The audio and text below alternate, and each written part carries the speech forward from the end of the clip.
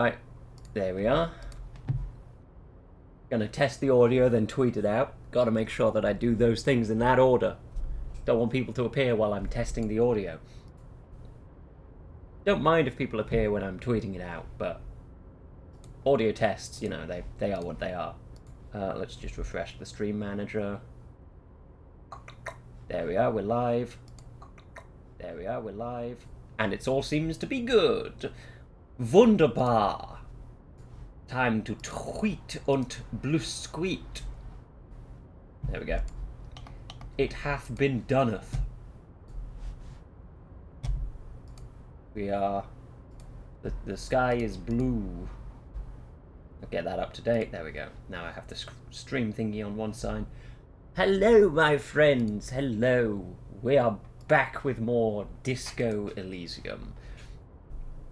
So far, what we've accidentally done is... let me open the journal. So, we were meant to inspect the body, but instead what I did was jump to try and get my coat, succeed, and now I'm trapped in the shipping area until I talk to the union boss, who is probably, like, a major suspect. So that's fun, you know, just a little bit of fun like that.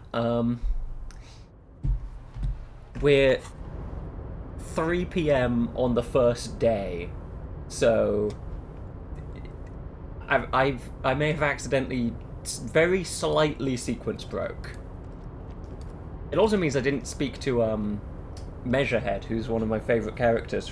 I remember him from when I first played this like 3 years ago, but no talking to Measurehead today. Simply skipping him, I guess. Maybe we can talk to him on the way out. But yes. Oh, let me change my funny little picture. Baba Booey. There we go. And then I should swap it to be there instead of there. There we go. Got my Disco Elysium type portrait. We're ready to go. Alright. There's really nothing else I can do in this entire zone except for talking to the union boss. Which is a shame for me. Because I don't know if I've got the stats for it. But I'll give it a shot. I have a lot of drugs on my person.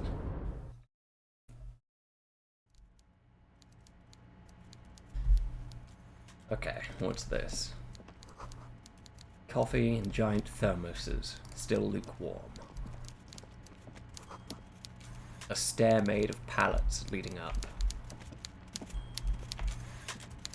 Oh, right, up this way. I see. Ooh, a swordfish. A taxidermy fish that tells time. Oh. Fish clock. Oh, God. Okay. Yeah, there's nothing else here for me but the guy. Let's get straight into it. Is the walrus of a man seated behind a large desk. He looks up from his work, not the least bit surprised to see you. Turn up the game audio a little bit. There we go. Wonderful. In fact, options, voiceover. I knew something was quiet.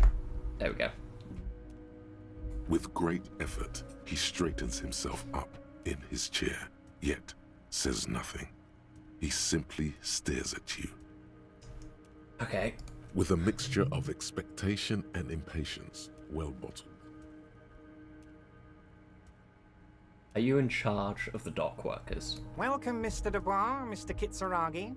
It's good of you two to stop by. Please. That isn't my name. My name is Raphael Ambrosius Costeau. I'm Everard Clare, head of the Debarders Union here in Martinez. Okay. I'd offer you my hand, but unfortunately my health prevents me from getting up. You understand? He looks extremely comfortable. The tiny folding chair, on the other hand, looks like a torture device. Okay. Here it is. The first boss fight of the game, accidentally done day one without investigating the body.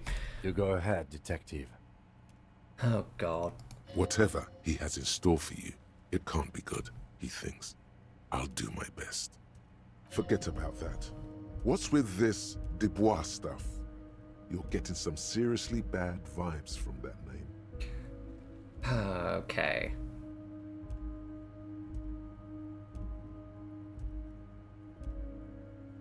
Why? No, I shouldn't let this guy know that I'm forgetting things. That's probably a bad idea. I'll take a seat. I'll be polite. Excellent, Mr. Dubois. I can see that you're a reasonable man, and reasonable men can be of great use to one another. Remain serious. So tell me, how can the head of the Debarders Union help a representative of the Revachol Citizens Militia today? The chair you're sitting on has got to be the most uncomfortable chair in the world. It's violating your backside. Okay, let's just heal that back up. Oh, by the way, I heard you got a rather rude reception from a certain Lawrence Gart. Some people have no manners, it pains me to say. This should take care of that nonsense. What? Okay, he points to a giant novelty check on his desk. It's absolutely comically huge. It should be sufficient to cover your expenses for a few days and patch over your differences with a cafeteria manager. Go ahead, take it. Wow, that's 25 real. That's good money. You need it. That isn't enough to... That's nowhere near enough.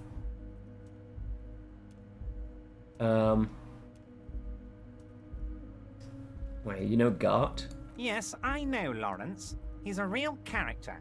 No union man in him. A real piece of work, that boy is. With a grin, he points to the checker game. It's like you're on a game show. At least don't thank him for it. You can keep it. Okay, okay.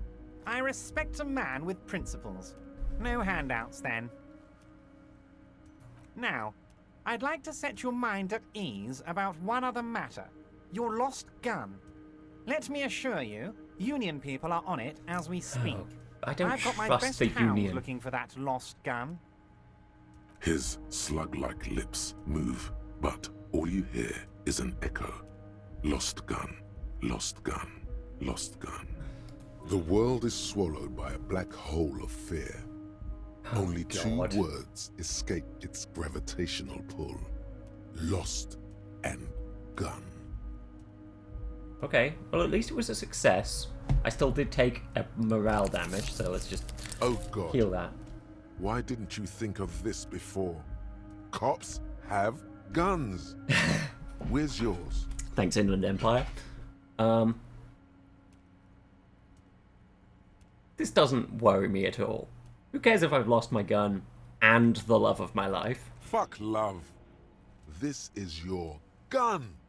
This is serious. Are you all right, Harry? You seem anxious. Don't be. Everything's going to be all right. Shut up, It's Everard. not like you left it loaded. You didn't lose a loaded gun. Oh, Local no. children aren't out there playing with it right now, pointing it into their own mouths. It's in a safe place. I just know it. I have a feeling everything's going to be all right. I hope that Kuno takes it and does point it in his mouth. It was loaded. There were 2 bullets in it. You always keep at least 2 barrels loaded. I mean, I've got to try. 17%. Gun was a surprise and the chair is killing me. It's worth a shot. God, you're sweating. Your knee is jerking. You're about to cry, aren't you? You're about to cry because you lost your gun and those children are gonna shoot themselves with it. How close was I? Oh, if it wasn't for the modifiers, I would have made it. That sucks. Okay. No. So what? Men could cry too. You want to cry? God, you're weak. Whatever you do, don't cry. He'll think you're disgusting. Mr. Dubois, you don't look so good. What is this, Mr. Dubois? He keeps repeating. What is he trying to pull here? This is gonna drain through all of my You need to resources. cool the fuck down. Chill. Mr. Dubois! Mr. Dubois! Harry! Large man snaps his fingers, but to no effect. You're in some stupor. Keep sliding down the chair like a jello shot. There are no Harrys. Let your mind go to a safe place. Safe place time. Mr. Dubois, are you okay? Can I get you a glass of water or something? Are you having some kind of medical emergency? Maybe you could use your hands somehow. In a kind of throw-in motion. Like you're throwing that Mr. Dubois act right back at him. He's Mr. Dubois.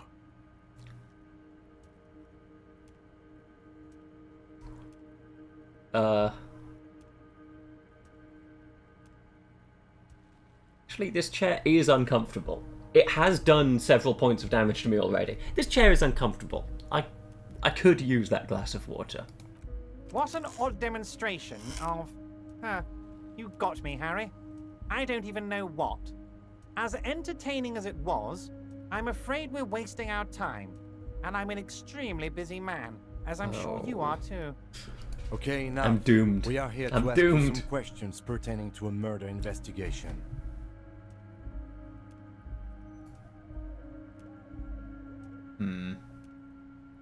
Okay. Quick, here's your window. Get yourself together and ask him questions. Police officer questions. Okay. It is about time to stop embarrassing yourself. Questions will help you regain some of your lost dignity. Oh shit, we completed the longsome way home. We'll get there in a minute. This comes first.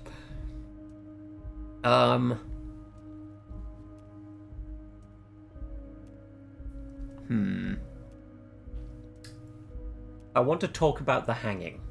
Oh, of course. That's your main thing here.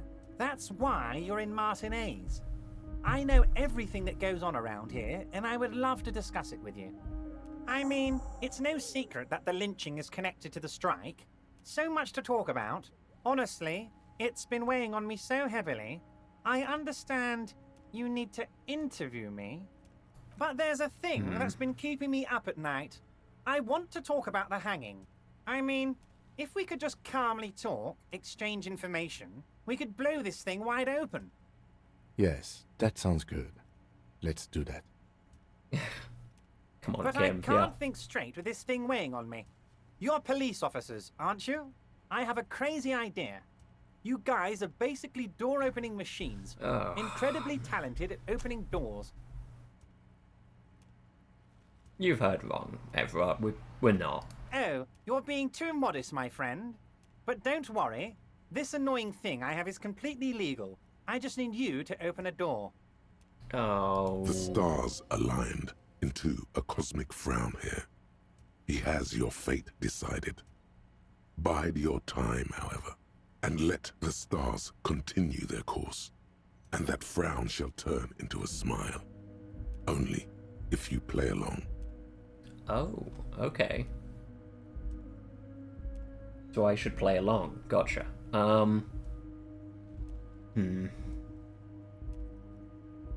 Why don't you just open it yourself? Harry, I'm a very busy man, and more importantly, I don't have that extraordinary physique you do. You look like you could run around all day.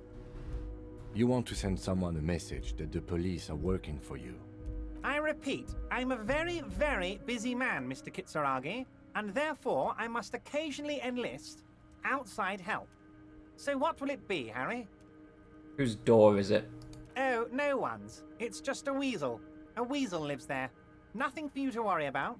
What do you mean by a weasel? A loud blabbering weasel. When weasels feel no one is watching, they start acting foolishly. Just go there, unlock the door, and leave it open. It's been such a burden on me, Harry. I just want this to be over so I can discuss business with you.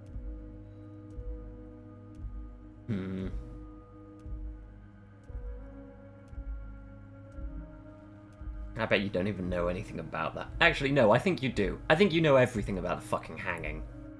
I'm not clicking that. This guy knows. This guy knows something.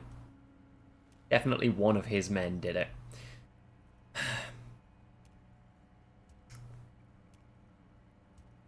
I'll do it. No, because it... I reckon... I already don't trust the guy. He's already very clearly a shady motherfucker. So... why would I want to do something for him?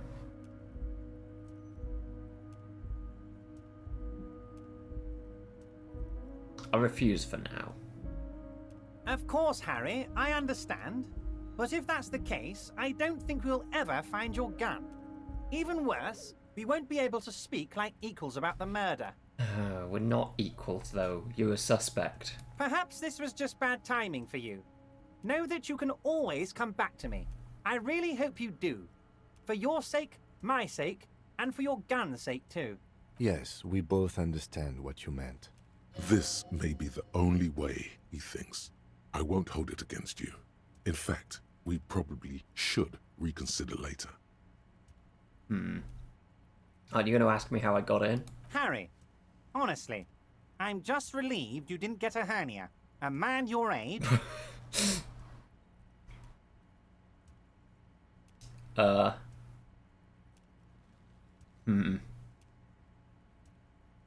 I too am surprised by the resilience and athleticism of this tool I've been provided with.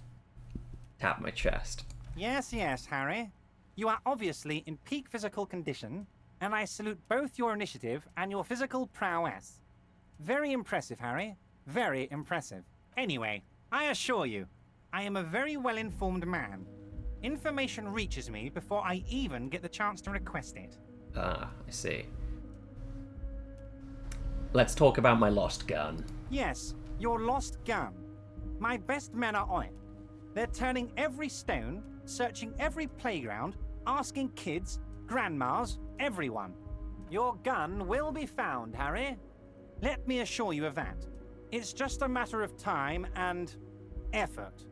Okay. The only way to find it seems to be working with him. He might even be holding your gun hostage. Could he really hold my gun hostage? Who knows? Only one thing is certain. If you work with him, you're going to get it back. And working with him might be the only way to do it.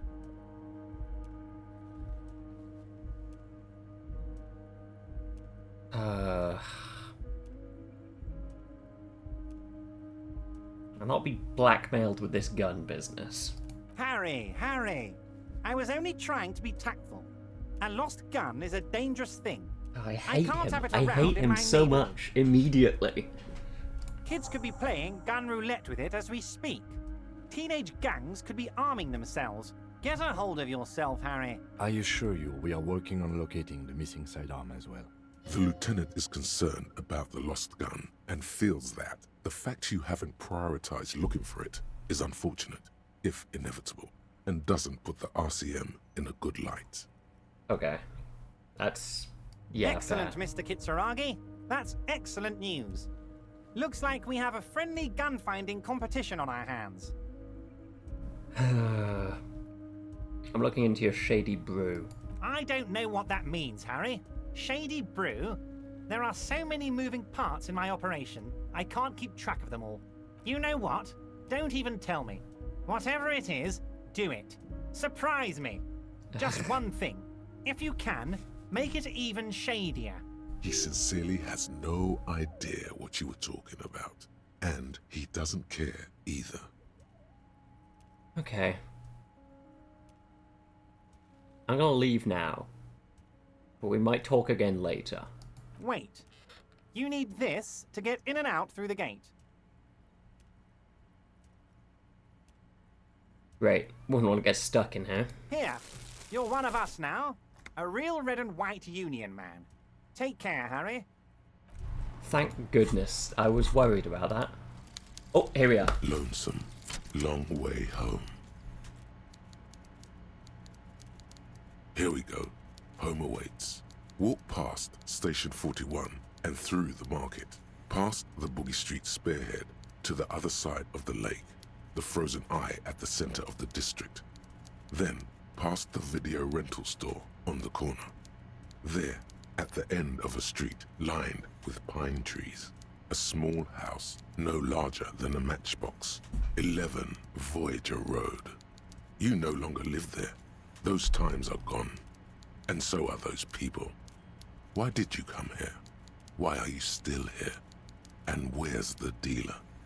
You have to get back to work. That's all you have now. Okay. Learning cap on perception. Speed gives 1...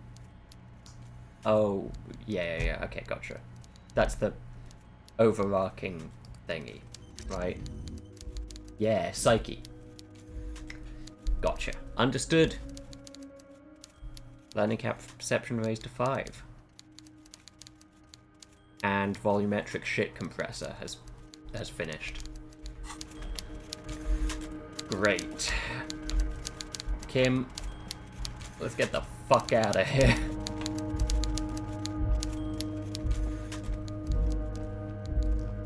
I don't want to work with this guy.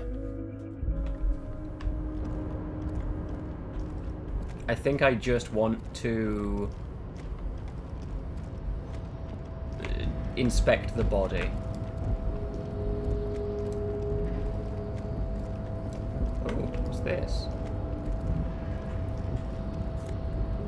Money. I love money.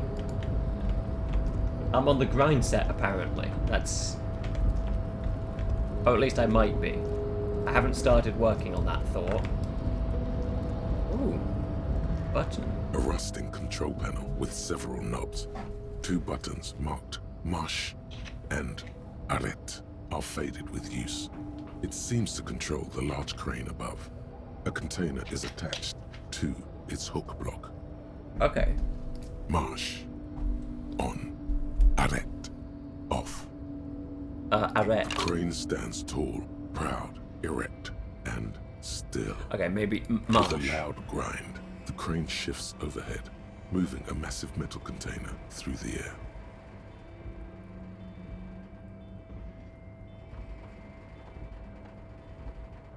Yeah, that sure is moving.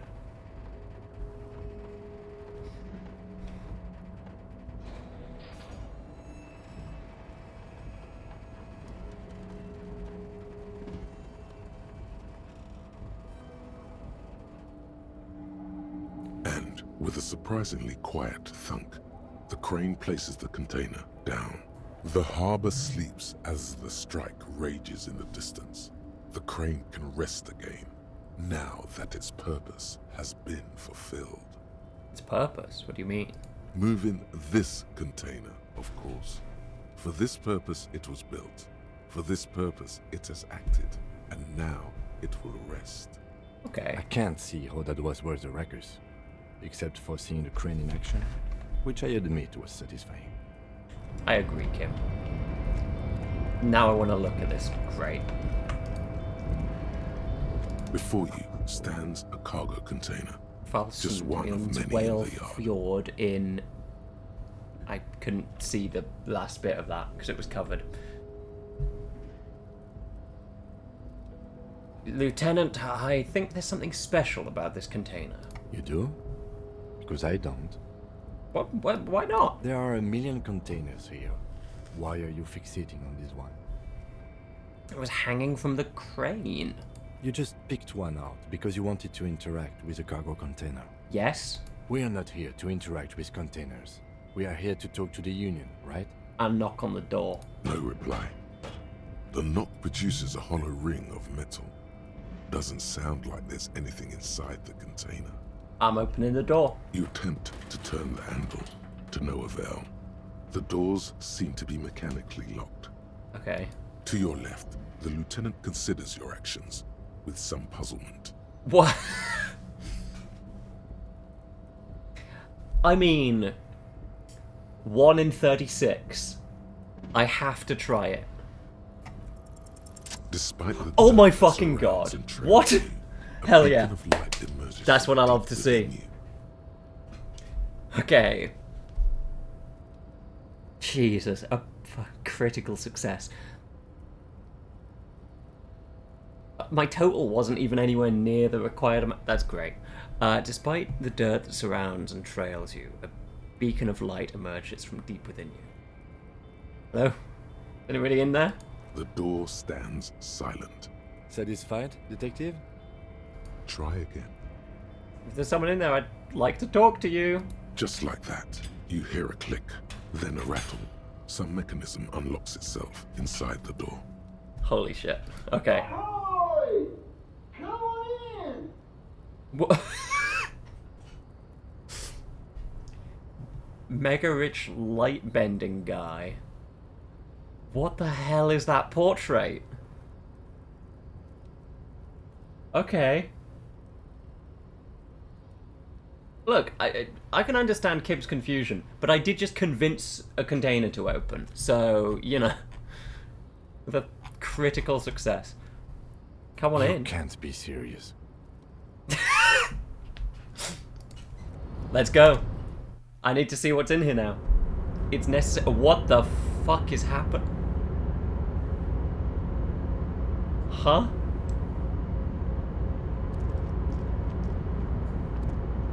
What the?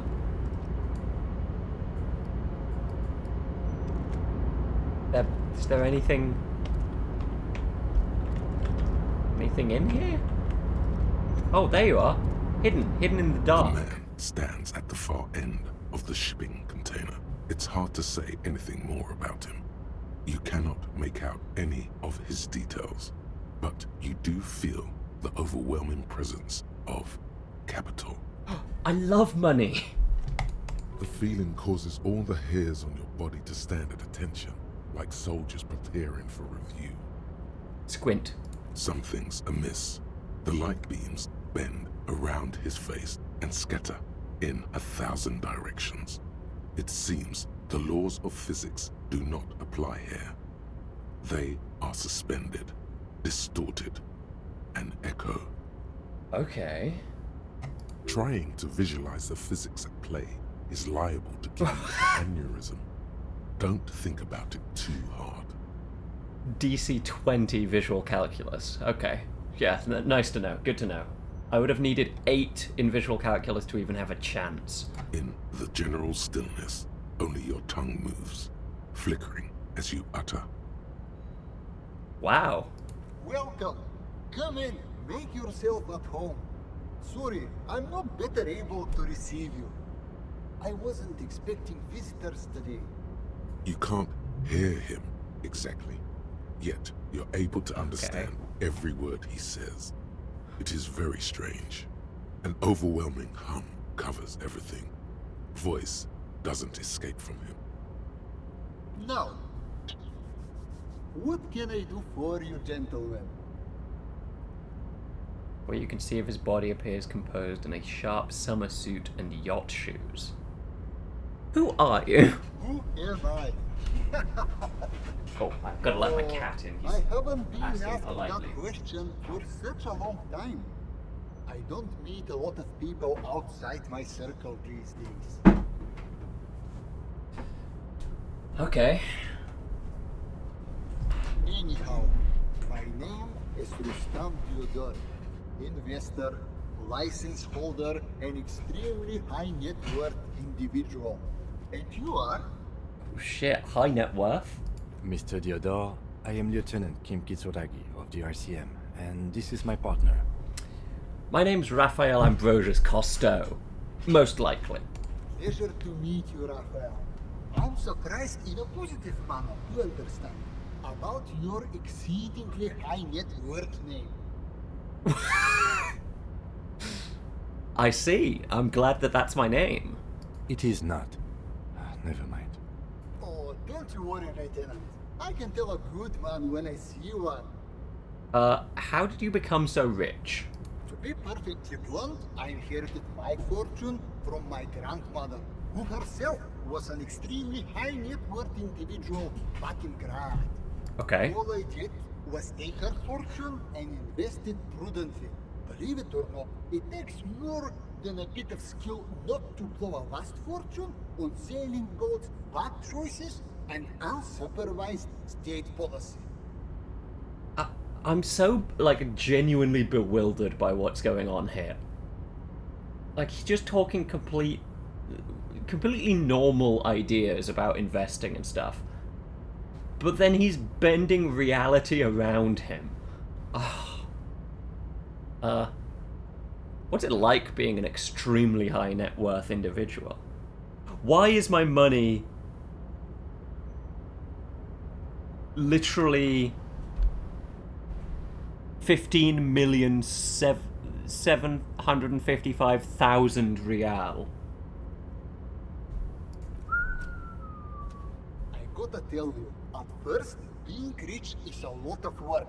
You've got to work hard because everything's so darn expensive. You know, prices increase exponentially at this income level. Okay. But then, once you've reached my position, it's nearly impossible for me not to make money. My assets are so diversified that I'm bound to come out ahead no matter what. Alright. Some of my lower net worth friends say to me, but doesn't that take all the fun out of it? And I tell them, not really. Why do I have so much money? Why do I just have this?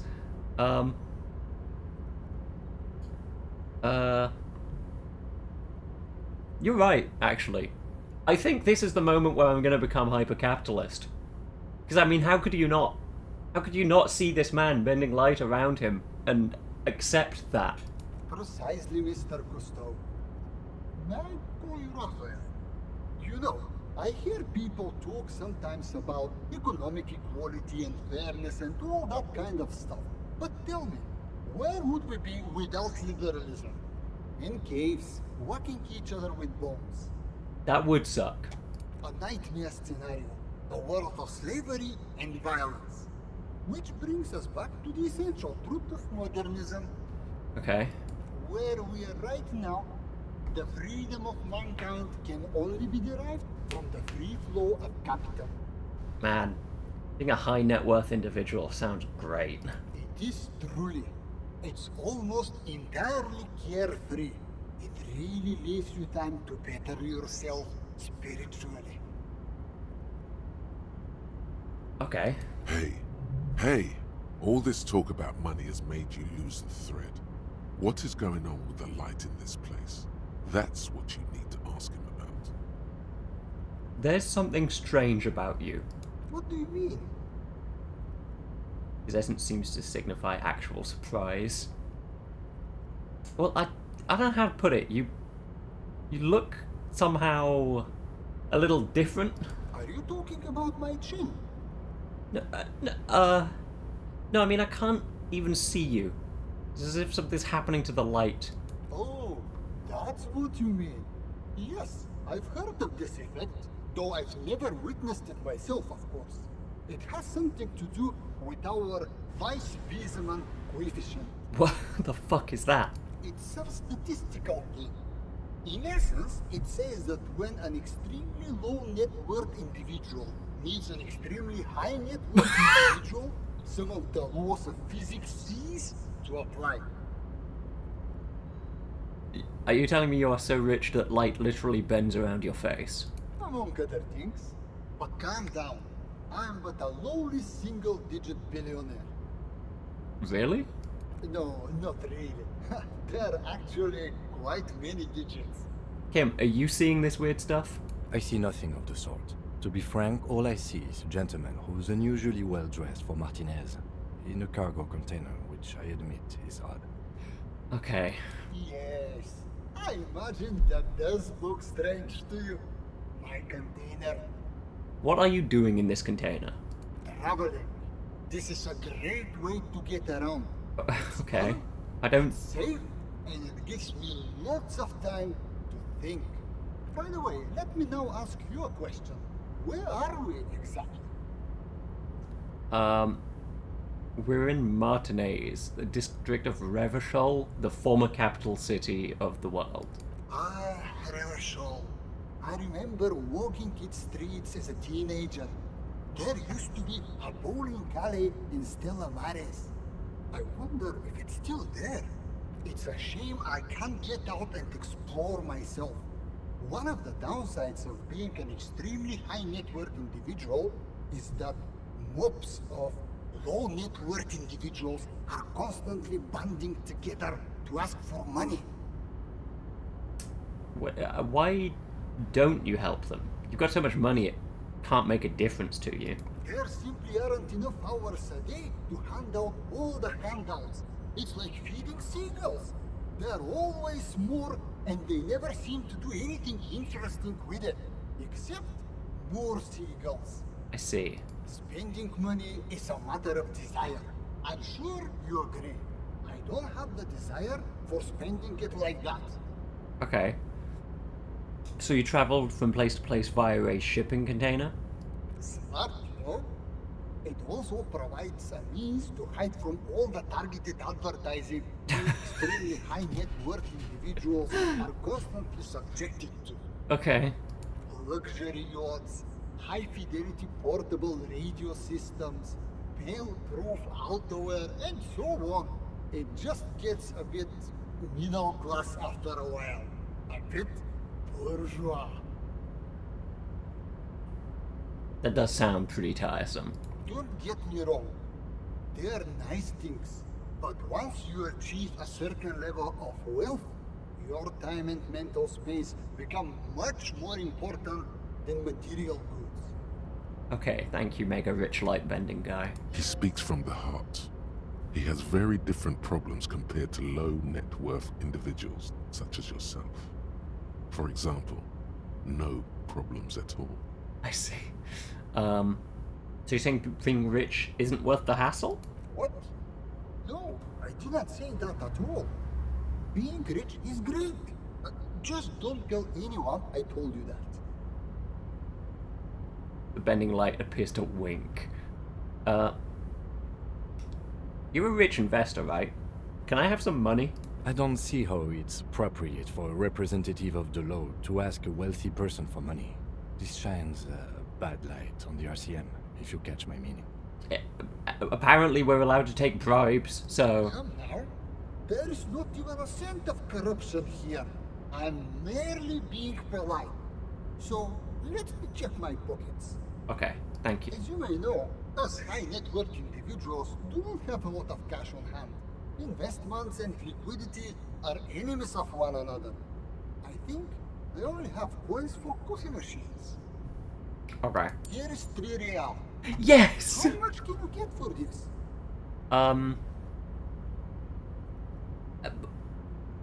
It gets me almost nothing. That's the idea, my friend. You've got to work for the rest. I see. Maybe you can make that money grow. Come up with an investment plan. How's that sound? So I just hit one critical success. But this is a red check.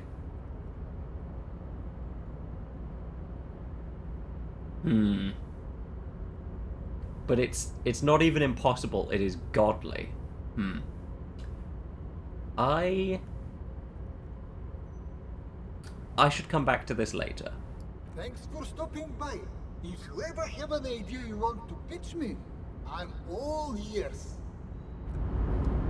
So, let me just check my inventory.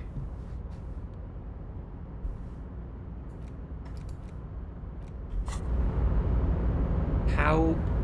So the second I walk out of this door, I'm gonna lose all of that money. Oh, yeah, look. I'm back down to 20 real. Oh, the closer I get to him, the... He simply radiates money. Oh, God, that's fucked up. Why would they do this to me?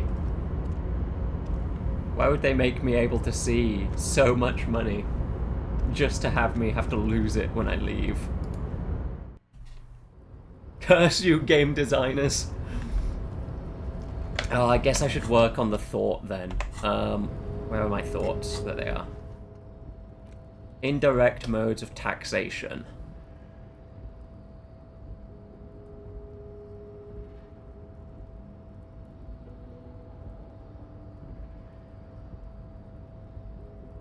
Yeah. I might internalize this.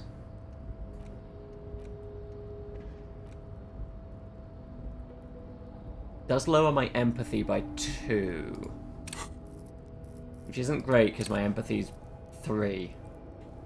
I don't want to lose all of my empathy. I quite like having okay empathy.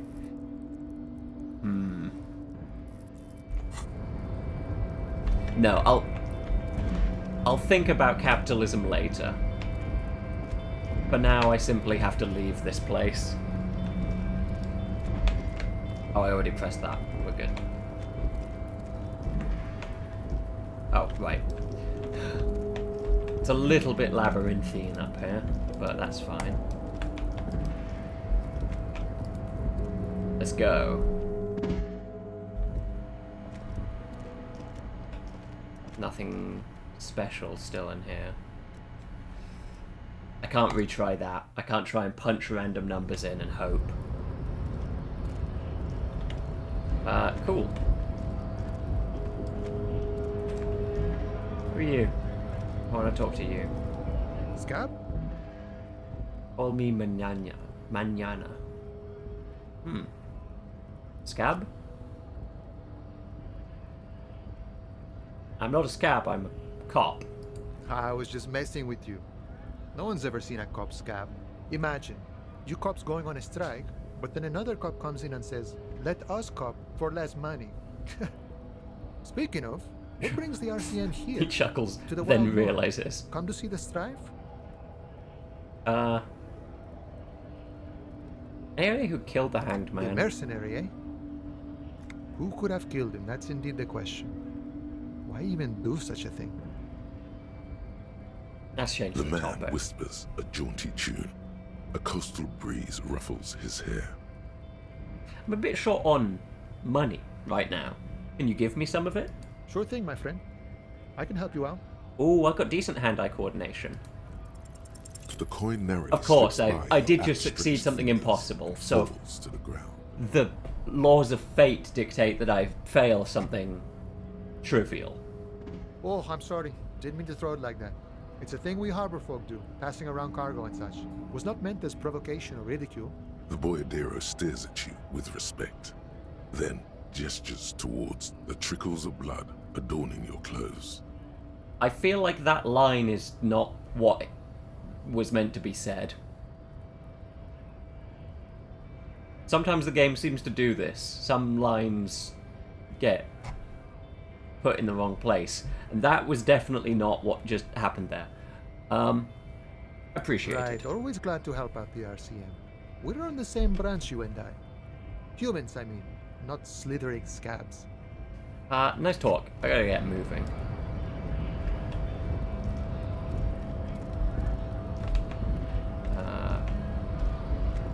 Guys, hard to see where I have to go sometimes.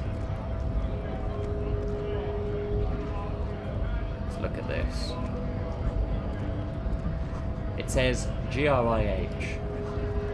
Greater Revachol Industrial Harbour. Okay. Neat. Who are you? Bastards! We have a right to work! Man yells towards the harbour gates. His voice is the loudest of the lot, and oddly screechy for a man of his size. What's going on here? Hold up and stay frosty, everyone. Cops are here. The broad-shouldered alpha male turns to you. He's a full head taller than everyone else here. You here to fuck with us? Beat the honest worker down. Why should I? We're here to fight for a cause. Stripes usually have problems with people who have causes. I'm thinking no. Good. We're fighting for a cause here. Right to work! Right to work! Besides, we're not that different. It helps if people see us talking, cops and strikebreakers together. Shows authorities are on our side. Builds confidence. I don't think I've chosen any sides yet. Might be time. Don't let the fat bastards tread on you. Cops tend to side with the higher-ups, but you're essentially still workers. I don't trust cops, but I can see you understand the right to work! Right to work! What kind of a cause are we talking about? And are you going to yell right to Rights work of several people. times? Rights of workers to have gainful employment, to make a salary, and feed their families. Okay, I have some questions for you. Maybe you should ask them the questions, like why we're not allowed to make a living here. Shame on you! We have families to feed, you piece of shit. Points his finger at the man sitting on the railing. So do we, Scab. I know what a strike is. When a bunch of ungrateful, lazy cockroaches can't get their act together, decide to block honest work for other people. That's... okay, that's definitely one way of looking at it. Beats What if me. strike is one? They mumble nonsense about boardrooms and workers' rights, while we have the right to work! There's something odd in the way he carries himself. Oh. His set of clothing looks vaguely mismatched. The different pieces of the attire seem ill-fitting. Ill-fitting, what does that mean? His shirt is far too small and an unpleasantly tight fit, while the overalls, held up by a belt, seem to fit a man with much more corpulence. You wearing new clothes? He ignores your question, choosing instead to turn to the emaciated workers, raising both okay. fists in the air. The clothes are obviously not his. Silence is the answer. There's something off here, but he won't say what. Good. Thank you, Rhetoric. That's actually really nice to know. Who are all these strike breakers? Honest men and women with rights to work, to be useful, not toys for corporate interests. Man runs his hand through his steadily graying military haircut. We came here to help the harbor run smoothly in time of crisis. If union fucks don't want work, they ought to let in those who do want work. I have a question. Why do all these men follow your leadership? That's a good one, Kim. Great You question. think they follow because I'm big and loud? No. They follow the rules of the market, the rules of the economy, because they were given a job to do! Well, you should have met the guy in the shipping container, friend. He understands the rules of the market and the economy pretty well. You've been talking to him for quite a while now. Something is off with this guy. Ask him where he's from. Thank you, reaction speed. Oh my god, reaction speed's fucking coming in clutch. Okay, I gotta ask. Where exactly are you from? What's it to you? Routine, part of the investigation. Am I a suspect? Done no crimes. I only fight for the rights of people. Already got that. Interested in your background. We're all workers, right? Workers stick together. Came from the eminent domain, in Jamrock. Backgrounds in odd jobs, heavy lifting, cargo hauling, bouncer work. I know the drill.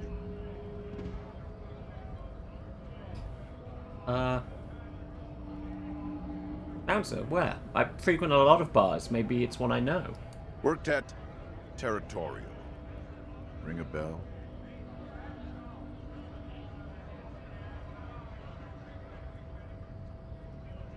Never heard of it. Are you lying? We're done here. I have a strike to break. Yeah. Yeah, okay, this guy's a suspect. Cool. Another one has been added to my list. A mental list, I'm not actually taking notes. Oh wait, I have a bag of bottles. I can make some money. It's time for the free market. The tear machines. Your bottles Bing. clunk. Haha. I have 23 real. That's a decent way towards paying off the debt to Mr. Gart. Oh, I can put away the bag. There we go. Now, anything I want from here. Ooh, visual calculus. That might help. Conceptualization minus suggestion.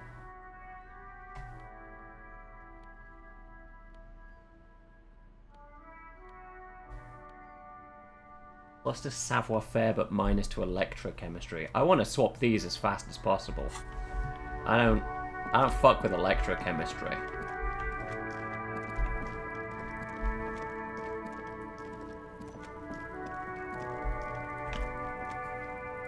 Am I able to do this There again? are several footprints in the mud. Oh, Left no, I'm not. I haven't done that yet. Okay. There he still is, looking right through you, with his white eyes. The body Shit below compressed. is entirely dedicated Well, I to just that failed. corpse smell. Emitting it is all it does now. I just failed a 72%. So by the rules of gambling, I have to win this one. As you breathe in, Oh, thank the God. odor comes over you. It's the smell of the mind telling you to run, and your stomach to wring itself empty. With your hands at your sides and your eyes squinting, you stand in it. Do they always do that? They do after 7 days, yes. We are deep in decomposition here. I'll step closer. The man before you is naked, but for a pair of underpants and enamel boots. His skin is greenish, marbled with decaying veins, and blotched by lividity. A fading web of tattoos covers his chest and shoulders. The cargo belt used to fasten him to the branch above appears industrial in strength. Inspect the boots. The material appears to be ceramic. Its clean white stands in stark contrast to the decaying flesh above the knee. The man wore thick polymer socks, probably for padding. A fine array of interlocking plates covers them. Delicate and fragile, they feel alien to the world around you, out of place somehow. Okay. These are clearly not boots. They're armor, possibly part of a larger set. These aren't just boots, they're armor. Indeed. Technically speaking, these are sabatons, not boots. What kind of armor is this exactly? Ceramic plate. Zirconium dioxide, most likely. This is where the make would be. Where? Under the hill. Fair weather. Fair weather model T500 VE. I'm guessing that's vitreous enamel. This is advanced stuff. What happened to the rest of it? The locals probably scavenged it. It would be odd if he had more on after 7 days.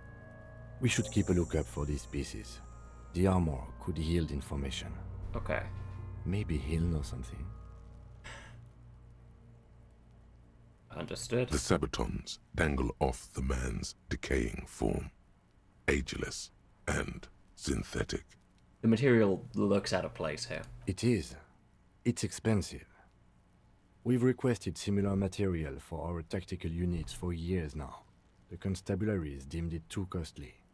In that time, we've lost 6 men to semi-automatics. How much are we talking about? For a full set, about 4 years of wages. Ka-ching, baby! By catching, do you mean let's not log them as evidence? Let's steal them? No, that's not what I meant. Of course. The lieutenant nods often. It's part of his unplastic expression range, communicating both professionalism and sarcasm. This time, the latter. I like composure. Thank you, composure. How could this man afford such expensive hardware? That's for us to find out. Mr. Gart implied he was security personnel for the harbor company. This confirms my own assumptions. Initial report? Just something I scraped together from my station. An area report on Martinez. I'm sure you did the same. Pretty advanced for a security guard. I agree. This equipment is way beyond what a guard can afford. And a knock on the boot. A small bell-like sound fills the air, like tapping on the side of a porcelain cup. Sounds fragile. It's anything but. This material is a kinetic redistributor. It spreads kinetic energy horizontally, from plate to plate, dissipating it entirely. See? Faint, organic lines cover the plates where they separate into smaller ones. These plates then divide into smaller plates until there are hundreds of them, like whirls of floorboards. The design looks organic, influenced by highly resistant wood materials, like lignum vitae and ebony, perhaps. What does this remind me of? If trees were made of porcelain, this is what their cross-sections would look like. Oh, that's a lovely description. The smooth, glossy surface fractures into ever more intricate interconnections, peaking on the right sabaton, where you notice. The whirls are in the shape of a letter and number combination, E50, 100, 1000. It's like there's a serial number on the right sabaton. Good. Can you read it to me? E50, 100, 1000. We have a make and a number. That's something. We can use the radio in my kinema when we're done. Either station can chase it for us. I'll try and pull the boot off. This feels dangerous. Are you sure? I trust you, Inland Empire. Nah, The let's not try it. sabatons dangle off the man's decaying form, ageless and synthetic. Back off and look at the corpse. The cadaver slowly twists on the cargo belt, his torso covered in tattoos, and extremities blotched pink and blue.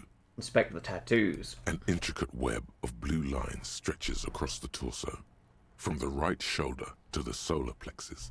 Each time they intersect, a small white star is formed in their crossing. Hundreds of fading asterisks riddle his skin. Their concentration is highest around his heart. Okay. His corpse is marked by stars, Will mine be marked by? alcohol, and heartbreak. Is this a national pattern? No, actually. It's marked by stars. Is this a map of the night sky? A map of the stars. I do see some similarity to astronomical charts. Great I want a century tree missing, made of maybe. porcelain. That would be But this sick, seems wouldn't it? more Oh, particular. that'd be a cool Customized art somehow. piece. Someone should get on that. This seems more particular, customized As if somehow. someone left out most of the night sky, filtering it through personal choice. The principle of this filter remains unknown to you. The thought dissipates, and you feel as though you were only half right. I'm missing something here. So am I. He wears a wide leather belt around his waist and a gun holster under his arm. Has anyone done this yet? It's a good question. I don't know. Also, hi Don. I need to remember to fucking do the thing. How do I... Yeah, streaming stuff's confusing.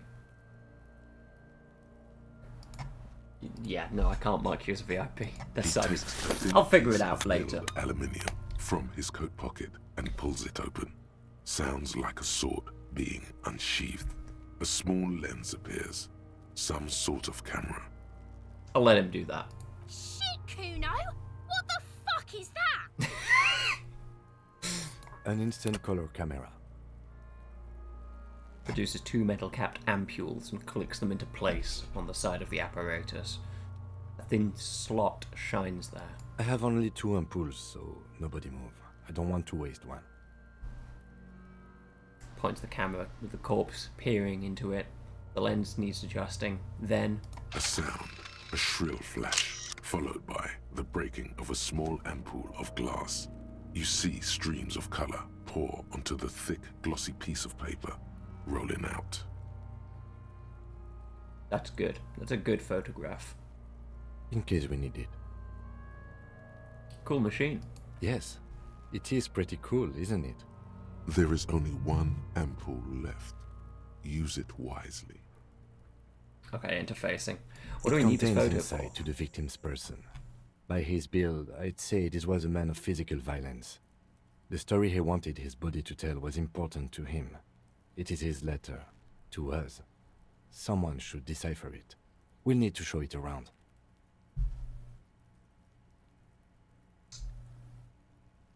Okay. Here, a souvenir. Oh, Don't lose it. nice. The glassy-eyed corpse looks by, his mouth mute and his skin as colorful as the chemical rainbow on the photo paper, teeming with opportunistic organisms. You've acquired an interactable item. Thank you, Investigate tutorial this item agent. further by going to the Interact tab in your inventory. I'll look him in the eye. His eyes are milky white and blind to the world, protruding comically from their sockets. There is no one home, just subaquatic terrors there. Dark brown hair grows on his head. His face is ready to explode from the organic processes inside. The death's head grin has passed. What remains is an unrecognizable mess.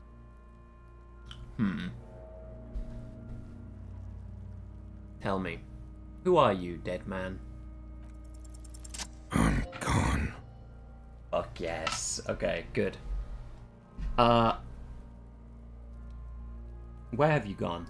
Into the wild pale yonder. Where is that? In the past. Way out in the west. I can see you're gone, but who are you? I'm a joke. Look at me. There's nothing funny about you. There is nothing funny about jokes either. Oh. Who were you when you were alive? A killer. A motherfucker. And a killer. I have another question for you. Go ahead, Cobbo. What's happening? What do you mean? I'm talking to you. It's the power of your imagination. Okay. Go ahead. Ask me more questions. You fucking love questions. Why do I love questions so much? Because you're a copperoonie. Look at all of them go. Do you want more questions? Give me a comical amount of questions. Coming right up, copperoonie Rooney. This is getting upbeat now. Is my name Rooney? Fuck no. You're no Rooney. Course not. The name is Raphael Ambrosius Cousteau. Listen to yourself. You're not a Raphael anything. You're probably just Harry or something. That's right. Harry. I feel like I've been getting a lot of Harry lately. You might be onto something there. Shit. Why do I feel like I've forgotten something terrible? Because you have. Okay. Who killed you? Love did me in, Brother Copo. It was love all along. Can you ask me a question? Sure, Lobo. I can ask you a question. Why are you doing this? What? Looking at my face, motionless.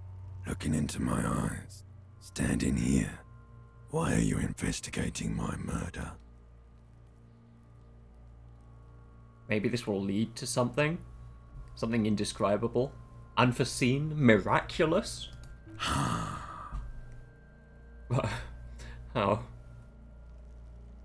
Something is on its way. Something hidden. It's coming. A miracle from the northwest, and it's almost here. You can feel it in the air, on your hands. The cold spring air smoothing them over. I hate you, you stink, and you're boring. Do I remind you of someone? The baby affected with harlequinism? That deep sea creature. No, not quite. Okay, a baby Be affected fair now. with harlequinism? You sure I got out of that one? Coppellini. Enough. Come back later, Coppo. Amuse yourself with my frank manners and my memento mori features. If possible, also, see me in your dreams. Once again, very confused why sometimes the game the voiceover doesn't match the text at all, but curious nonetheless. Come back and look into the face anytime you want. Humor yourself with my Harlequin features. Ask me your little questions, freshen your memory. Create associations. Remind yourself of your mortality, Copperlopo. Squint and take a step back. As you narrow your eyes, the monster before you blurs into a violent mess of green and pink. This is a trick. You've done it before. Pink is where the blood settled in the first hours post-mortem. You can use it to see if the corpse has been tampered with. Does his position at the time of death match the discoloration? It does seem to, on the model. Only the lower extremities are pink with a dash of blue. His fatted hands, thighs, and his neck, just above the noose. The rest of the corpse appears dark green in the cold spring air. His face and hands are pink. Eyes too. I see it. His neck too. The lividity goes right up his chin. We have good, well-pronounced discoloration here. I relax my eyes. The monster comes back into focus. An explosion of color, coursing with dark marbled veins. His stomach appears pregnant with something. Black liquid streams down his thigh and onto his boot. So, what do you think?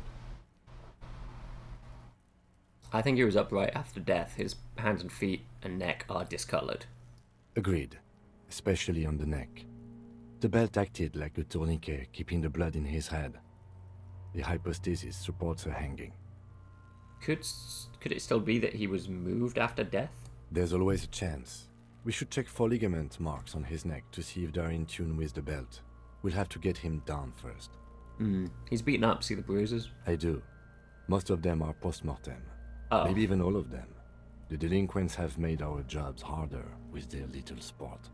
Stop talking in riddles, coin slot. Fuck you, Kuno. He means you fucked him up good, Kuno. Fucked him up brutal like. I think he's dead. I agree. His personality is no longer a part of the world. Totally dead.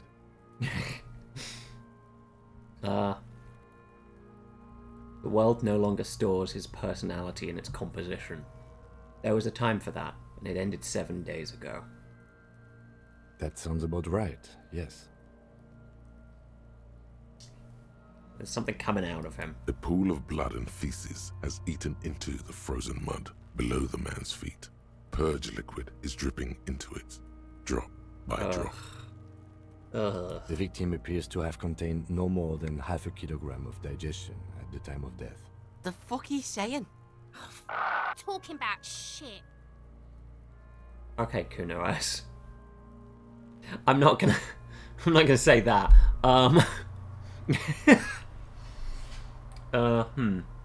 We got lucky. Did we? I don't feel lucky.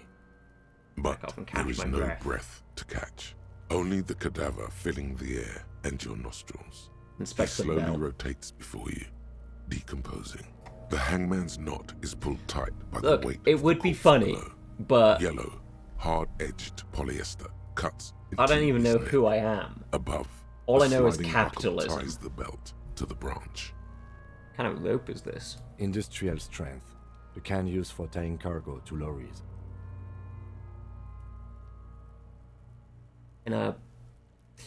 I can't come up with anything other than a harbor. Yes, it looks like they use whatever was on hand, paying no attention to not incriminating themselves. You sure wanted him to stay there. The polyester seems strong. It's not merely polyester. It's steel reinforced. Oh, See these lines? This is where the wires run. I see rabbits for more than 20 strands. This makes getting him down much more problematic than I had assumed. well, assuming the dock workers from the harbor did it. The brief suggested as much. Politically motivated by the ongoing strike. Did you not get a briefing? My past has undergone total annihilation. Nothing remains. My mother, the love of my life, certainly not a briefing. Okay, you should ask me for one the first moment we get. How did they even get him up here? A noose is one of those things that's easier to use one way around. Right. They climb up the... Did they climb up using the kid's ladder? That ladder can't carry a grown man. I didn't see any splintering either, did you? I think they lassoed the branch, then pulled on the belt to close the buckle. Ah. Could be. The shape of the branch supports the theory. Okay, okay. The cadaver hangs from the cargo belt, limbs limp and torso covered in tattoos. How do we get him down? Yo, what's good? Hey, Bingus. Welcome. I started off this stream by speaking to Everard Clare sitting on the chair. And then I managed to persuade a shipping container to open and spoke to a super rich light bending guy, I think was the name. So I've experienced pure capitalism in its most wondrously pure form. Yeah, don't worry. I've been putting VODs on my YouTube channel. Slowly, like, I remembered to unprivate them recently, so I kind of just went through, and I've been uploading one per day until I'm caught up, and then because I don't want to, like, if anyone is subscribed, I don't want to clog up their subscription feed. Even though apparently very few people use that, I still do. I don't know. Then again, I still use watch later, so who knows.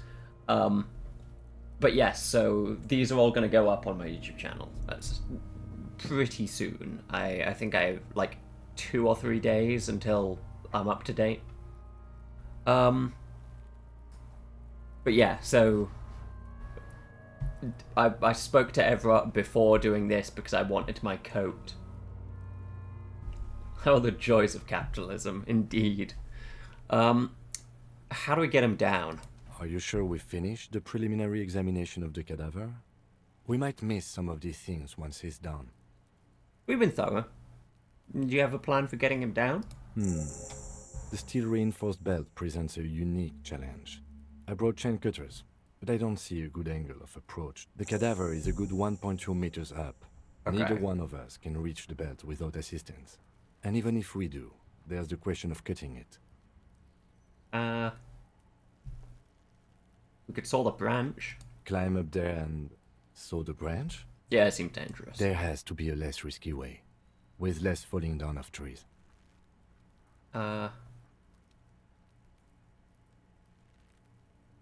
Maybe we could shoot him down? Yeah! Bang bang time, pig! Shoot his head off! How? Where the buckle ties the rope to the branch. That's a good spot to aim. There. The buckle holds the belt together. Where? Ah, yes, I see. If the shot hits that, there might be a chance to release the belt. Yeah, now we're talking. Entertain a Kuno with some shit. They'll miss! The pigs will miss Kuno! Wait, let me try. The lieutenant's brow is furrowed. He appears too deep in concentration to even notice what you said.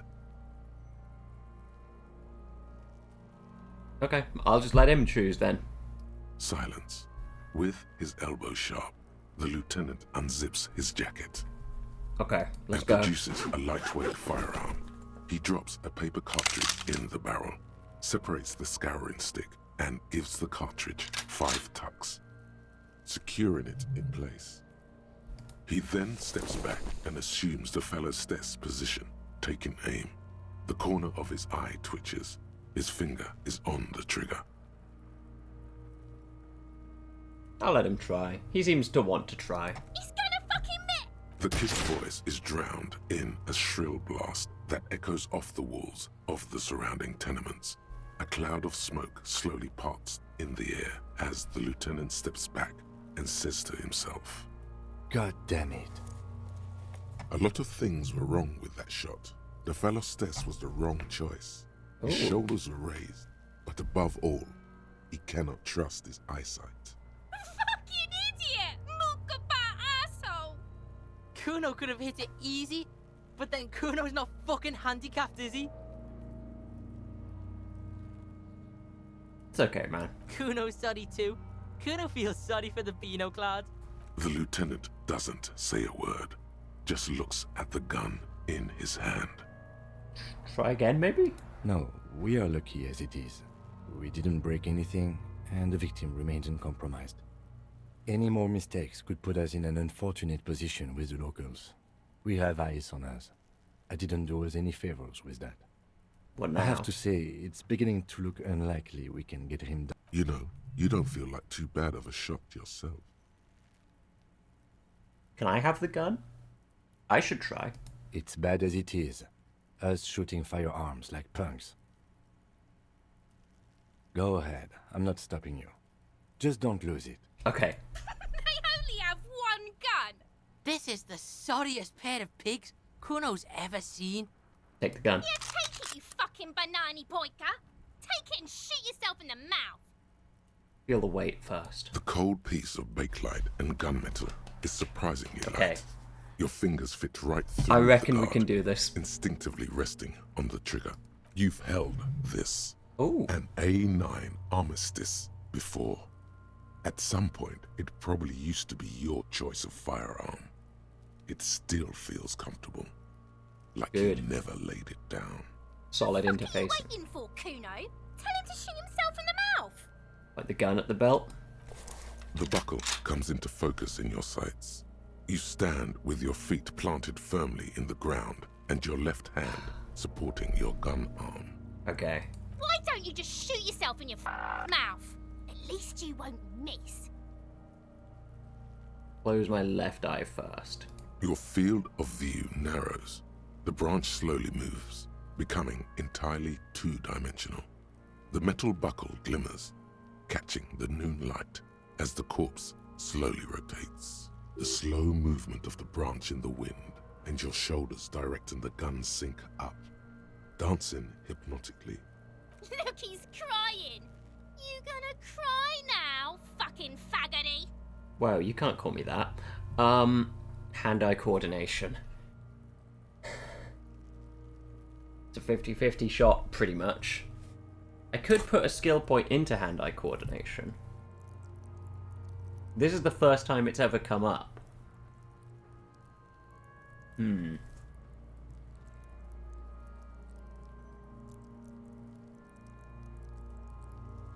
I might do it.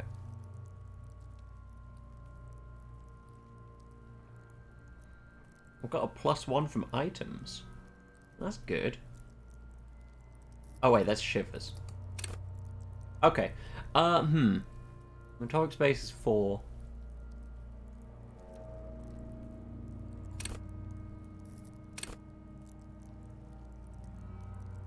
Yeah. I feel like I should have good hand-eye coordination. Except changes in clothes. 72%. This is when I fail.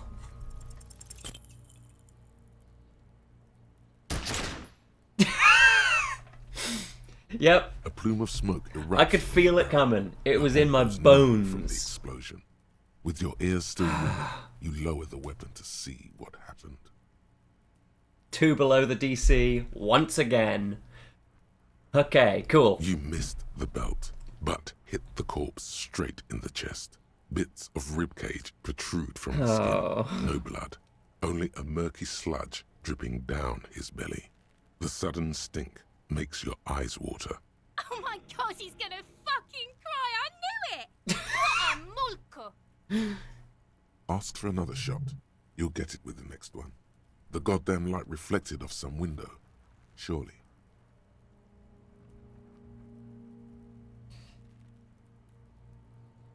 Can you reload it, please?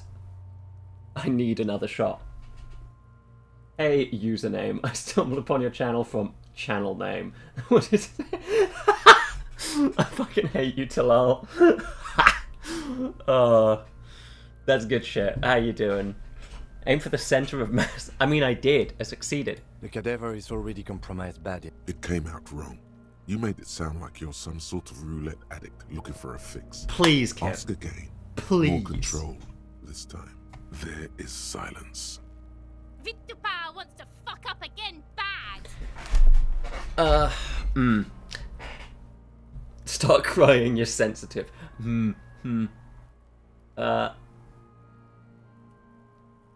What the hell kind of words are those? It's the song of my people, asshole. Don't provoke her. Oh. Shot him in the chest. What a fucking idiot. The creature is still in disbelief. I had no use of my free Prime membership because crit roll is over, so I thought I'd give it a... Well, thank you very much. That's my second subscriber. It's not the gun's fault you can't Two shoot. of them It's at your this moment pig in hands. time. Which is more than I expected. Let's see. Pigs don't have hands. They have, like, fucking hooves or something. Kuno has hands. Kuno can shoot that shit down for you. 8 more to double digits, you got this. Yeah, you are right. Let's see. Lieutenant, you should entrust Kuno with your service weapon. Yeah, no. We're not giving you the gun, kid. That's preposterous. What are you, a fucking earl? We still need to get him down, somehow. Ugh. But how? The bad way. The way I didn't want us to. By asking the harbor for help.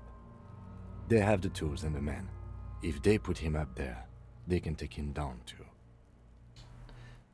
Won't it be dangerous? To ask the suspect for help with the victim's body? To be indebted to Everard Clare? Very much, yes. Which is why I would have preferred us to accomplish this feat ourselves. Yeah, me too, Kim. Clearly we can't. Suck my dick, bitches. Okay, Kuno S. That was a complete non sequitur. Good job we already found our way in the harbour. Hooray for us.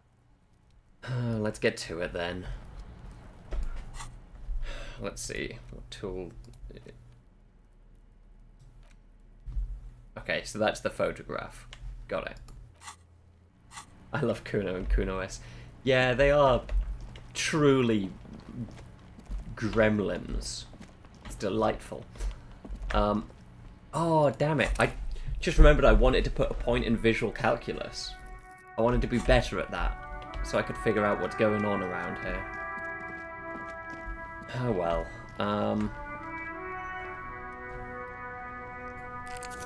I'll heal 1 morale. And I guess I should phone in now that I know my gun and badge are both missing. The body. This must be the infernal machine that tore you from oblivion. In the Open cabin, the door. you are welcomed by a set of steering levers, a radio microphone on a hook, a pull-out toolbox under the seat, and the soft glow of the fuel preheater gauge. Okay, good. Good. A scent of leatherwork and heavy fuel oils washes over you. Let's see. Pick up the radio. The frequency tableau lights up, and a green button labeled Prime Line glows like a feline eye. And then you hear something. The soft purr of electrical kittens. Radio waves cast far and wide over the metropolis. A woman's voice greets you through the static. This is Precinct 57. Hello, Lieutenant. How may I assist you? Hello, Alice. Please assist our colleague from the 41st Precinct here. I'm putting him on. Operating the radio is easy. Just be confident. You've probably done it 1,000 times. Come in, Delta 10. This is Firewalker. Copy? This is Officer Alice Demetri, Precinct 57. How may I assist you? You could swear she was friendlier with the lieutenant. Yeah, Under that the makes green sense. Prime Line, a yellow saved button catches your eye. You wonder what the lieutenant's default radio station is. Could you run a serial number from a pair of armoured boots for me? Sir, officer. What's the number? And the make of the armor, if you know it. E50 100,000. The make and model of the armour is Fairweather T500VE. Got it. I'll contact the ICP database immediately. Call back tomorrow. Hopefully they'll have dug up something useful by then. I shouldn't let the police know that I'm completely out of my mind. Okay. Was there anything else? Okay, I mean, I did just refer to myself as Firewalker, but that's acceptable. That's like normal. I need you to connect me to a civilian, a Sylvie. She may have been reported with a murder. Of course. What is her number, officer? Kim, didn't Gart give you Sylvie's number? Yes, hold on. Her number is 005 1944 298. Okay, let's go. Received. Hold on, officer.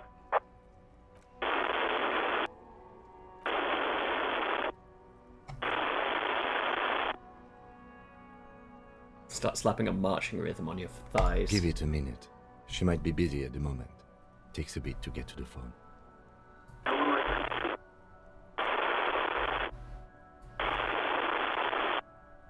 Officer, I have Sylvie Malaika on the line for you. Okay, good. There we are. Yes, hello? Hello, this is the police calling. I have some questions for you about your last days at work. Oh, right. Hello, officer. What can I do for you? Was it you who called the police? No, not me. Do you know who made the call? No, sorry. I don't. Not a lot of people have phones around here. Copper thieves take the wires. Classic. People don't have the money to have the cables put in again. They use the Union's phone, or the one on the coast. It was someone else. We'll find them sooner or later, officer. It just might take a while. Okay, but why didn't you call? Didn't a corpse behind your workplace bother you? What? Of course it bothered me. But I thought the Union already knew about the corpse. What does the Union have to do with anything? No one calls the police. The Union would get angry. What do you mean by that? You know, what the Union says goes. People listen to them and they take care of their own, which is like everyone here.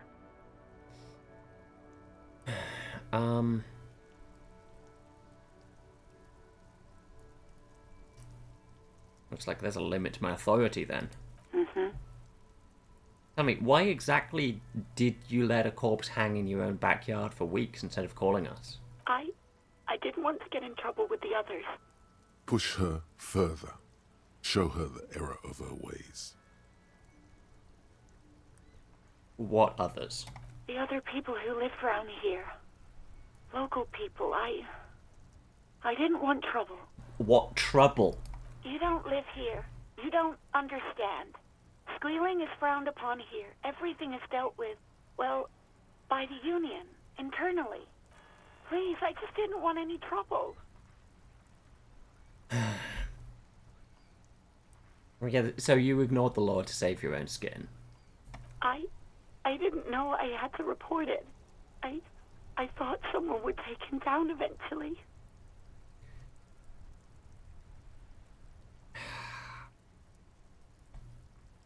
Am I going hardline? I think I'm going hardline here. Yeah. I simply have to be an asshole. A little late for tears, isn't it? You should have used them earlier to summon the police. You can almost hear the girl getting smaller on the other end of the line until she almost drowns in static. Okay, next question. Okay. You quit your job at the Whirling. Why? You mean, why did I leave the bar?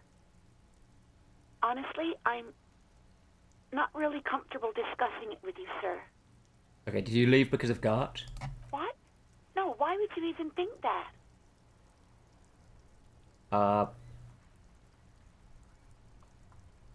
He told me that was why. Please, don't bring Gart into this. It's none of your business. God, why can't you just mind your own business? She mutters. I already said I don't want to talk about this. You're messing everything up again. Okay. Please. Have you seen my no, gun? Not this again. Everyone saw your cool gun, detective. I showed you my gun. When did it happen? You were trying to impress some people with it. Everyone was eating, and What did I do? you were waving it around in everyone's face, begging them to describe it. You said it calms you, and then you started making suicide jokes. It got pretty graphic. Okay.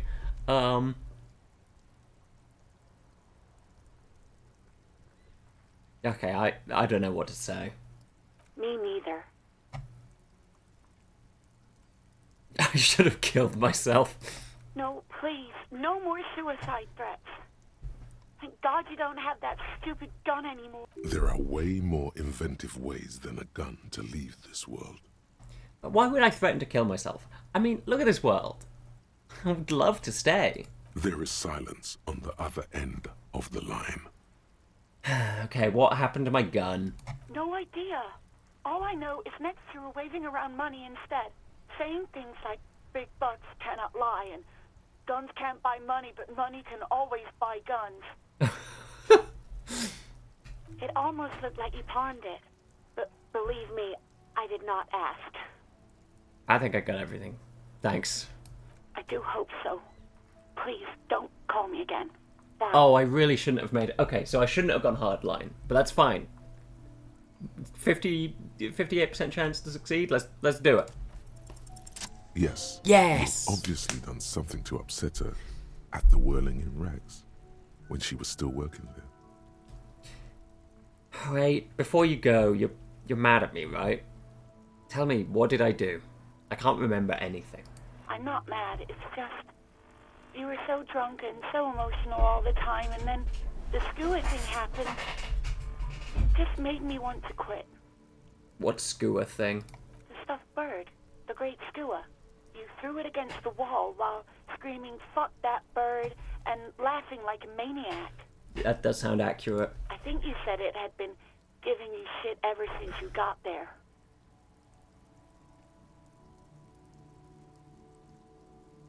This sounds like me. Didn't seem like you had fun doing it, though. So you're telling me that I was the one that made you want to quit? Yes, obviously. You were the worst client I've ever seen. Ah. And I have seen so many assholes in this place. I've had sailors fighting, union guys grabbing my ass, kids stealing booze. Once a guy was glued to the karaoke machine every night for 2 months. But you... I want to know what I did. Well, you were worse than all of them. Honestly, you were getting borderline aggressive. Even about little things like not turning down the volume at 3 a.m. I even liked one of those songs you kept listening to on repeat. No more. I hate it now. Which song? We Go On by the O.O. I can't listen to it anymore. You've turned it into a parody. Sorry about that. To hell with that song. Then there was your room. Your project. An experiment to see how bad it can get in there. I tried to send the cleaner, but you wouldn't let me. Threatened to make me understand. I had no idea what you meant, and I don't want to know. God, this is just and then screamed something sad. about how you're a piece of shit human being, and why does anyone even let you work as a policeman? That you'd fire yourself, but you can't even do that. I'm sorry. And then I had to deal with your toilet. The one you clogged with police documents, causing water damage downstairs in the kitchen. I won't even mention you waving your gun around, harassing customers, threatening to sing karaoke, threatening to kill yourself. What, police documents? The ones I had to wrench out of your toilet. What happened to them? Damn it, I don't remember what I did to your damn papers. I don't remember every little thing I do. Especially when there's a hurricane loose. It's your fault for losing them, not mine. Something in you wants to immediately forget about this, as if there was a reason you threw them away. Okay, I get it. I wasn't a very good tenant. No, you really weren't. You were simply the worst. Fucking, well, you're the worst tavern wench I've ever seen. What the fuck?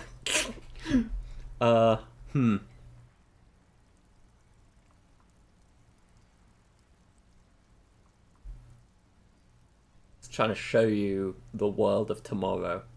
The great panic at the end. God, I knew I shouldn't have brought it up. Just try not to call me again, and let's pretend it never happened. When I spoke to Gart, it seemed like he thought you left because of him. Wait, Really? No, this is absolutely not true. I like Guard. I really do. Did he cross a line when he asked you out? No, I was actually flattered. I've always liked him. It was just bad timing. There's a pause. You can almost see her on the other side. The telephone cord coiled around her index. I didn't know what to say to him later. Then you came and destroyed the place. So I left without explaining. I should have told him, maybe. I can tell him. Okay, but please don't mess it up. Please don't take out your gun or something. What else did I sing besides the OO? I'm looking for a song. All sorts of things. Some disco, rock too. So much disco and rock. Was I singing The Smallest Church in St. Ciennes? Yes, that's the one you like to sing along to the most. The later it got, the more that one came on. Mm-hmm. Interesting. You still have to find a copy, though, before you can blast it. Right, thank you for talking to me. Take care. You hear a sigh of relief on the other end of the radio.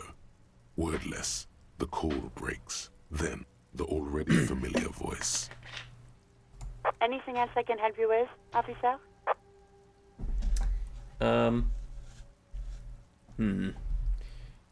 I should report my badge and gun missing. Just a second, officer.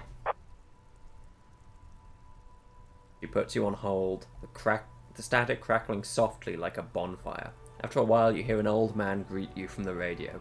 His rattly voice is oddly familiar. 10-2, 10-5. This is 41st. Come in. Over.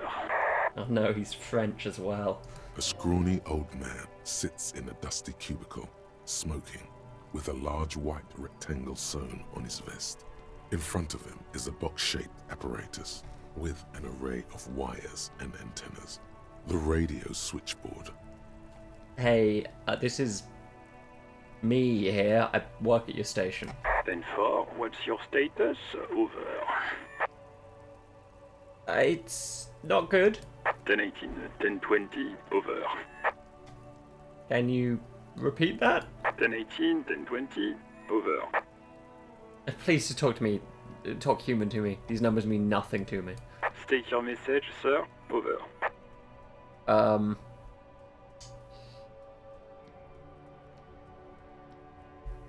This might sound odd, but there's personal details I'd like to discuss.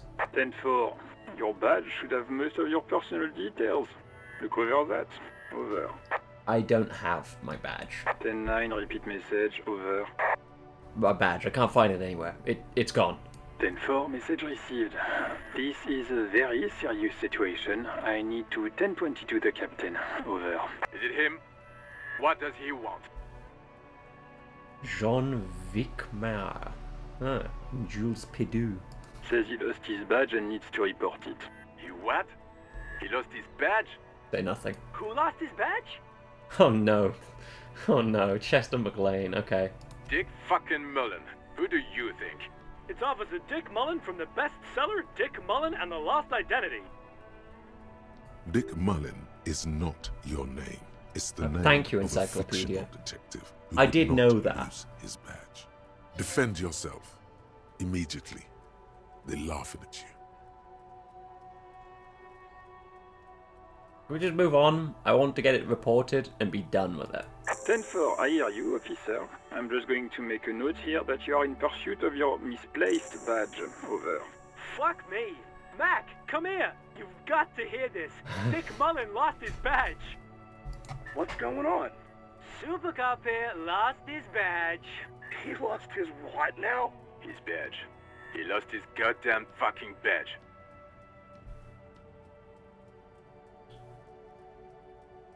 Could you all please stop saying lost his badge for a moment? He asks you to please stop saying he lost his badge.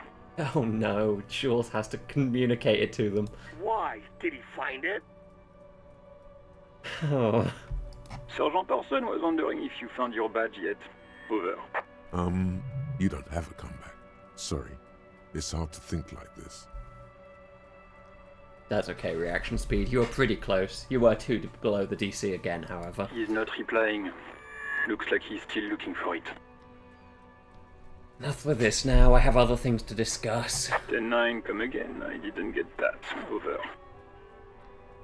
The animated conversation in the back is making it difficult for him to hear you. New heights even for Captain Sober.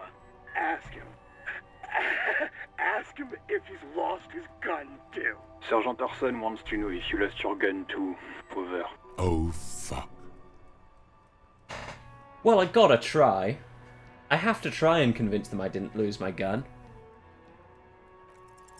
Even before you can get the words out, everything gets scrambled in your brain. One below the DC. If I'd rolled one higher. Oh well. No, of course I didn't lose my fun. I got a gun. Fuck, I didn't lose my gun. He says he didn't lose his gun. Or his fun, whatever that means. Ask him to describe it. His gun, not his fun. Just the gun will do. Satellite Officer McLean requests a description of your weapon. Over. Oh, request a description, huh? We'll give him one. Describe the plasma gun.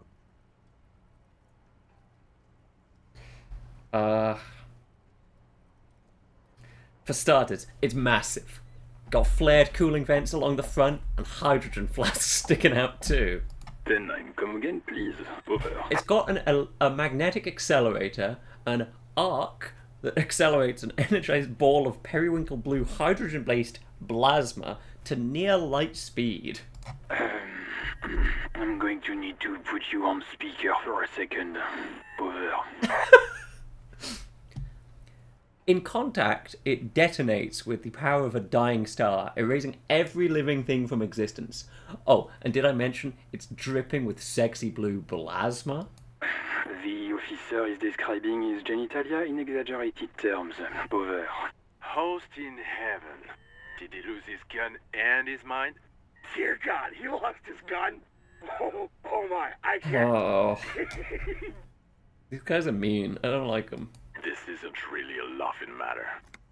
Mac can face a giant of Coco Nur by himself, but Disco here made him piss his pants. Oh, I can't. Fuck. He lost his. Ask him if he still got his wiener. I'm not going to. Ask him. Sergeant Orson here is wondering if you are still in possession of your genitalia. Over.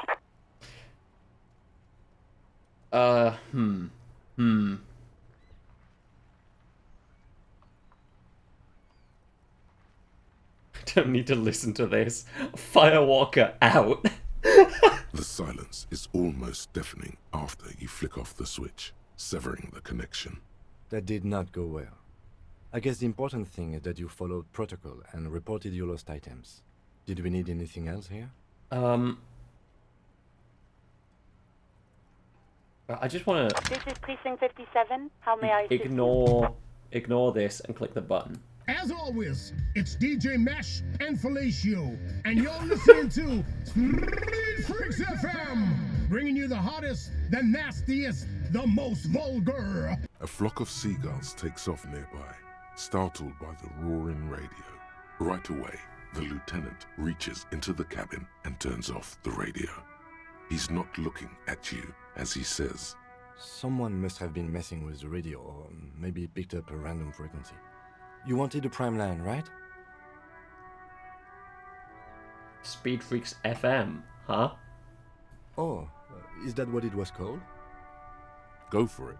Turn the radio back on while it's still on the Speed Freaks FM.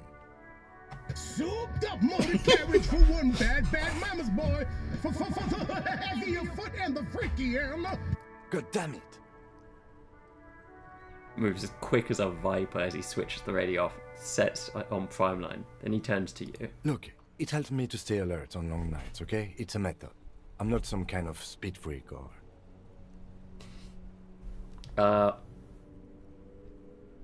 What about heavier foot? You would be too if you had this motor carriage. Fair. But seriously, let's quit joking around, alright? We have a case to investigate. This is Precinct 57. Can I connect it to someone? I'm done with the radio for now. 57's over and out. In the cabin, you see a set of steering levers, a radio. Kim is secretly into Schlager, or maybe Eurobeat or the soft Eurodance. glow of the fuel preheater gauge. Honestly, he seems like a cool guy. He just seems like a cool dude. I'll run my fingers over the steering levers. The white suede feels luxurious under the touch, and the metal clutch handle so very familiar in your palm. Your fingers waste no time closing around the handle. Clutch disengaged. Release the handle. Clutch drops. Right foot yearns for the familiar touch of the accelerator pedal. You have synced with the machine's mechanical circulation. Do I know how to operate this machine?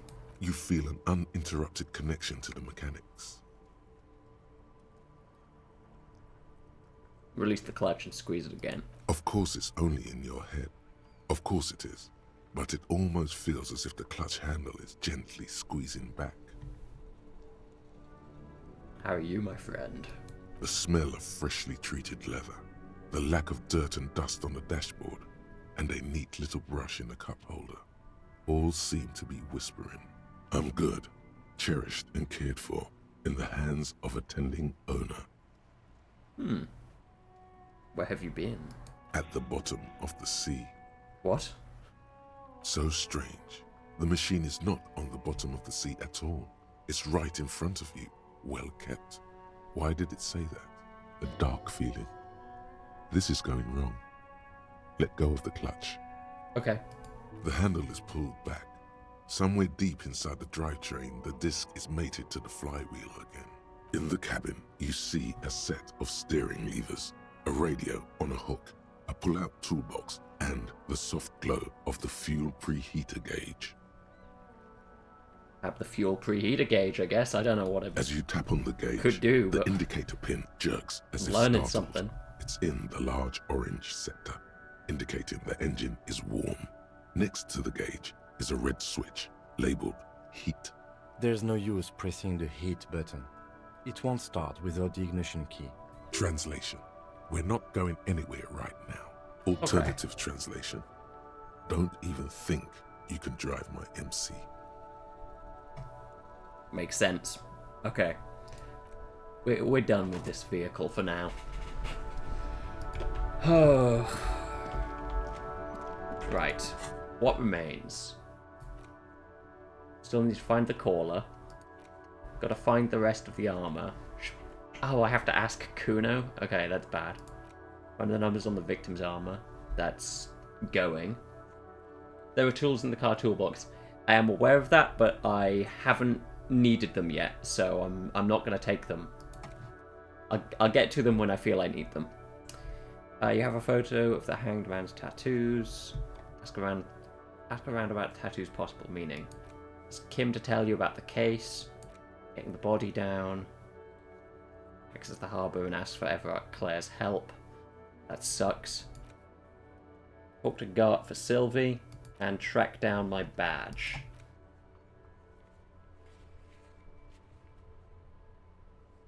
The payphone. Or I have two that require visual calculus. I think that's the one I'm gonna go for. There we are. Point in visual calculus so I can retry some of these things, because I want to see what's going on here. You see a set of tire tracks in the brown slush that covers the plaza mosaic. The tire tracks were left here by an unknown event that took place some days ago.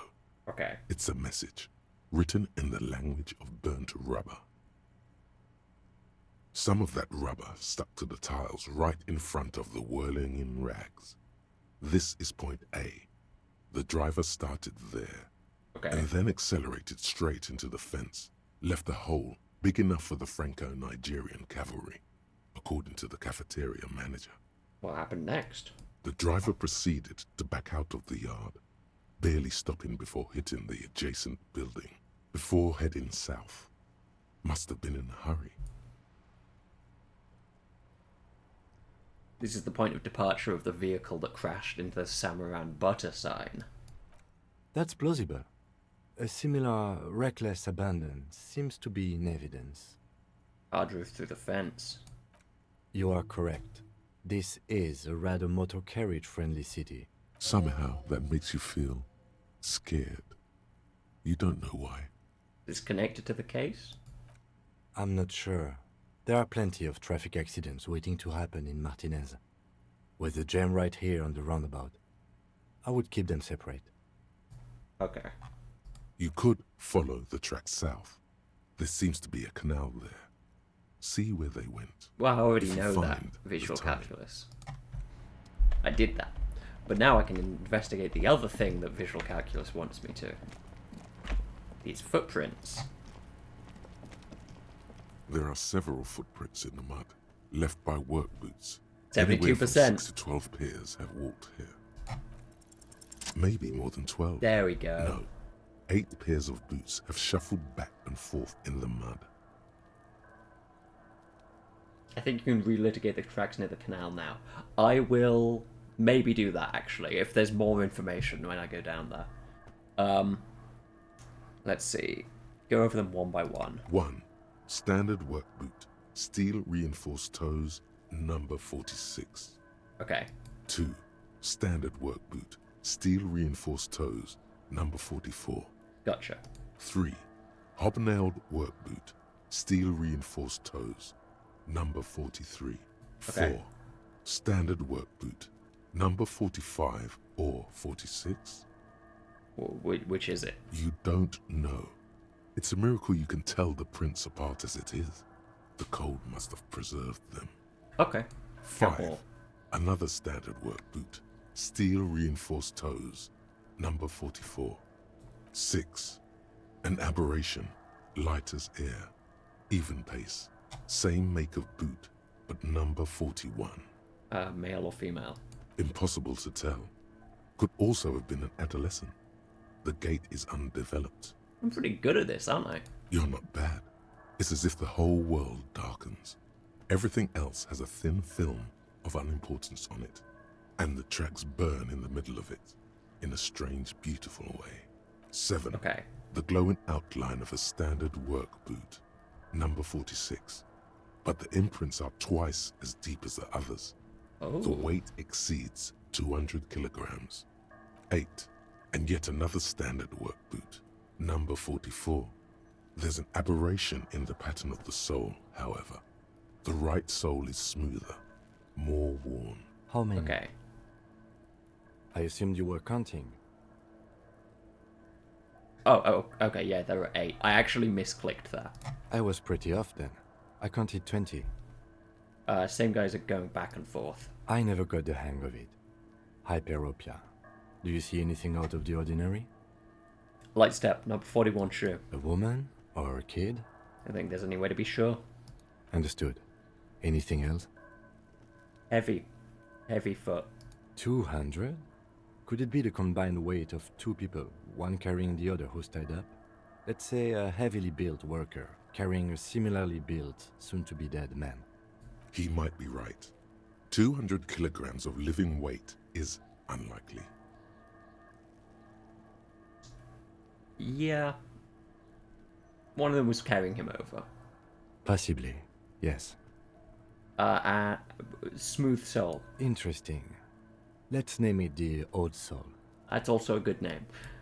Any ideas? Someone operating a workbench with a pedal? Like a joiner at the harbor.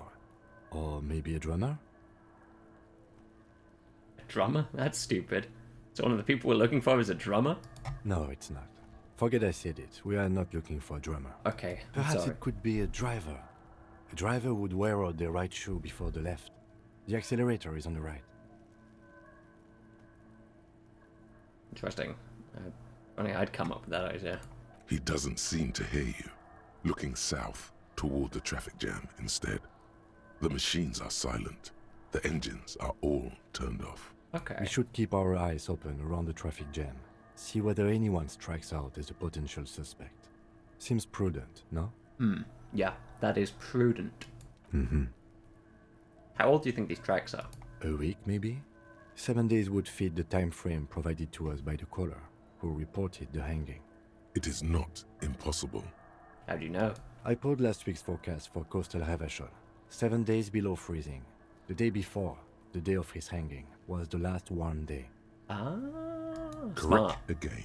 Sub-zero temperatures would preserve the tracks in a good state. The commotion here could have taken place a week ago. What do you think happened here? What do I think? A mob of people brought something heavy to the tree. One of them was carrying the victim. They shuffled around, especially under the tree. Then, after hoisting him up, they stood in a semicircle facing his direction. At first glance, this appears to be a lynching. Indeed. They all stood in a row here and looked at the tree. Okay, we've been through all of it.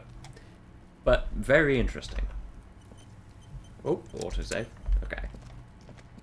Right. What now? Oh wait, yes. Let's go south. Look at the tracks from that car again, just in case.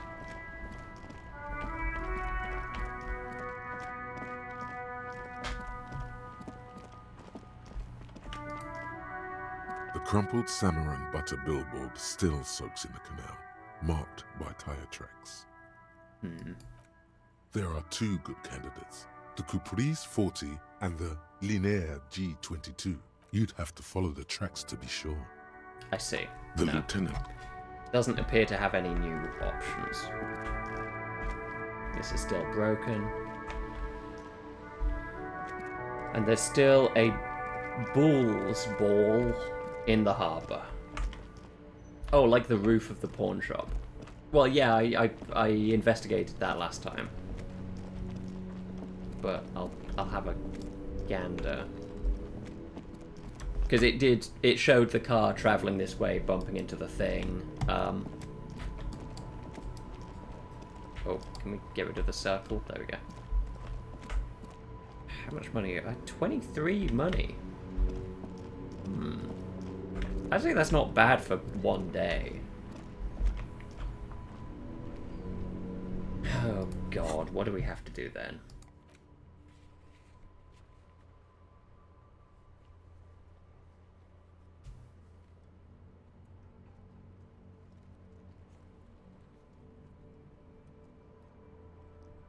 Those on white are available to try now. Okay, well, I mean, I'll give it a go. Oh, no, I haven't talked to Kuno yet. I kind of been putting it off. But I suppose I should. I wondered what that was. I hadn't noticed that in the top corner yet. Yeah. Fuck, I have to talk to the goddamn child. Yep, okay. Kuno's got this. If there ever was such a thing as an ugly kid, then this is it. He's almost exquisite in his ugliness, like a gremlin. Did you try to check the body again? Well, I already did all of the body checking stuff. So I'll check it more when we bring it down. Oh yeah, Nappa Gumpy Kuno! Moment of your time, please. Can't talk, pig. Shit's coming up strong. Throwing rocks. Shit coming up strong. That sounds good. Joyous. You should hang out with this kid and see what that juicy shit is all about. Juicy what now? I mean drugs. The kid's on drugs. Oh, right. Yeah, Kuno, ride the lightning, Kuno! Kuno's riding it, see? I'm gonna take one of those just in case I take morale damage here. He's in top 3 fictional children. Yeah. The rake, Kuno! You should throw the rake at him, Kuno! The fuck? Does Kuno know what a rake is? Kuno's not a gardener.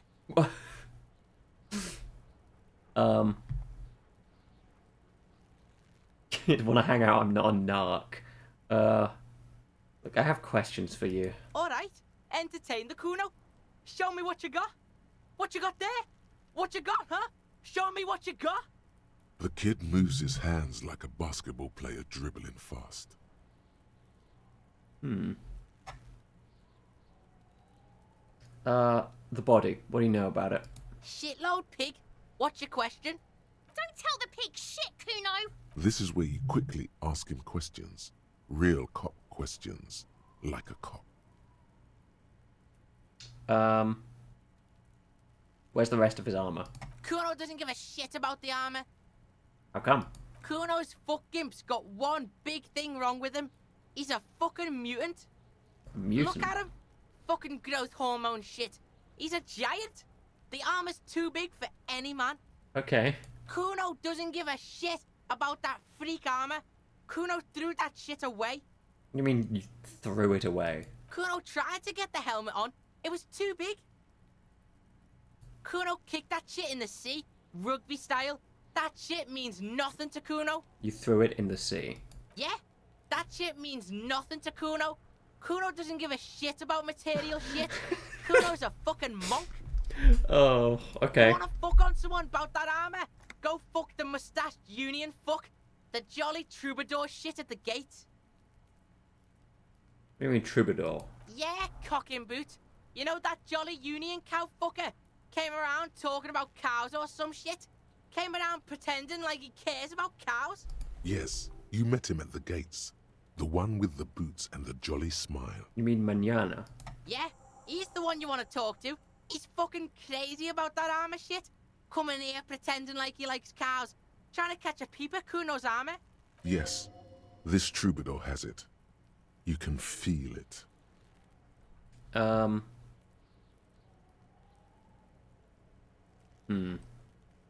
I doubt any of these are going to be too useful, but... Have you seen anyone suspicious around? Just a couple of pigs sniffing around in the dirt. That seems pretty fucking suspicious to Kuno. Yeah, you tell the faggoty, Kuno. Okay, still, don't call me that. Contusions over his body. You do that? Fuck are you talking about? What is this contusion shit? He says you're stupid, Kuno. They want to make you stupid again. Yeah, that's what I'm saying. You're stupid. Get the fuck out of here calling Kuno stupid. Pigs come to Kuno for guidance, then say he's stupid. The fuck is up with that? They're lost without you, Kuno. They need you. You're in control of this. Fuck's sake, Kuno S. Why don't you figure your shit out yourself before you come to Detective Kuno for help? Maybe we should. Do you know how it got up there? Probably climbed. Kuno was busy down the road when that shit went down. Didn't see it happening. You heard Kuno. Kuno wasn't even in Martinez. Kuno wasn't in Revachol.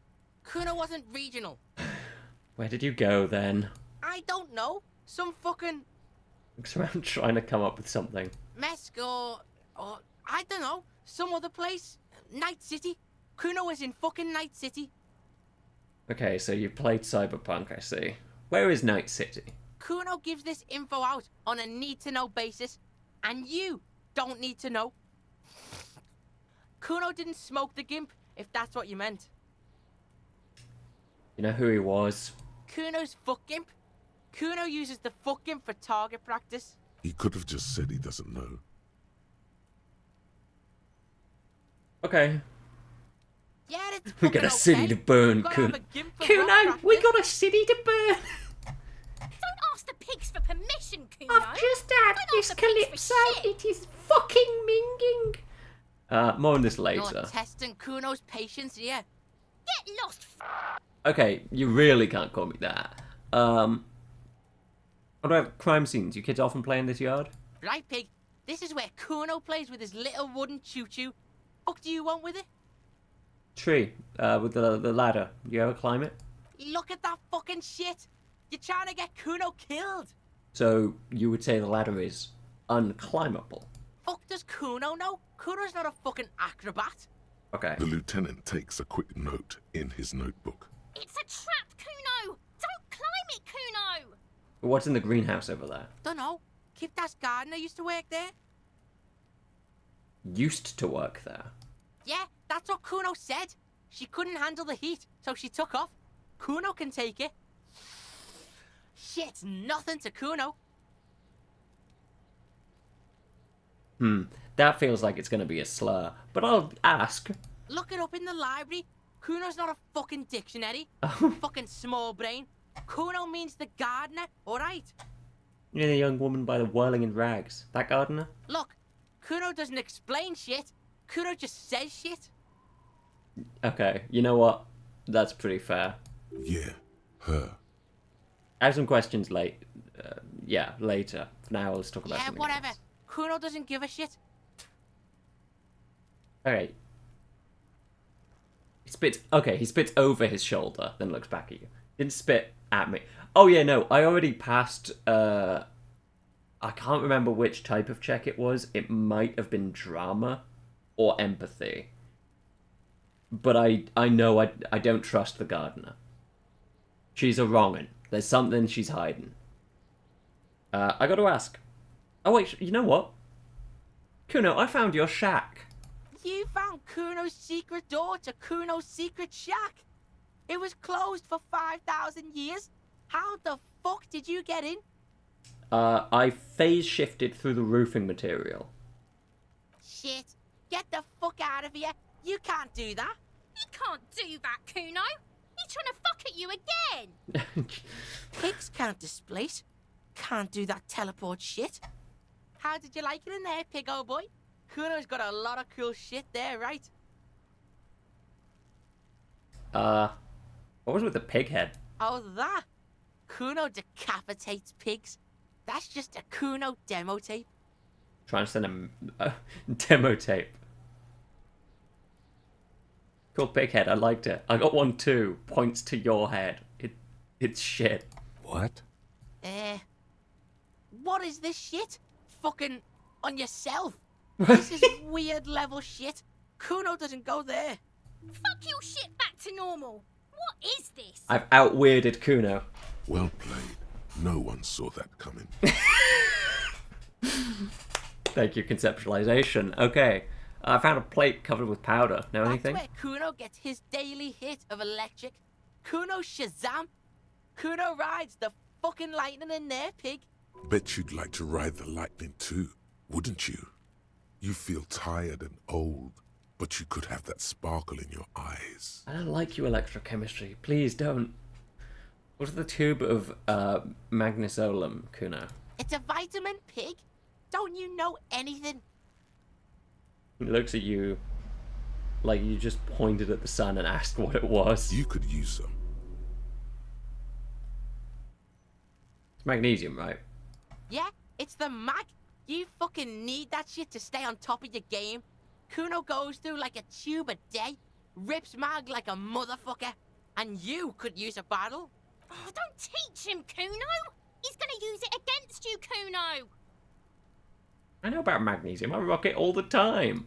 You're not getting this, pig. It completely takes away the hangover. It's like you didn't do anything. Like you stayed home playing with your choo-choo. Fuck you, pig. Don't do mag. You're gonna OD and you're gonna fucking die. Okay, I've had enough Good of this. call, Pigmeister. Don't come and talk to Kuno about his kingdom. Right, Kuno. Who is Kuno? Kuno's Kuno, pig?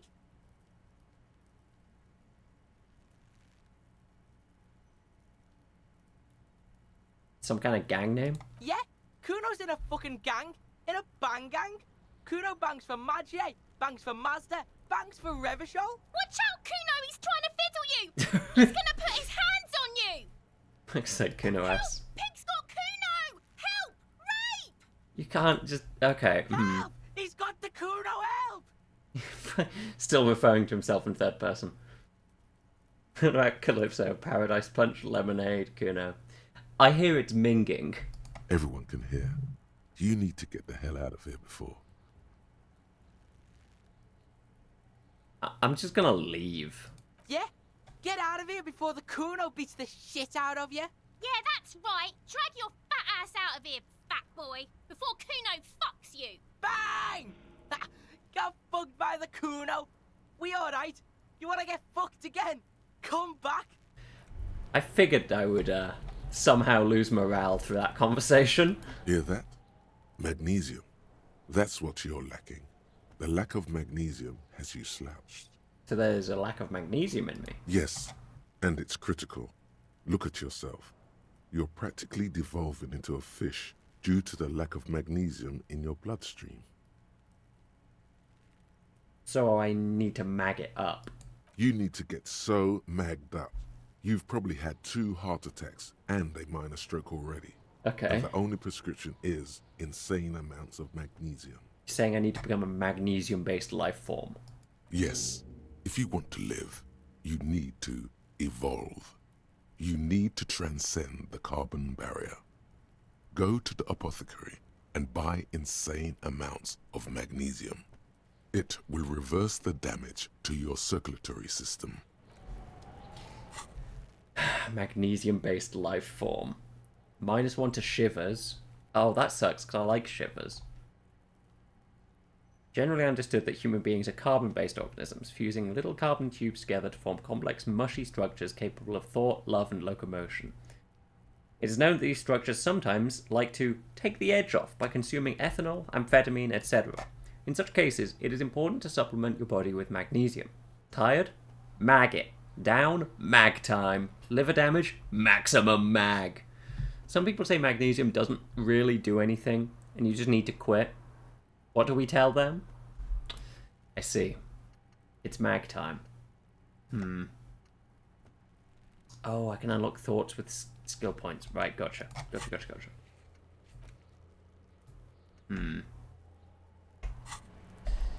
Well, I have to talk to this this gardener.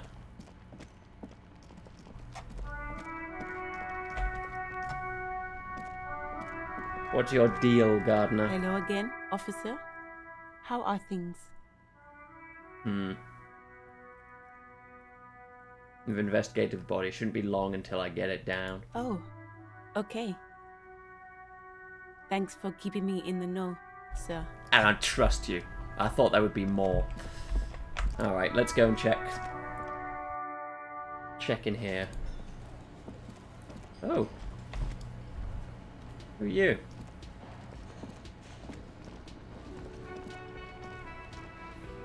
It's all about money, you know. It does seem to be, doesn't it?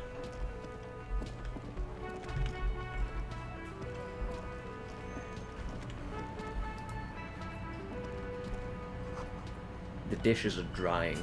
They smell of chemicals and pine trees. Funny. An aroma of spices, alcohol, and tomato hangs in the air. A thin man is smoking below an exhaust hood, occasionally sipping from his mug. This must be the Whirling's cook. Yeah, I think the union meeting happens tomorrow.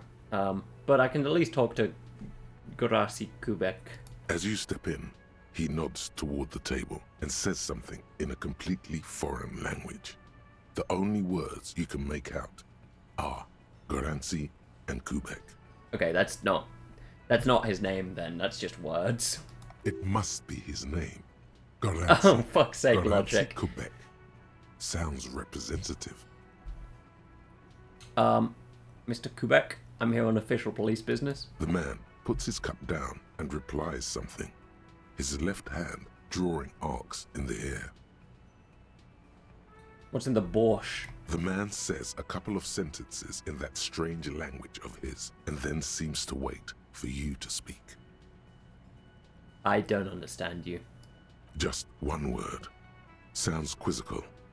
Then he awaits your answer, with his brow arched. Yes. Borscht need more vodka? Ah! I appreciate that. Okay, so it's vodka that keeps the men happy and in good spirits. Clever move by the Union. Of course, vodka. Now that makes a very, very special borscht indeed. Turn it up and then ask for some yourself. Turning it up seems like a dangerous idea, honestly. The place is a powder keg.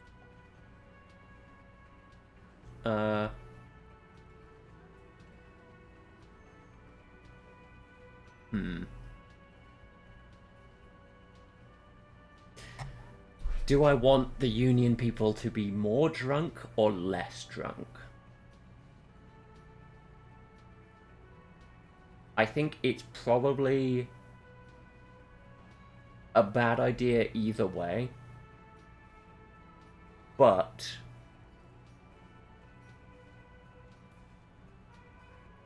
I trust logic. We're gonna turn it down. The cook gives you a long, disappointed look, then turns the stove off and seems to wait for you to speak.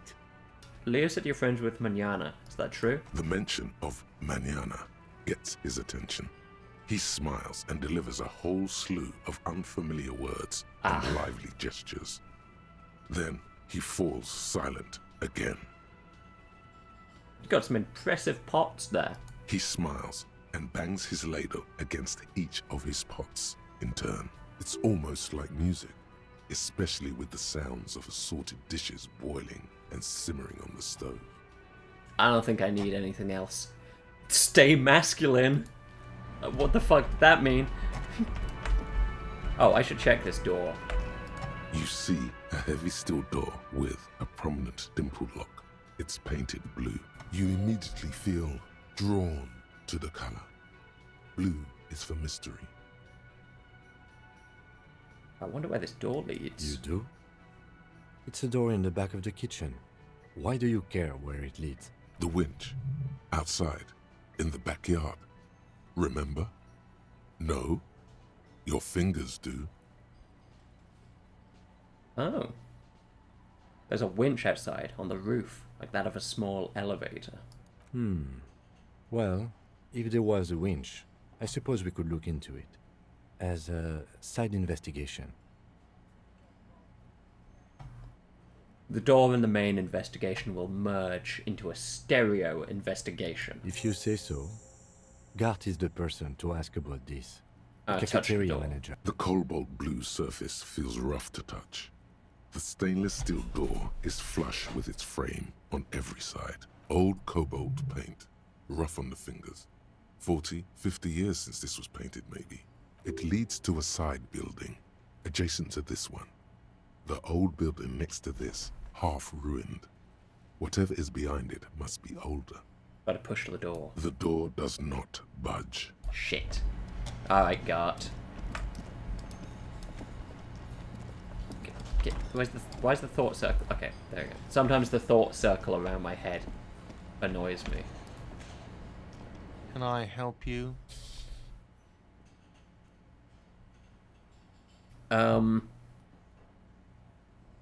Hi, Gart. I've seen something I need to talk about. What thing? There's a mysterious blue steel door in the back of the kitchen. Oh, yes, that door, sure. There's nothing mysterious about it. It's just a door. Do you know what's behind it? Do you have... No, I don't have a key. I don't know how to get there. And I don't care either. It's not like I've been wondering about it for 10 years. It's just a frit warehouse, probably. Or some boring storage space with a bunch of old junk and dust. Junk and dust. He's attempting to maintain an air of indifference. It's absolutely not convincing. I think you'd like to know what's back there. Fine, okay, a little.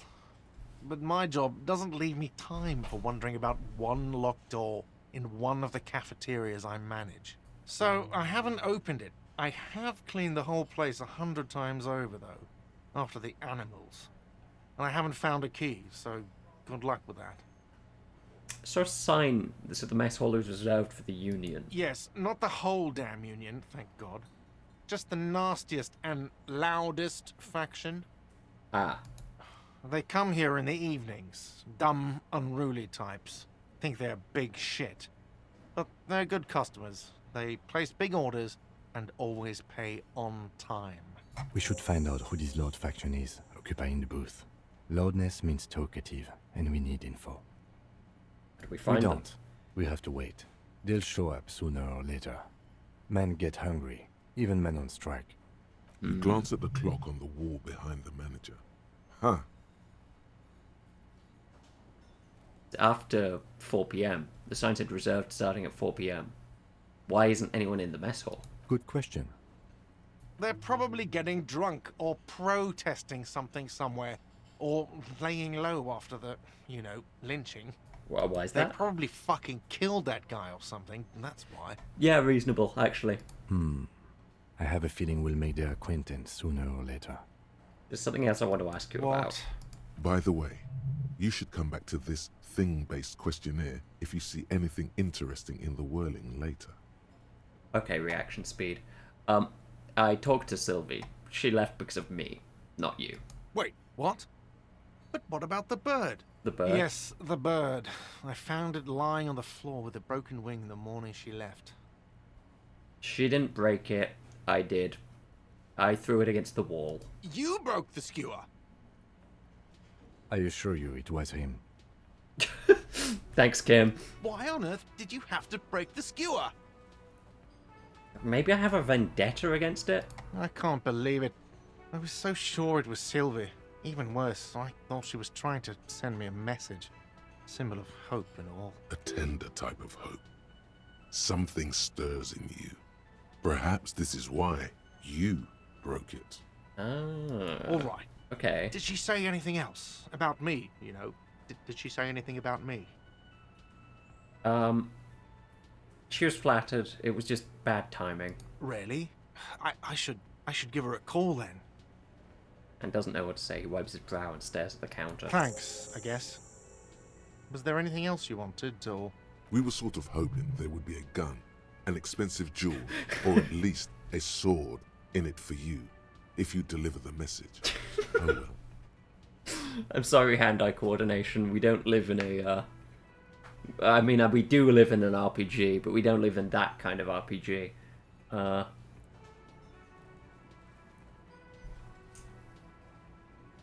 About the money I owe. Yes. Have you got it? How much do I owe again? A lot. A lot. For the room, drinks, and broken window, 130 real.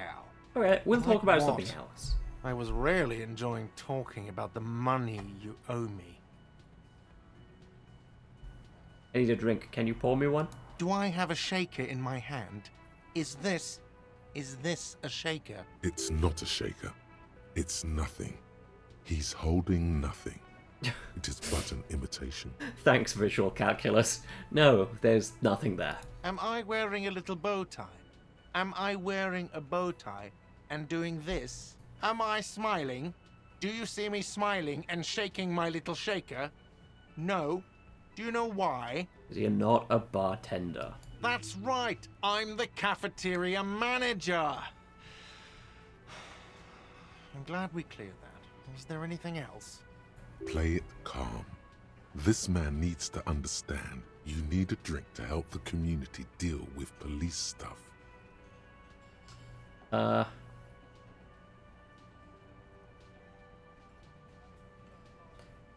an alcohol-operated detective. If you want me to clean up the dead body and solve the case, you need to...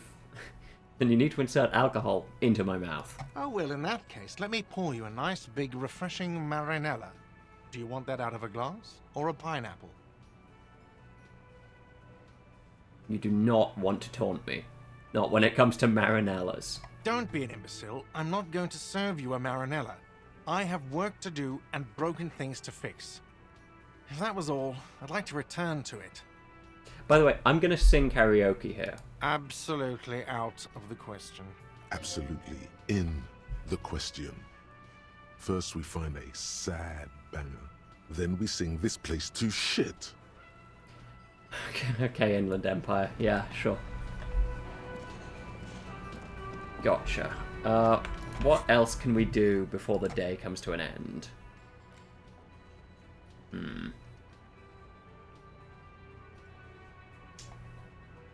Talk to Manana.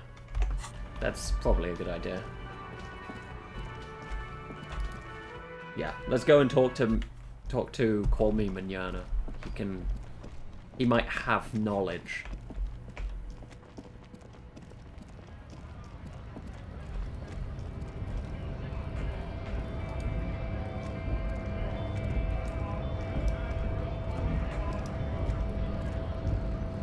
Okay.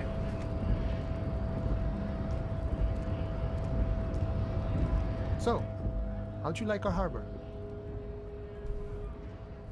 Yeah, it was nice enough. It's but a rest area on the path leading across open plains. Right. You talk to the boss, eye to eye, like men of the plain. If you have any more questions, I'm set to talk. Kuna told me you were supposed to know about the armor. The little boy had a good on his promise. His promise? To get me into trouble. To sick the pigs on me, pardon the choice of words, not mine. What happened? I was asked to look into that armor situation. Official Union probe, you know. Track it down, see who took it. Did you? At first I thought, why not? Maybe the pieces can feed the strike. Buy us a few more days under the sun, you know? So I went to this boy. He said he'll make me his prison bitch. He's got eyes everywhere, and the cop's in his pocket, and he's the king of Jamrock. Okay. Serves me right for doing menial footwork. I dropped that probe right then and there, and it still got me into trouble. One bad move is all it takes. So Kuna used us to, what, scare you? It's a minor nuisance. It's all good. Probe into the armor. What did you learn? I learned that people don't want to talk to a drunk Union man about some armor. What else? Not much. Technical stuff mostly. That was the interesting part. What sort of technical stuff? I did some research into this armadura. Let's say I have friends at the library. I didn't get into the material science, just how it comes off. How does it come off? In parts. 4 in total. The helmet was the first to go. The kid says he tore it off and kicked it into the sea. I believe him. The boots were still on the guy last I saw. Too hard to remove. So, as I count, there are 2 parts missing. The gauntlets and the cuirass. This is where I left off. Too much hassle. More like a job for some militia. Oh, look, 4 pieces. Helmet, cuirass, gauntlets, and boots. What about the leggings? Oh, they're just gone. They don't exist anymore, if they ever did at all. Forget about them. I did.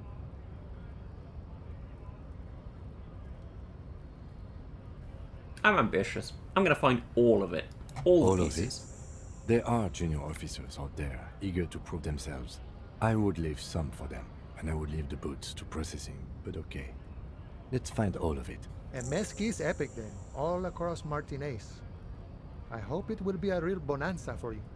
Thank you for the cooperation, sir. No problem.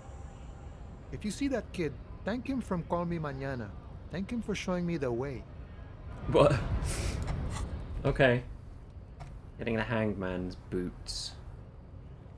In order to succeed, 1, the body has to be down, 2, the autopsy has to be finished, and 3, and Kim has to be absent, he wouldn't approve. This will be devilishly tricky, so don't beat yourself up if you manage to send the body to processing without getting hold of the boots. Okay. Find all of the armor pieces. You want all the armor pieces. Deck yourself out in a full metal, battle-hardened glory. Note, this might take a while. Like a long while. Oh, yes, I recall her from my first playthrough. I will, but not immediately. It does... It's 8 PM. I should probably talk to Kim. I should at least get the lowdown on what the actual point of us doing this is.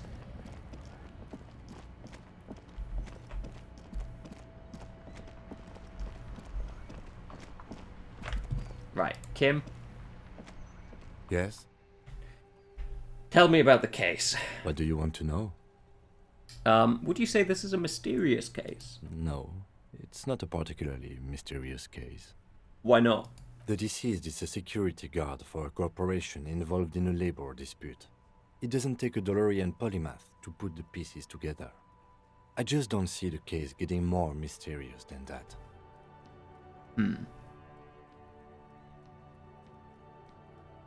I was thinking something otherworldly might be involved. You know, something supernatural. I can assure nothing like that will happen. Do you know why not? Why not? Because it's not part of reality. Oh. The gesture resembles an orchestra conductor bringing the choir to a full stop. So desperately mundane. You need to funk this case up. There's something the lieutenant isn't seeing. The universe is too irrational, too morally complex. You should convince him. If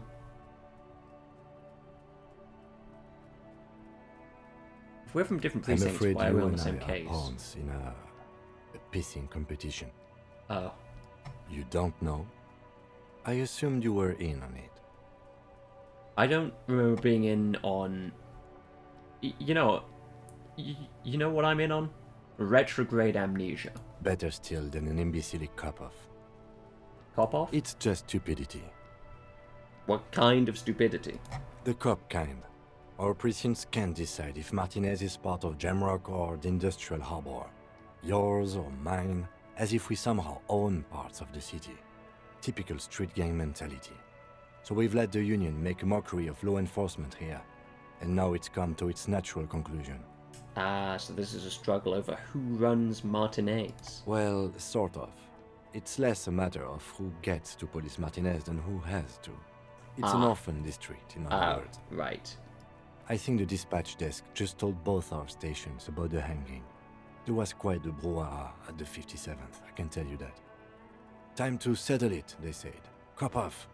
But I assure you, I am not their finest or toughest with 102 cases solved. What I am is least interested in a pissing competition. Right.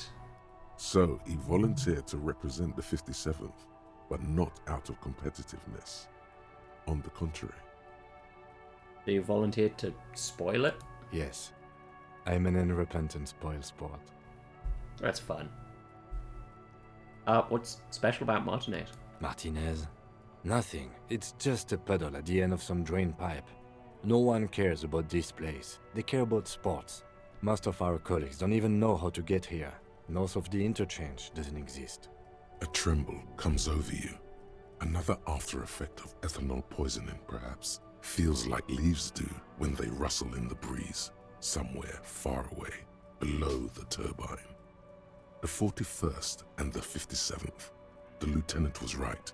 It's not about who gets what's north. It's about who doesn't. I wonder what this says about me. That I was sent by my station.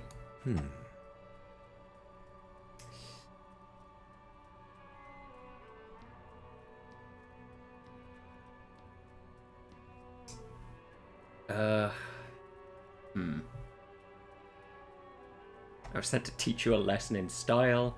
There can only be one conclusion. I'm the finest case-solving machine sent to outperform you in every way. It must be an augury, an apocalyptic omen sent by my people. Can you guess my message? Don't be scared, but I think I might have supernatural abilities. I probably have an unbelievable kill count. Or I'm going to leave why I was sent unspecified. I'm an augury of the apocalypse. No.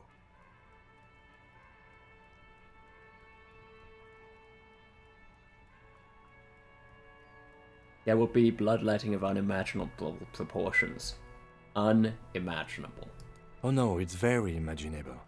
We fail to place responsibility for the hanging. The harbor company see the situation is out of control, so they bring in private military, maybe a gunship. The Union responds in strength. Automatic fire. Local law enforcement solving one little homicide decides nothing. Not solving it can have real and calculable effects. Things can always get worse. Matter of fact, augury, we should move. Okay, enough about the competition. Yes, it's a wholly pointless matter. Forget I ever mentioned it.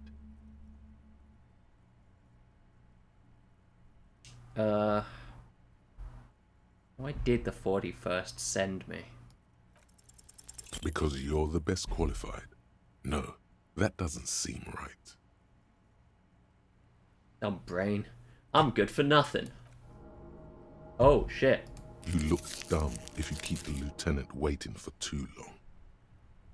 Inland Empire should convince Kim there's a sexy dark mystery twist in the case. Yeah. Only banal things strike. Fuck. At the Two below core, the you're a DC. very banal person with a very small soul. One you should be ashamed of. It's no wonder the soft one doesn't want it back. Well, okay, there goes a lot of my medicine.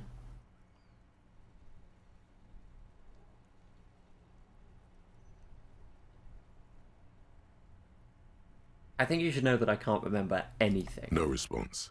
He just arches his brow. I really don't remember anything. There was drinking involved. Have you tried concentrating on something other than your personal affairs? There is a sudden, harsh edge to his voice, like he's tired of hearing about your personal affairs.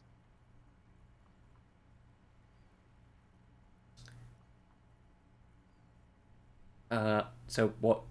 No, he'll say the case. What's wrong with personal affairs? Not a fan. It's just the nature of lieutenancy. Oh. The RCM deploys a self-styled structure called the Decomptage as its chain of command. Every lieutenant is responsible for 2 sergeants and 8 officers. That means the average lieutenant has to deal with quite a few personal affairs. Even you know this. But I'm completely lacking in basic information about even this organization we're in. Can you help me? Fine. We should get through this day first. Off hours begin at 9 p.m. If you're still having trouble then, I can give you an orientation. I'm afraid this is a medical situation. Really? You look fine to me. I'm talking serious, unbelievable damage here. This psychodrama is unbecoming of an officer. Not psychological. Some sort of major brain damage has occurred. On an unprecedented scale. Then you should consider seeking medical attention. You can use the radio in my kinema to call your station's Lazareth. Was there anything else you wanted? I want to talk about you. Me? Yeah, you. I don't see how my life is pertinent to the investigation. Will work better if we have more rapport. That's a fair point. Alright, for the good of the investigation, what do you want to know? Do you ever talk with yourself? What do you mean? You know when you're thinking? Do you ever have, like, conversations with, like, your brain? I have no idea what you're talking about. The lieutenant's conceptualization skills must be rather rudimentary. The lieutenant is a police officer of the old school. His concerns are material and extrinsic. But this isn't an old school case. I get it. You're one of those old school detectives. So what? That makes you the new school? God spare us. For real detective work, nothing beats a good notebook by your side. The lieutenant produces his small blue notebook and idly thumbs through a few pages. We all have our different mediums. His is written. Tell me a secret about yourself. No.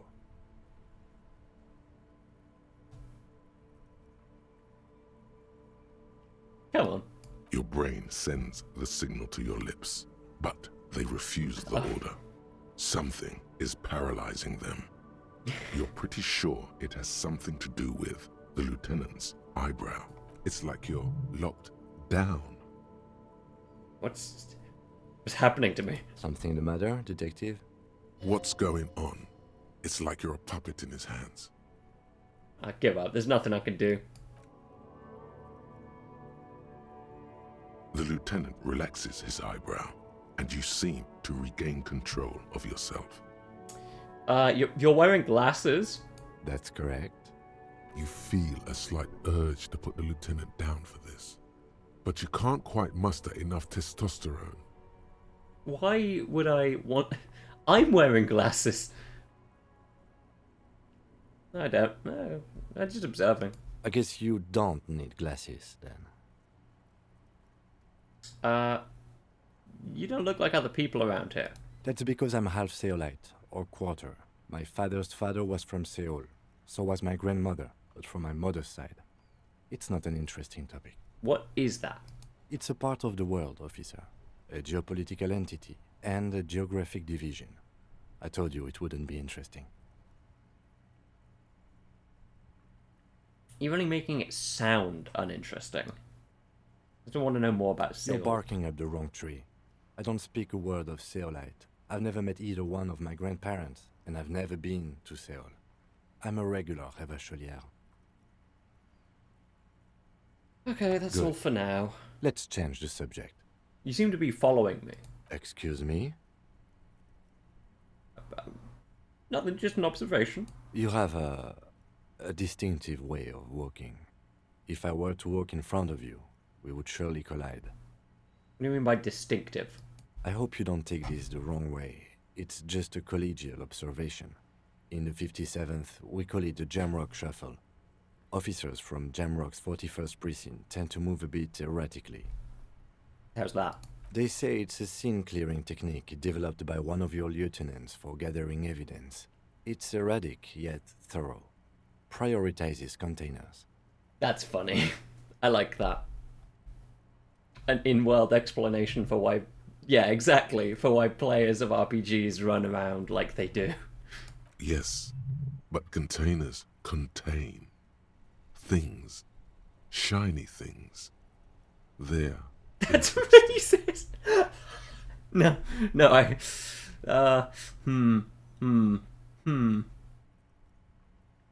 Yeah, that's racist, man. I'm sure you don't. It's just a stupid interdepartmental thing. I'm making assumptions. We should move on. Passing Okay, along good. frivolous interdepartmental stereotypes is not usually his oeuvre. He regrets bringing it up. Oh, fair enough. Okay. You have half an hour before we're good for the evening. What skills do I still need?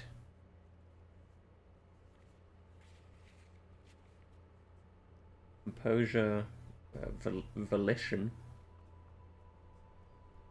conceptualization. You know what? I've been enjoying conceptualization. Oh, but I could unlock more thoughts. No, I'm not going to focus on thoughts yet.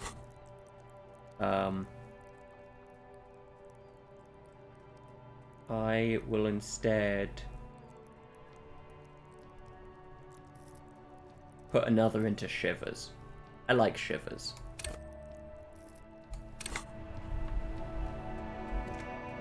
There we go. Cool. What now? What now?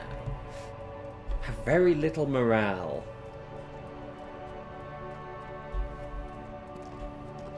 I guess I should probably buy... I would recommend getting 6 or 7 points in one skill you particularly like. I'm working on it, but I do like to diversify. I like... When I play RPGs, I do tend to kind of go a little bit in multiple things. So... I'm just gonna buy some... oh, that's the medicine cabinet. A small cabinet on the wall is filled with various medicine bottles, nasal sprays, and blister packs. They all bear the Saint Baptiste Pharmaceutics logo. It would be cheaper to buy Hypnogamma than 3 magnesium, so... but magnesium... Fuck it. Okay, here. I hope Saint Baptiste makes you feel better or something. Yes, I did. I jumped my way in.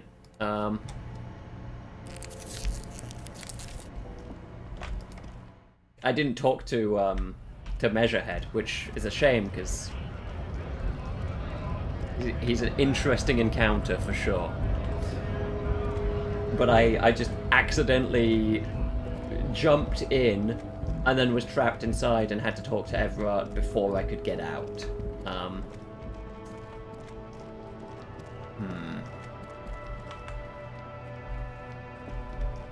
Let's see. Oh, I told you I would talk to your mother.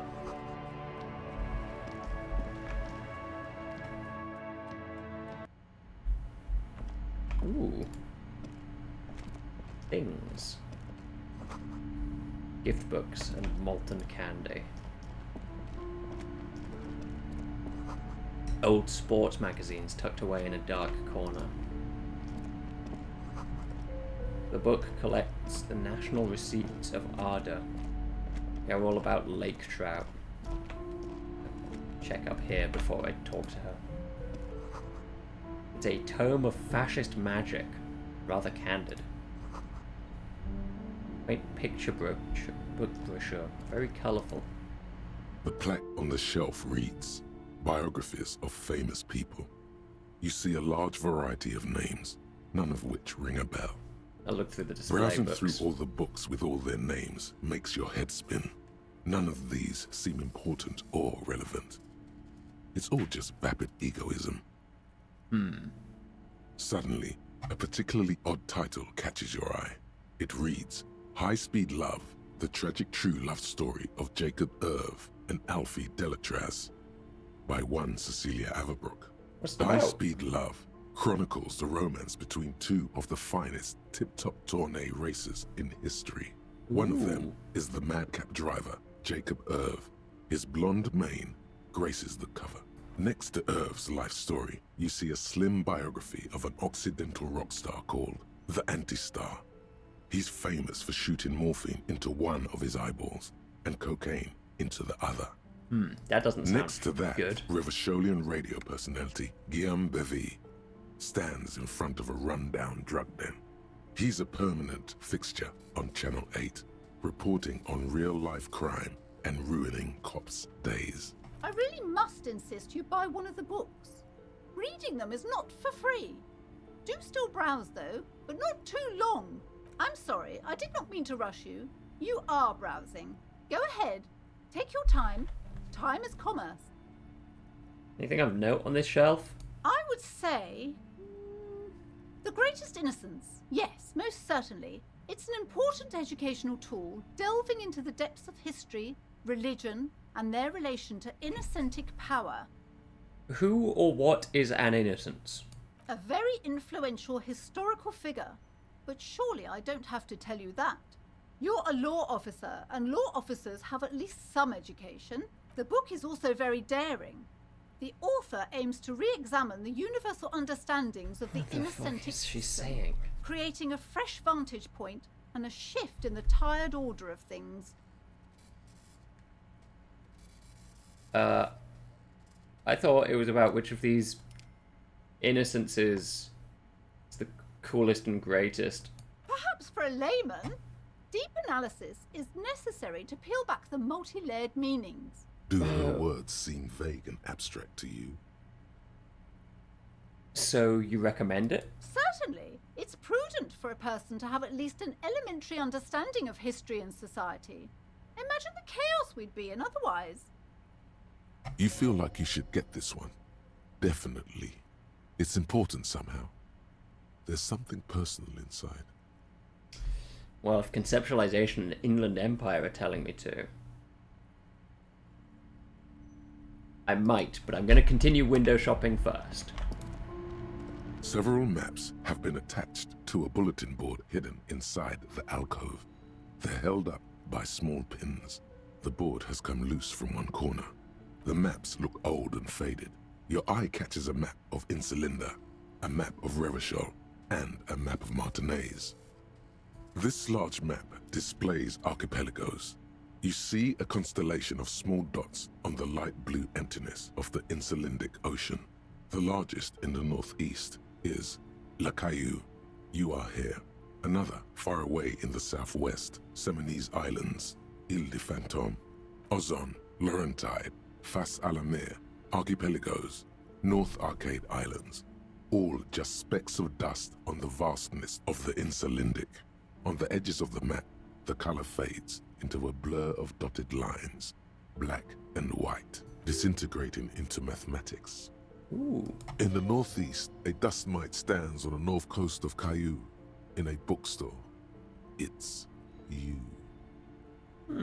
Radiating outwards from you, the suzerain Revachol. With a radius of 80 kilometers, still, the crown jewel of this Isola would be barely visible. Can you see cities on the islands? You can, on Caillou, Revachol, a single black star, on Ozon, Fondelier, and Vilmandu, on archipelagos, Croyan Moran, Villiers, on Seminine, Olduvai, and on Laurentide, Deora of the Seven Seas. Look at the edges. The ocean breaks apart into a tangle of cosines and azimuths, all pointing into pale nothingness. Windy is the north azimuth. Grad is the northeast azimuth. Samara is the east azimuth. Seol is the West Azimuth. Isolas, they're called. Connections to other worlds. Words past the Insulindian, unknown to you. You only know you've never been there. You have little idea what they are. Distant Impossible. stars. Wow. Gods. But looking at them makes you feel almost non-existent. Whatever they are, the Isolas are immeasurably large compared to you, and very, very far away. Perhaps they are gods. Gods of distance and outer dust. Look at the map of Revachol. The north coast of a verdant island is shattered by the delta of a river. It is the River Esperance. Countless bridges put the shards back together, connecting city blocks to river islands. La Delta says a great artificial heart in the center, teeming with life forms and construction. To the east, rolling hillsides, Le Jardin, Stella Marie, the suburbs of Saint-Baptiste, swallowed up into the megacity. They sound rich to you. This is Revachol East. And west of the river? Hudon. It's somewhere to live. Not bad. Then there's Jamrock. It's bad. People shouldn't live there, but they do. Then Forberg. It's almost as bad, and much larger. Then Coal City. It's the worst. And Martinez? It's so small you can't even see it on the map. No, wait. There it is. North of Jamrock. The strip of coast next to the Greater Revachol Industrial Harbor. It looks downright despondent. It's almost Coal City, to be honest. No, Coal City is worse. A charred limb. Rain falls on its slick black streets. And then there's the burnt-out quarter in the heart of Jamrock. Is it cold in this bookstore? Or is it just you? No, this is somewhere to be. This is all you have. But it's still something. Streets and sodium lights, the sky, the world. You're still alive. On the map of the Martinez. It's not really a map. It's a tourist thing. A picture postcard with buildings on it, drawn from an isometric perspective. A date in the upper right corner says 48.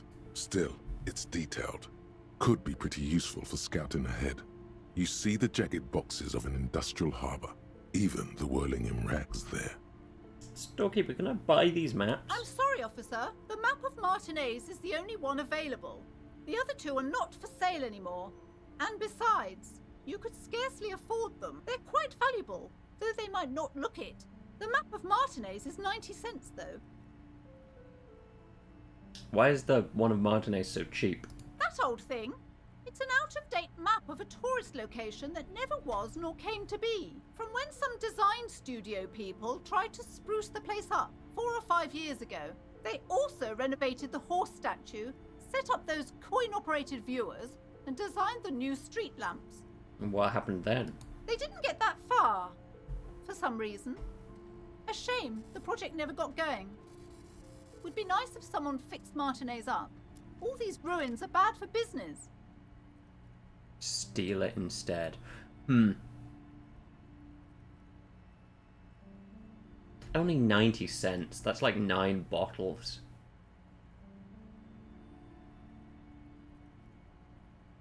But I'll try it. You peek at the store, waiting for her to be That's what I wanted to see. When she's not looking, you deftly rip the map off the bulletin board and pocket it. You're now the proud owner of a map of Martinez, which, to be honest, did not even cost that much.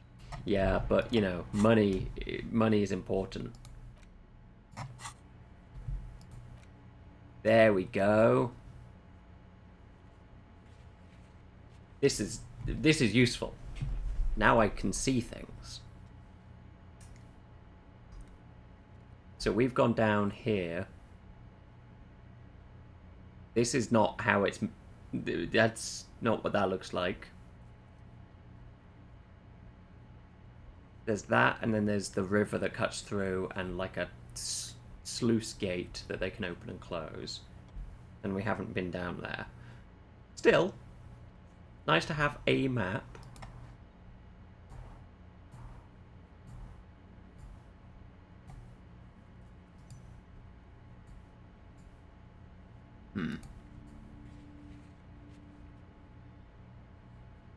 Okay. That's good.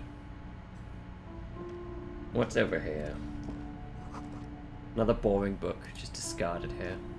This bookstore is not strictly about crime, romance, and biographies of famous people.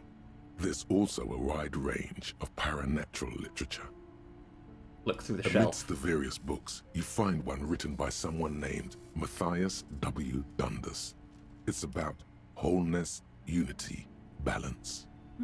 The point of the book, and many others on this shelf, is to give people medicinal advice in situations where they don't have access to paid health services. Oh. Does that work? It serves platitudes, while also telling everyone that traditional medicine, the kind people don't have access to, and which costs more than this book, is garbage, and would only give you cancer anyway, without even curing your cold or anything. I see. Wholeness, unity, balance, on the other hand, can basically take care of anything. Though it is important to note, when it's up to your mind to heal yourself, then it's because of your mind that you're ill in the first place. Does the book say anything else? The book features chapters on topics such as how to find magnesium. It even lists plants you can harvest magnesium from. How to continue drinking if you're an alcoholic who has destroyed his Mr. liver. Dundas. And You know, there's kind of even jump a scared chapter me on the because ancient that's Seraïs I tradition know of using of someone with that gallbladder surname. preservatives And, to treat and prevent just didn't expect to sexually see 'em. transmitted diseases. Pre and post factum apply. Nothing worth buying. Oh, okay. This is just mundane garbage. What's even paranatural about this? Let's find something truly otherworldly. The throbbing in your head increases with every passing moment you gaze at this shelf. Suddenly, as if out of nowhere, a small green book becomes apparent. The title of it reads, Medicinal Purposes of the Pale. What's the pale? The book contains very little explanation on the matter. This knowledge seems to be taken for granted. Ah, fair. Yeah, no, I believe there's a doctor by the name of Dr. Dundas. Someone I may have interacted with, or maybe one of the potential options on a method of getting trans healthcare. So I appreciate my Mr. Dr. Dundas. Let's see. What's this book about? The book contains descriptions of various pseudoscientific therapies, alternative medicines, and folk remedies involving the pale, also known as le territoire.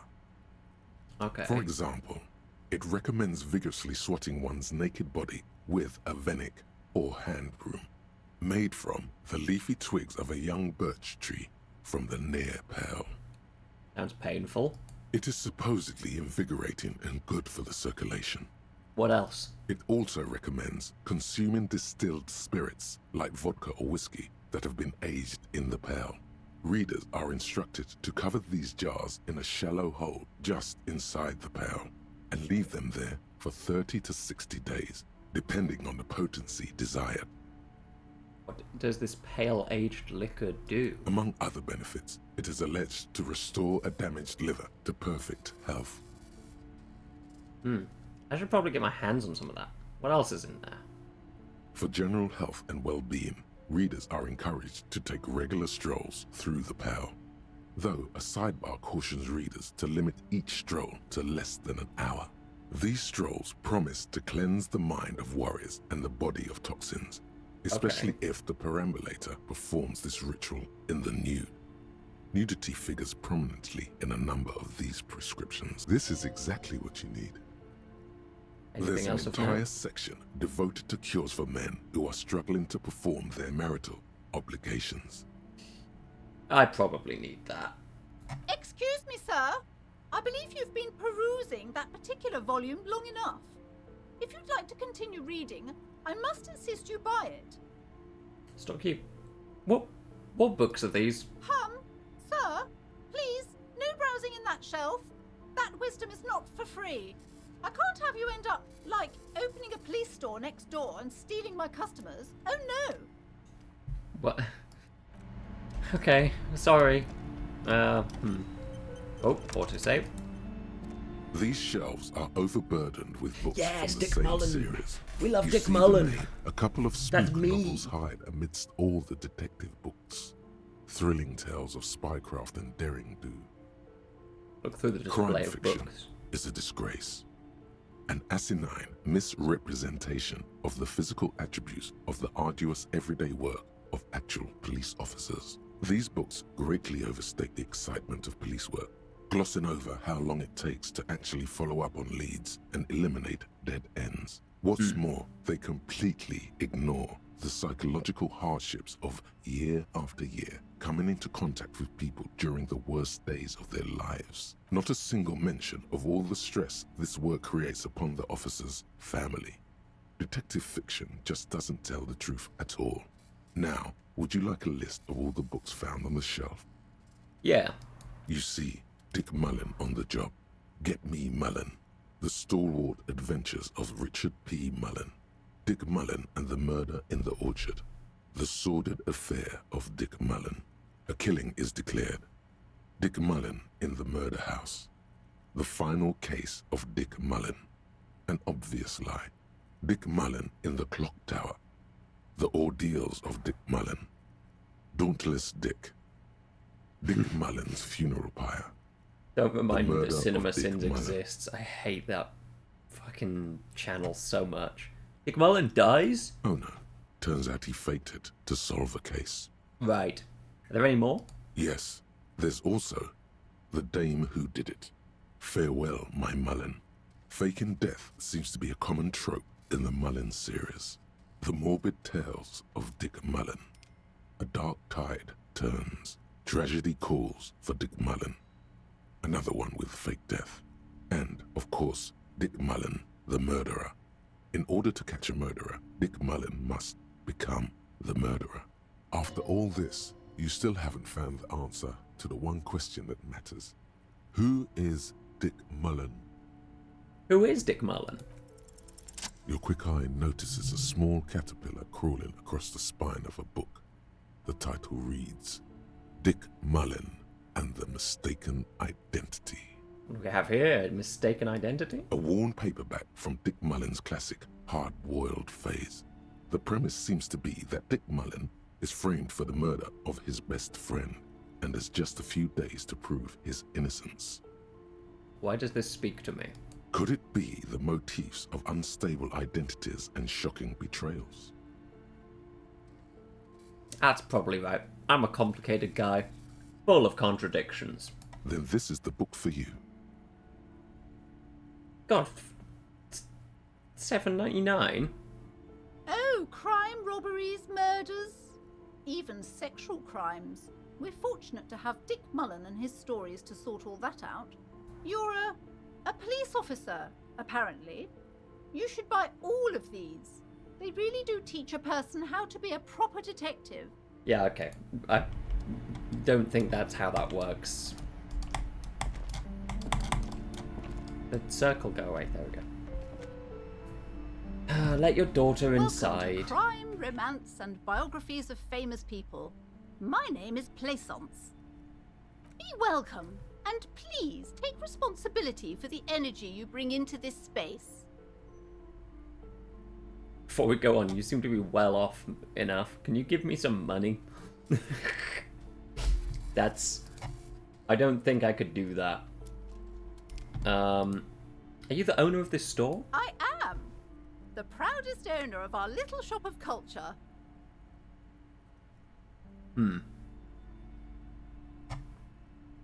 Her voice high-pitched, sounds familiar. You've talked to her before through a doorbell. Your daughter's the one standing outside the store, right? Annette, yes, my daughter. I hope she wasn't slacking off again with her nose in science fiction. Tell me, was she at her post doing her job like a proper girl? Of course. Wonderful. Did you talk to her? Yep. Great. On a scale of 1 to 10, how compelled were you to buy books after talking with her? I'm not gonna grade a human being. I don't do that. Come now, it's not personal. It's about proper sales practices and market research. I expect an answer. I felt some interest. I guess it's better than nothing. She'll have to try harder next time. All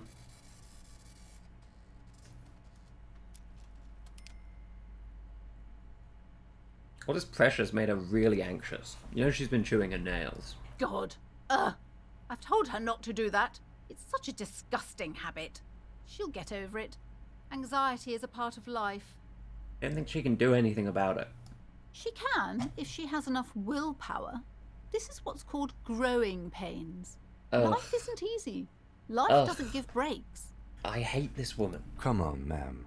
It's obvious she can't do anything about it. You are placing an unnecessary burden on a young child.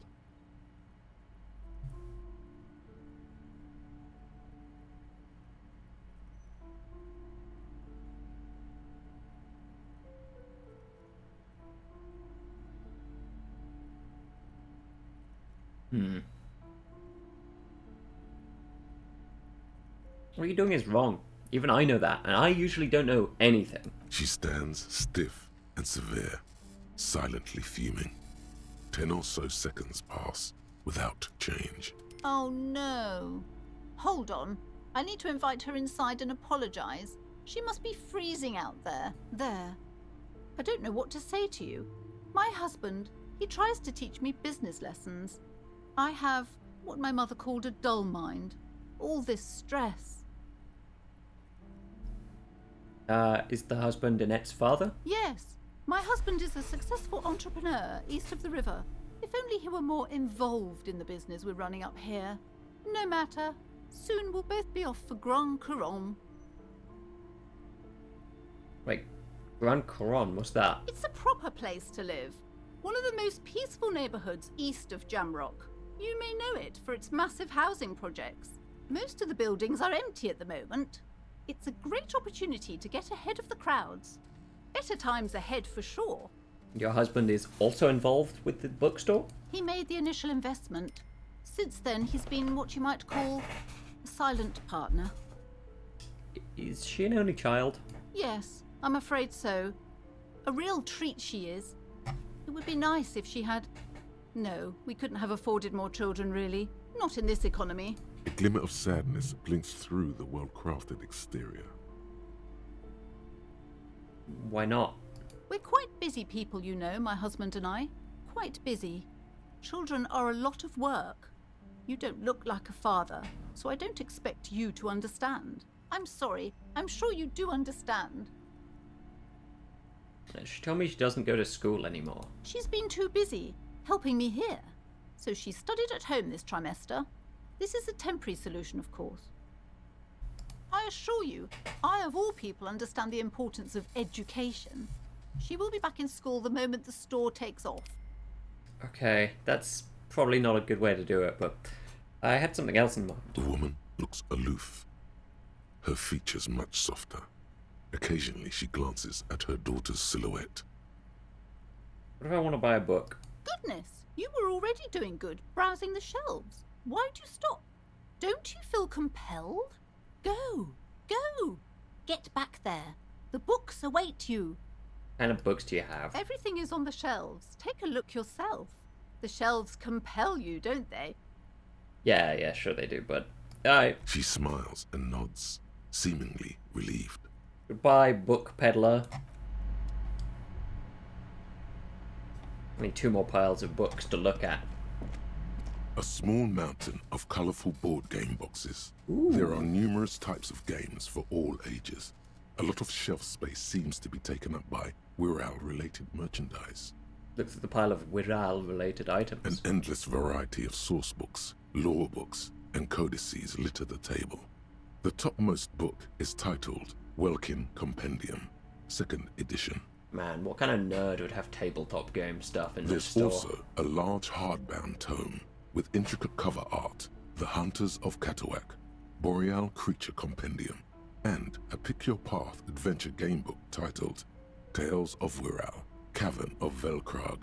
Books in a board game section? Who wants to read books? Anything that catches my eye? There's a box that says Wirral, 3rd edition Mega Setting Supplements module. Oh no. The side panel notes, a fantastique adventure board game, new maps and miniatures. A sticker on it displays 25 real. Wonderful board games, sir. The Viticulturist is a classic for sure, or perhaps you'd like Archipelagos of Insulinda, a very educational game for those interested in geography. Mm-hmm. Braubritter is a fun game of economic competition, but can get quite intense after a while. Okay. We have games for the whole family. You can play with your children. Who are you going to play board games with? Do you have friends or family? Do I have friends? Are you actually friends? Or just colleagues thrown together by circumstance?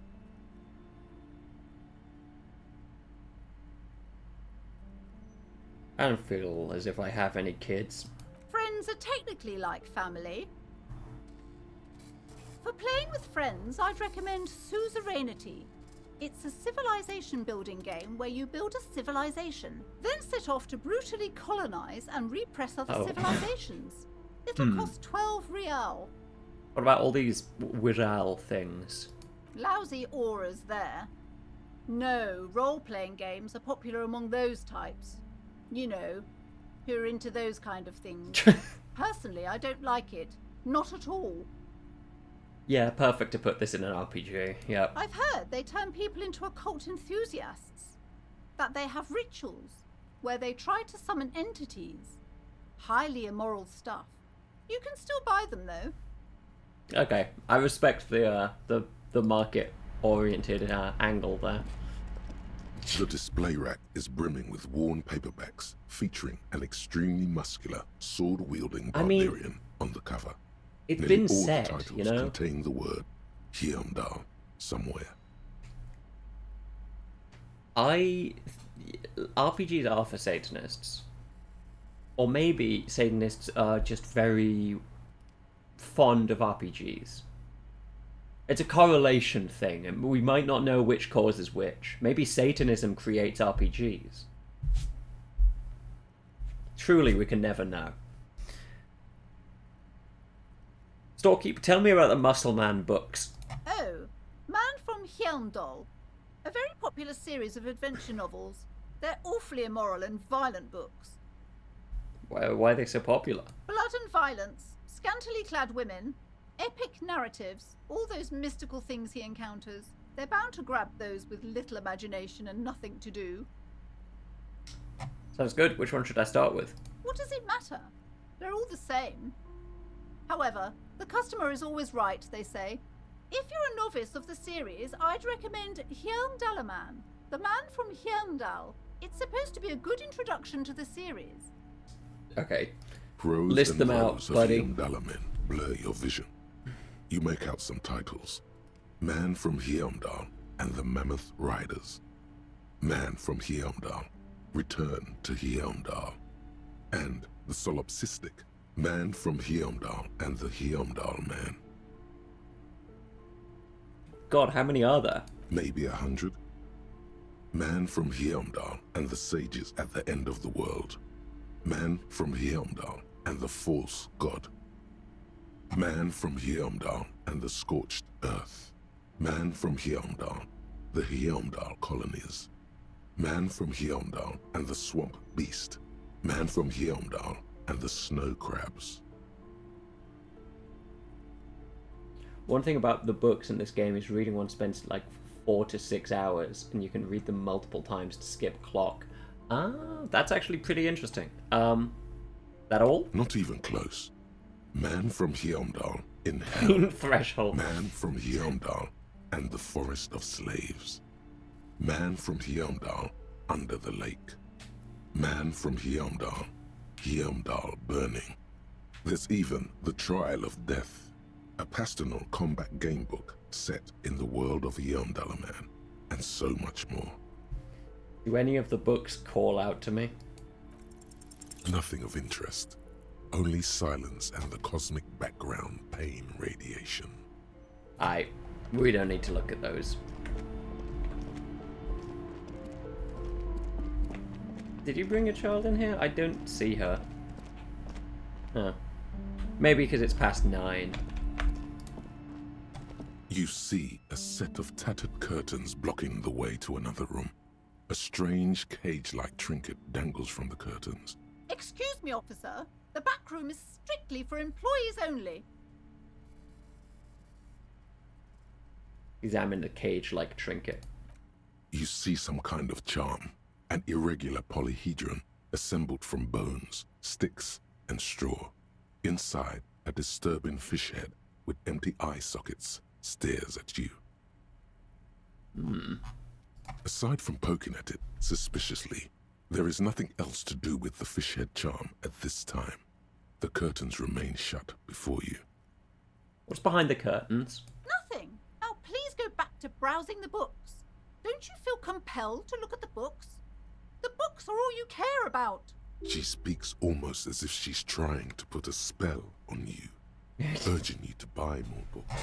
Oddly enough, the more she tries to draw you away from the curtains, the more alluring they become. Pull open the curtains. Just as you're about to pull apart the curtains, the petrified voice of the shop owner cries out once more. Sir, don't touch that. I told you it's off limits for the customers. Her hand closed around her pendant, her fingers nervously playing with the talisman. Parapsychologically speaking, we're done if you decide to open them. I won't be held responsible for the consequences. It's too dangerous. Okay. She looks away, mumbling. Why is everyone always messing with the curtains? Why can't they just buy books like normal people?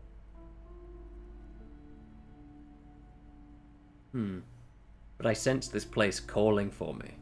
I must investigate beyond the threshold. You do? My God, even more reasons not to mess with the curtains. Just step away, dear sir. This is about the curse? That's why you're afraid? No, it's just a storeroom for the employees, I told you. Now please step away from the curtains. Ma'am, this is different. I'm a police officer. I need to get in there. Why? It's not like anyone was killed there. I am sorry, I don't mean to be so impolite. Just please don't go there. I can't allow that. You'll only make things worse and unleash the powers. The curtains do seem frail suddenly, not robust enough to contain a slippery darkness. Okay, you can't stop me. I'll open them. No! Please just talk to me, officer. Come here and let's talk this through before you decide to do anything extreme. There is something mysterious about the curtains. Be careful.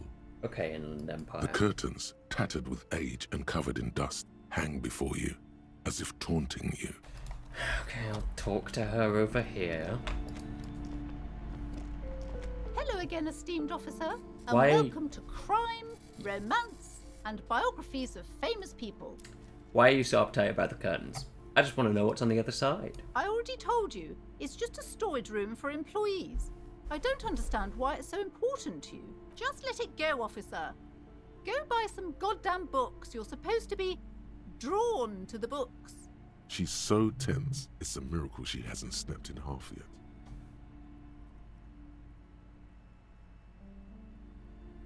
If it's just a storage room, then why do you have that strange trinket on the curtains? It's just for decoration.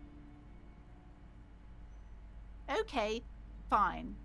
It's just because this place is cursed, just like everyone said. They don't call it the doomed commercial area for nothing. Are you happy now, officer? Happy that you've ruined everything? Host of hosts, she prays. Guard me and my honest business venture from the curse that lurks behind the curtains. Have you sought help from anyone? Yes, I've contacted numerous parapsychologists, and even a pair of Simonese mediators. They provided me with the wards. The wards help to keep the doom at bay and protect us against the darkness that lies further in the building, even though now I fear it's not enough. Is your pendant part of the wards? Oh, this? No, it's a special Himian amulet, blessed by desert pygmy shamans, with a spell of compulsion. It's to compel people to buy books. There are numerous spells cast throughout the store. I had the books anointed with a different inducement spell, for example. Okay, she's It's fucking guaranteed maniac. to boost sales 15%. How does the curse manifest itself? The curse is so much worse than you could imagine.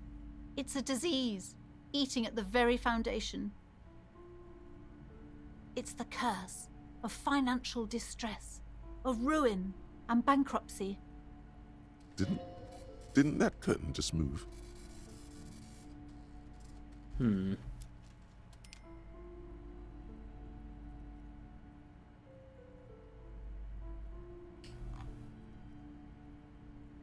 Wait, that's it? Oh, I was hoping for something more paranatural. But officer, there's nothing natural about entire companies declaring bankruptcy. I'm talking about cacodemons, feeding off bad business practices and disappointing income statements. There's something wrong with this building, I can tell you.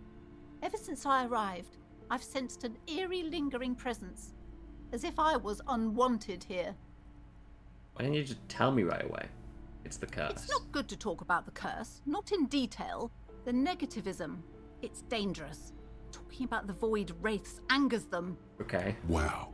Void raves. You have new words.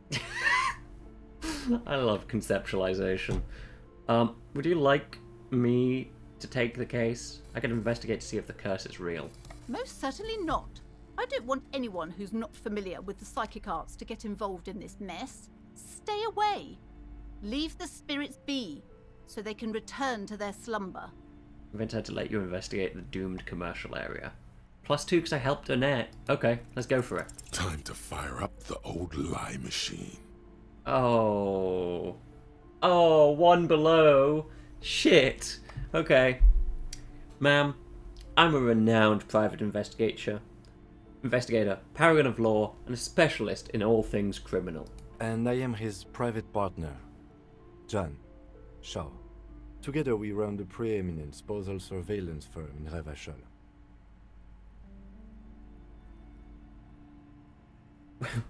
But wait, there's more. Once we've caught our client's spouse in flagrante delicto, we blackmail them and pocket the money ourselves. Because that's what private investigators do. Now, I see that you are a married woman. Some penetrating sarcasm from your colleague there. What nonsense are you two going on about? This is not relevant at all. And besides, my husband would never do such a thing. We are proper people. Alright, enough nonsense. The point is we sometimes take on unusual cases. How can I believe you after all that foolishness? Our sincere apologies, ma'am. No more nonsense. We are offering to assist you with your troubles. Pro bono.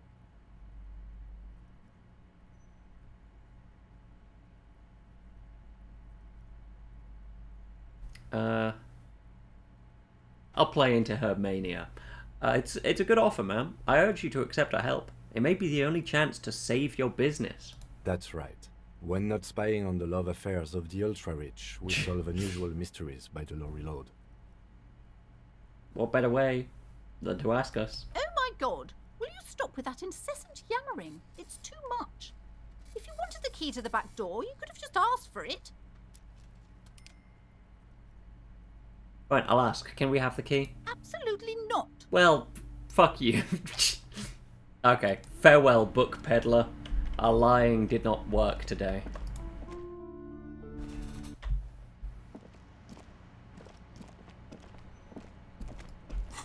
What's this? Okay.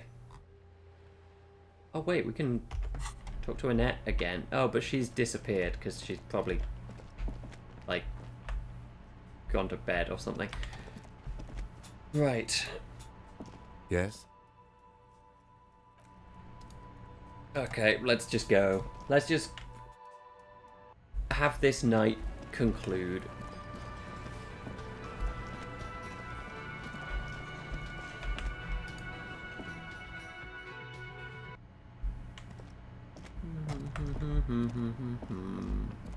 Bum bum.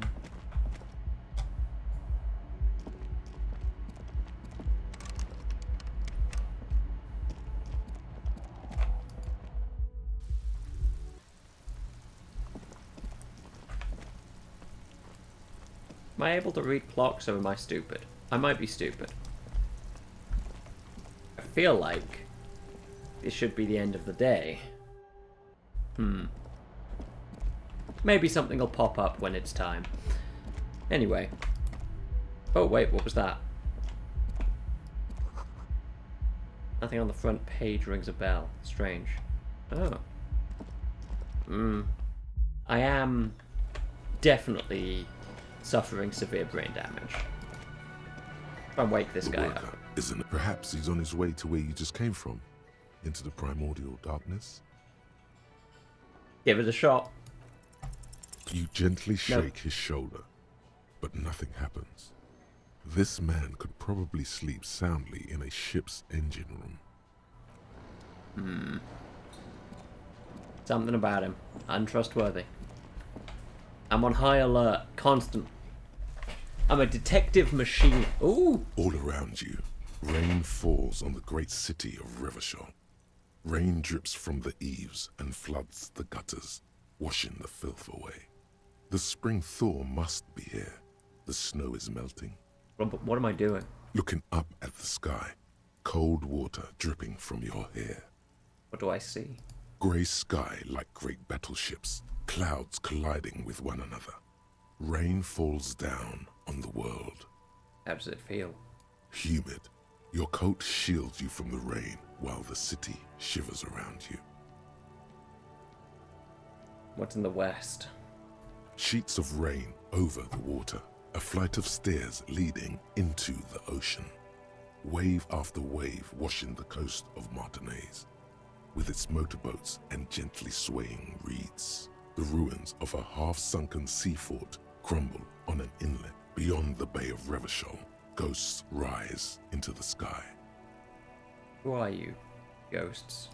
The skyscrapers of La Delta, the financial district. Faint golden light seeps from the office windows. Will you ever go there? Will I? No, you are just one of the hundreds of thousands who watch them rise across the bay from Martinaise every day. What's down the shore? Urban coastline, rain dripping off Eternite-covered roofs. Cinder blocks left over from half-finished construction. A defunct research and development building, once seized by revolutionaries. An old wooden church stands on stilts above the water. Beyond that? Coal City, end of all lines.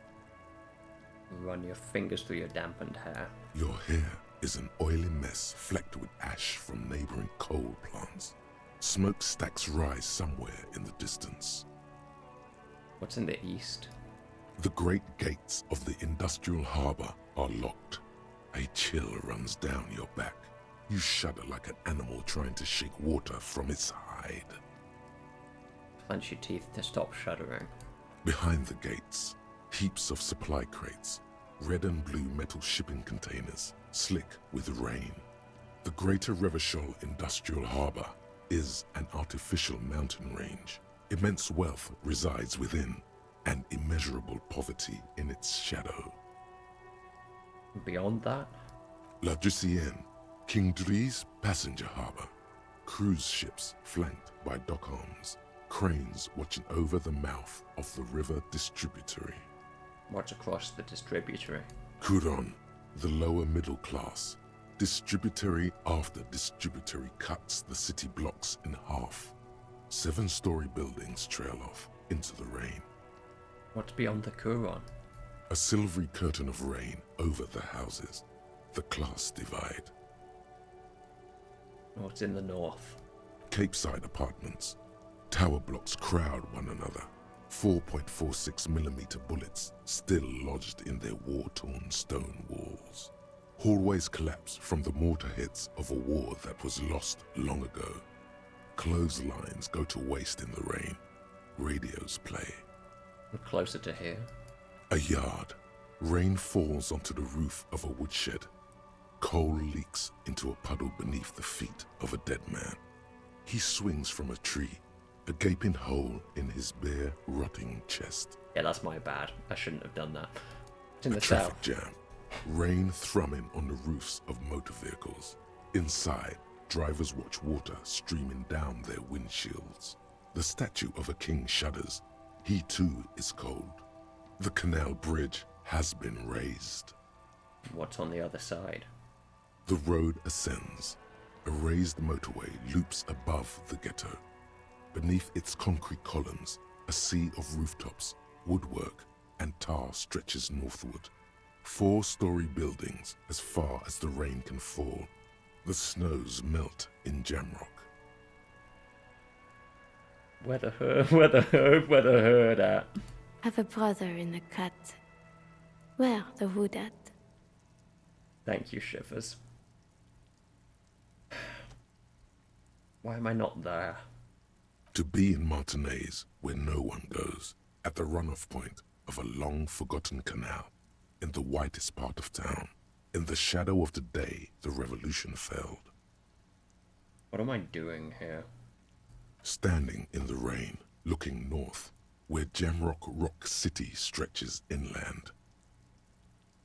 Shudder and look further. In the rain-swept distance, above the rooftops of Jamrock, a repurposed silk mill stands perched above the motorway exit. Precinct 41 hunches in the rain. Your vision blurs. You wipe your face with your hand.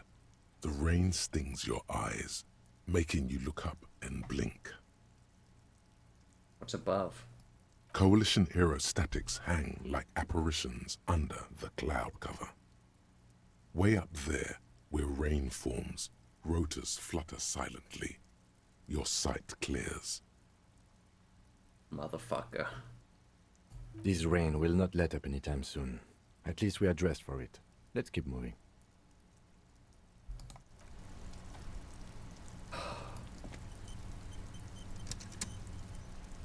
Yeah, I can see why. I can see why that's your favorite moment in the game. Just a moment of beautiful description.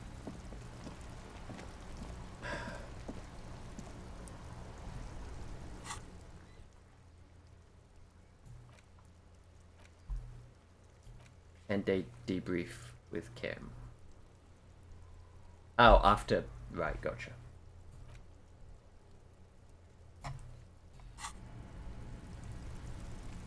"10 minutes.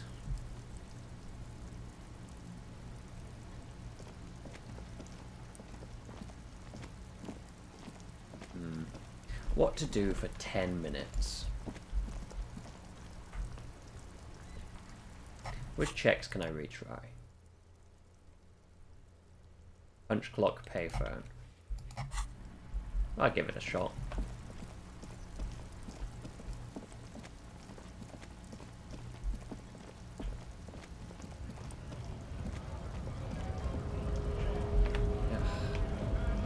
Stupid crowd of people.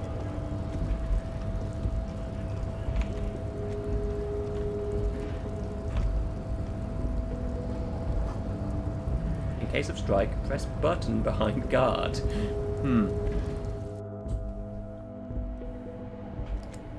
Let's try the punch clock again. The already familiar cold touch of plastic welcomes you as you pick up the handset. The long way home, okay. Your fingers run over the dial pad. 005. That's the dialing code for Revachol. 4952. And a moment of hesitation before entering the final numbers. 993. Calling. Calling. Still calling. Then. Video Revachol, 24-hour video rental. We rent 8 and 10mm film for home use.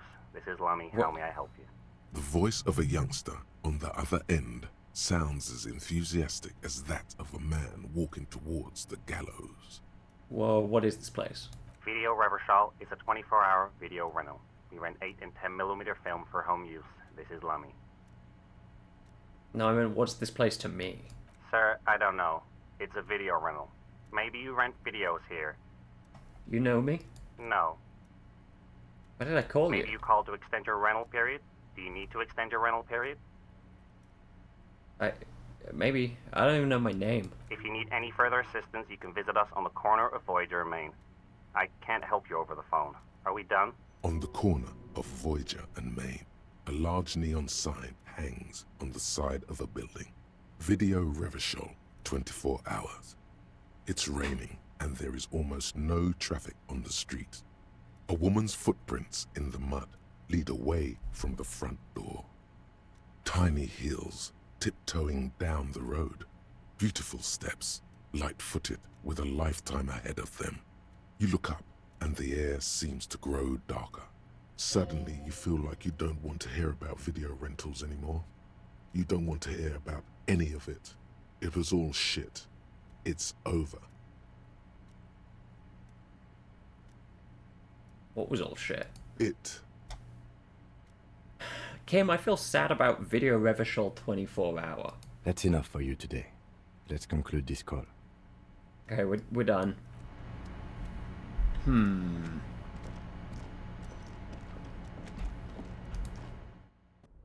Still got to piece together who the hell I even am. Oh, but I could try the electronic doorbell.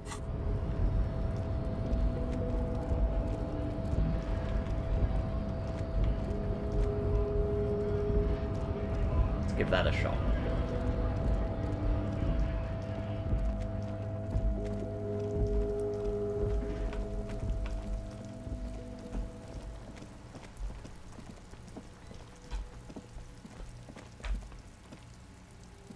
An old call box with a matrix of push buttons lists all the companies in the East Delta Commerce Center.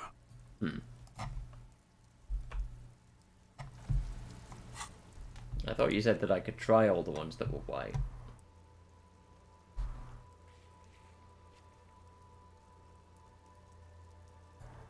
Oh. Oh, no, I see. No, those on white are available to try now. Oh, it's just I had it selected. I'm stupid. Solved the case. I'm fucking dumb, turns out. Maybe we need money.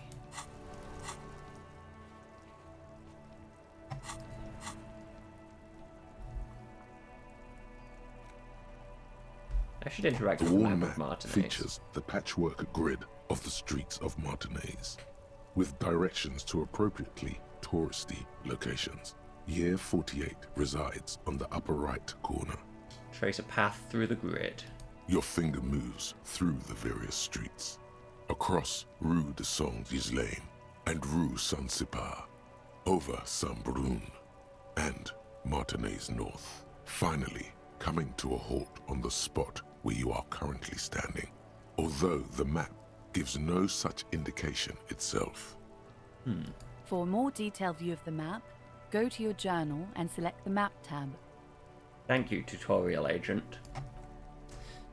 I should interact with An the photo. intricate web of blue lines stretches across the torso of the hanged man, from the right shoulder to the solar plexus. It still kind of looks like a map of the stars in the night sky, but something's not right. Who are you? Gone. What's the meaning of this tattoo? For you to discover. You've gotten as far as you will without assistance. I see. I see. Ah, hello, Alex. You've appeared right near the end of the stream. I'm just trying to get to the first nightfall. Is there anything I can... Inside, you see a set of steering levers, a radio microphone, a pull-out toolbox, and the soft glow of the fuel preheater gauge. Yeah, well, let's talk This is to the Precinct Lazarus. 57. How may I assist you? Connect me to Station 41's Lazarus. It will take just a moment, officer. Her voices fade out into the familiar radio static.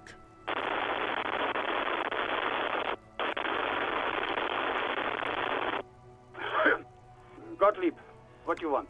He's carelessly chewing on a piece of hard candy. I was told to call the Lazarus. People are worried about me. Oh, it's you. Yes, it's Firewalker here. Firewalker? Oh, yes, you are. Just don't breathe in the general direction of your fire feet. Actually, wait. Do exactly that. Put yourself out of your misery. Take a deep, diaphragmatic breath in and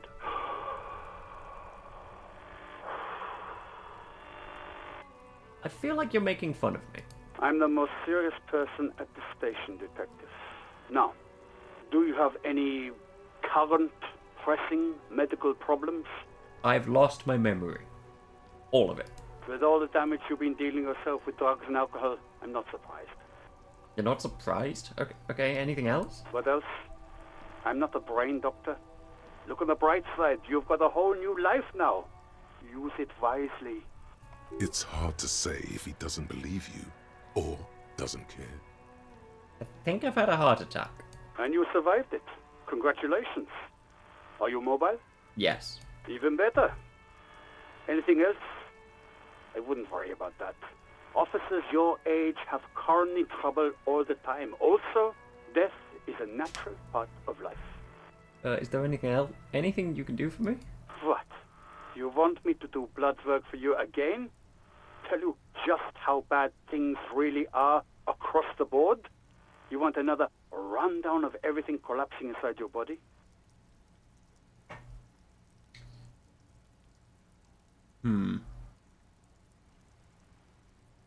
Yeah. You want the real, honest-to-God truth? Stop drinking, eat magnesium and vitamin D. Our station is not a retirement home. We don't have the funds to deal with rock stars past their prime. So it's political. You're being neglected because of political reasons. Okay. And sure. no, Yeah, I don't want to true. hear a political commentary on the topic. In fact, I got work to do.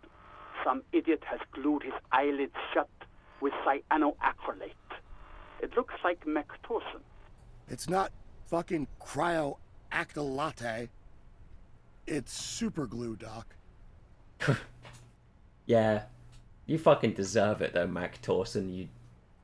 You were being mean to me earlier. Mm-hmm. Anything else I can help you with, officer? That's it. I'm done. Thank you. 57th, over and out. In the cabin, you see a set of steering levers. Close the door. We're good. We're done.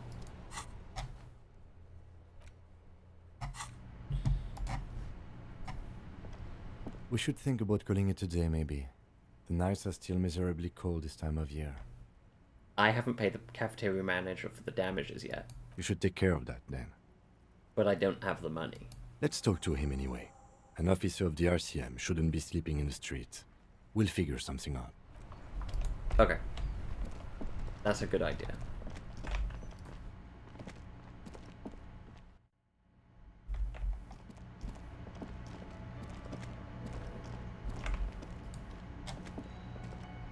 Can I help you?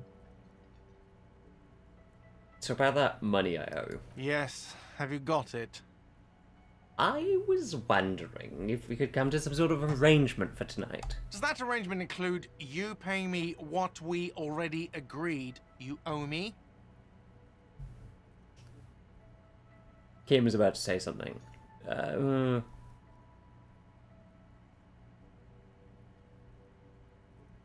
Cold out. I'll freeze to death because I'm losing the stupid money game. Game?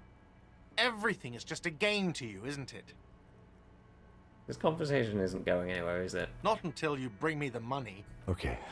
I might have something in my motor carriage we can use when you're done here. I really didn't want to resort to this. The man is thinking. Oh, Lieutenant. We're done here. Oh, shit. I could ask the station for funds, but I don't want to because they were mean to me.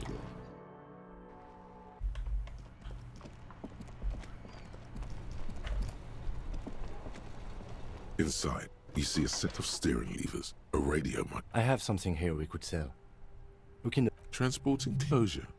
Regular people just call it the cage. The cage at the back of the motor carriage looks rather uncomfortable. 4 shiny hubcaps are stacked against the seat. Their silver edges sparkle in the dark. I confiscated these 4 a little while back. We can take them to the pawn shop down by the Martinez Canal.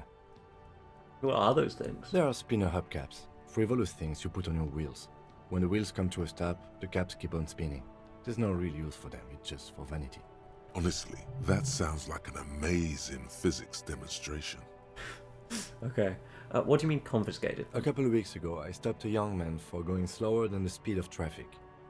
Turns out he was some coalition official's son and high.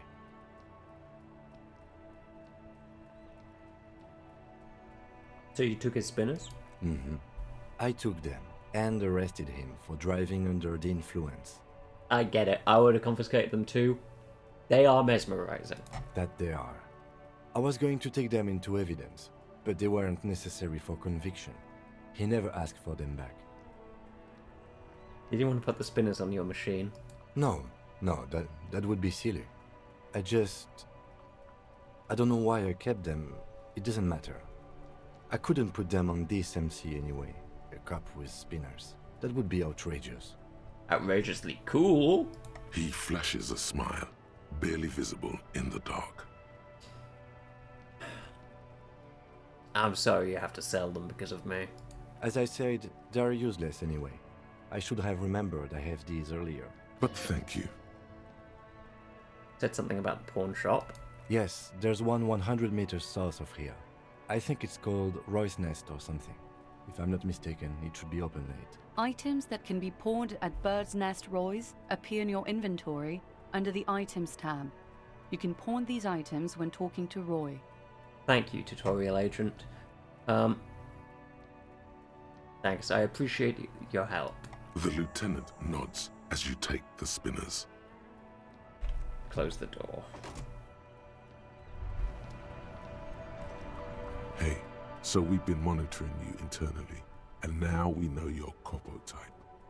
Wait, there are Copo types? Yes. Guess what's yours?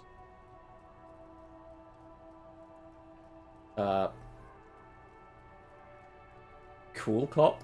No, you're the sorry cop. The cop who's sorriest. Let's make it official then, shall we? What are the other Copo types? Oh, you know. Apocalypse, Superstellar, the Advanced Interesting Cop, Liquid Shadow Cop. But you're too sorry to say those things. So, here we go? Will the other Copo types be jealous? What? Jealous of the sorry cop? I think they'll be fine. They'll be super, super fine. It'll be totally okay. You can dual Copo type from sorry to anything. Yeah.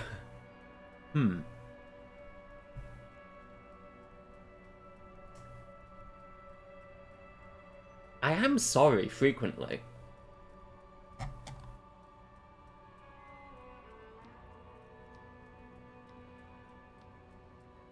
I mean, they should be sorry. I'm not sorry. No, I'm not sorry. No, you don't. Come on. You'll be back to saying sorry in 2 minutes. Stop wasting time and begin the repentance. I suppose I can at least dual Copo type from sorry to anything, so I'll trust conceptualization here and opt in. Of course you are. It's okay. See if you can get something out of this, like info. Or maybe every time you say you're sorry, you get $1 million. That won't happen. Oh. Thanks, logic.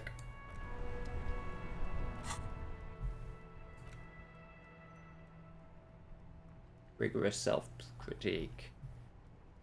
You're one sorry piece of shit, a cop penitent, a flagellant cop monk. This is not the right line of work for you. You should be groveling at the feet of a feudal lord, providing lurid evidence against yourself at a Misovian show trial, or ripping the flesh from your back with a cat of nine tails. Whatever made you this way, you could be damn sure it was your own fault. Do it. Really criticize yourself. Who knows? You might uncover something of importance from your guilt-ridden past. -1 to authority.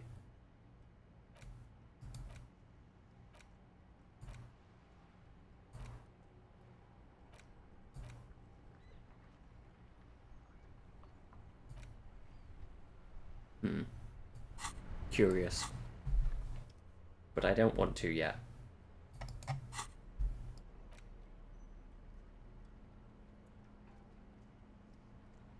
I can sell some things.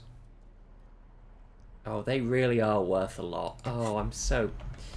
I don't want to do that. I don't want to have to sell them.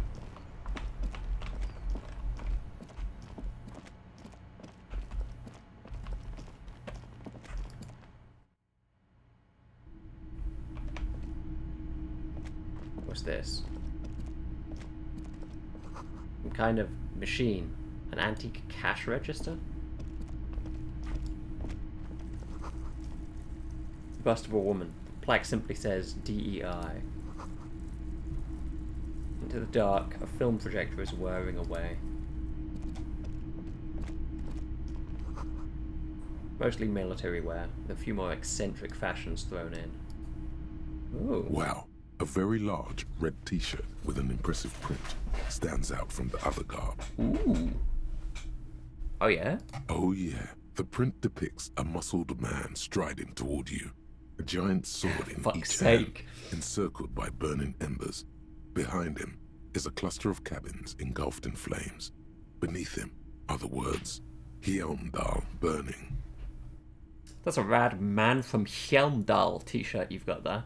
Hell yeah, man. I don't usually carry printed tees, but this one was just pure exemplar. You must be a serious Man from Hjelmdal fan. A fan? No, I wouldn't go that far.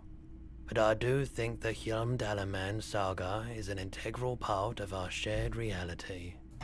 Oh, Most okay. people don't think that the man from Hjelmdal really existed, but they're wrong. Well, what do you mean the Man from Hjelmdal was real? I mean, even if the man from Hjelmdal didn't exist before the adventure novels, the stories have made it so that he has. It's simple, really. Okay. You sound skeptical. It's not that complicated. All that's required is a more robust understanding of cause and effect. Besides, I've been to Kotla, though not quite as far north as the Hjelmdal, and watched northern lights travel across the sky. Very unique, energetic tides there. His theory isn't exactly incoherent, but its logic does suggest some unusual neural activity. Interesting. Very, very unique energies indeed. Geomagnetic ley lines, one might even say. I sniff the t-shirt. Smells like worn cotton. And a Conan the little old Barbarian sweatband. is real and my friend. Yeah. Worn Man from cotton with Hjelmdal side seemed of to flea be... market or trash bin. Yeah, there's two types of people, okay? There are people who like Man from Hjelmdal, and there are people who like Dick Mullen. And that's it. They're the only two people who exist. Sniffing is okay, but please don't try anything on. Can't have you leaving your photon emissions in the fabric of things you're not going to buy. Yeah. You're not imagining it. Photon emissions? What is he talking about? How much are you selling the t-shirt for? 2 real. That's dirt cheap. Can you just give it to me for free then? But why? I'm a broke cop without a cent to my name. I sympathize, I do. But this is a for-profit enterprise. Physical instrument and shivers. Ooh. What's my current... Oh, I can't check what my current shirt does. I'll let go of the shirt and leave for now. Conceptualization, but minus to suggestion. The people like both were shot during the war. Yeah, they were shot by the people who like neither. What's this? Typical Martinez streetlight sits among assorted floor and table lamps. The light pole has been carefully cut, and the wiring has been redone and attached to a standard indoor plug. The light buzzes faintly, but persistently. This would make quite a statement in your living room. That's a street light? Yes, officer. As you see, it's in perfect working order. His manner is casual, but his speech is careful, measured. He wants you to know that he has nothing to hide. Where did you get this? It was brought to me to be altered. We are not here to investigate the theft of city property. You have to admit it's rather clever what he's done with it. No, you're right. How much for the streetlight? 700 real. Jesus. A bargain, I dare say.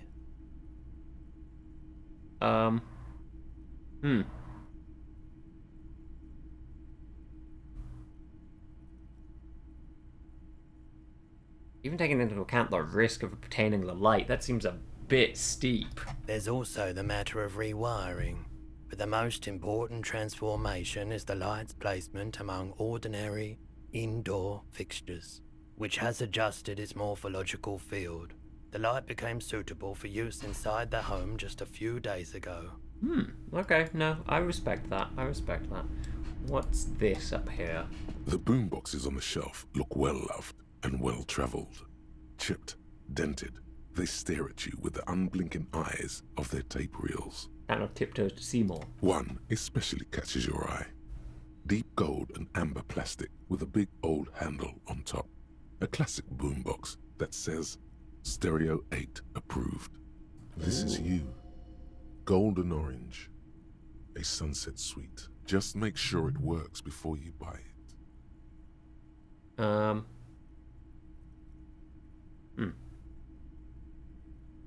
Are you sure this is all in working order? Absolutely. I've tested each one myself with recordings of speech, found sounds and music from a variety of genres, even though I don't really like music. Oh. Stereo 8 approved machine here. Is the Harman Welshi W2, made in Vespa, designed in Seoul, plays all reel-to-reel formats. 2mm, 8mm, 12mm. It's even got a little radio in there. It'll set you back 12 real. What I really want to know is, could this device come in handy in my police work? If police work means playing tapes, sure. You can use it for that. Or any other time you'd need to play a tape. That is tempting. That is genuinely tempting. What else is in here? Just these. You see rows of toy soldiers guarding the rest of the trinkets displayed on the table. Some on horseback, others in rags, others yet in bright blue uniforms. All are stern and unyielding in their duty. Try to find something pretty and cool here. Then use it to win her back. Win her back? Yes. Buy something nice. A figurine. Inspect the knights on horseback. Big men on big horses, clad in lamella armor and carrying flintlocks. The kind that would mow down a line of enemy soldiers in the blink of an eye. Who are they? Franco-Nigerian knights. I used to be very serious about these guys. A long, long time ago. Inspect the blue uniforms. They're not all blue. These figurines also wear gold coats and caps, complemented by orange trousers. They are variously posed, wielding swords and rifles with bayonets. Ooh, this looks like Rene, the old guy who was playing Petonk. This is what the loyalists looked like, yes, at first. Then they wised up and got camouflage. Ah, yeah, that would make sense. Which ones? Ah, those. Yes, they are. I find the paint job a bit gaudy, but children like the bright colours indiscriminately. Inspect the figurines in rags. This set of soldiers isn't meant to look impressive. A few have rifles, but most of them carry pistols. Some even shovels and tall sticks. Are these even soldiers? You're probably talking about the revolutionaries, yes? Yes, they are soldiers. Revolutionary soldiers. Mm-hmm. I think their poverty has been exaggerated for effect. When you place them next to the royalists, it doesn't seem like they could possibly win.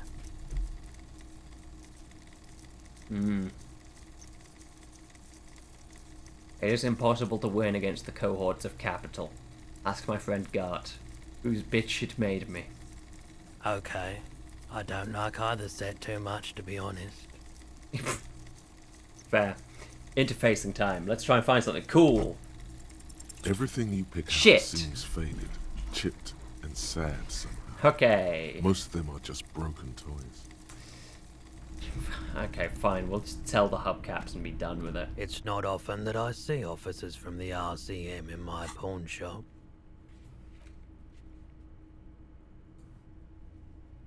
Oh, I can retry Im's logic. Oh, okay. What can I do for you? His courtesy is not insincere, but he prefers being alone with his projector, just watching the movement of light across the walls of the shop. I really am a sorry cop. Sorry, I feel like I'm interrupting you. Oh no, not at all. I guess I haven't had many customers lately. RCM or otherwise. Who are your customers usually? All kinds of people come through here. Locals, travelers, people looking for a deal, people looking for a keepsake. People who are terminally bored. As you can see, I have a wide selection of goods for everyone to choose from.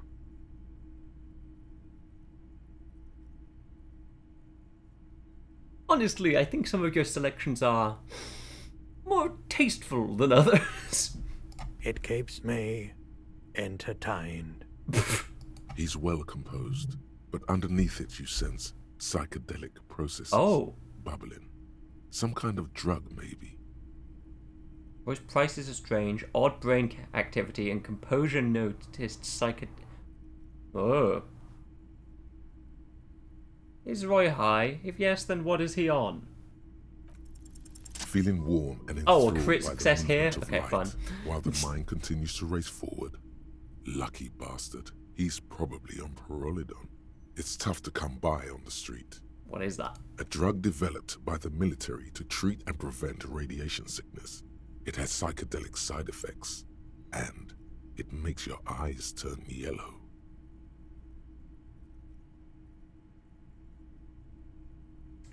It mirrors it really warm in here. I try to keep the shop at a comfortable temperature.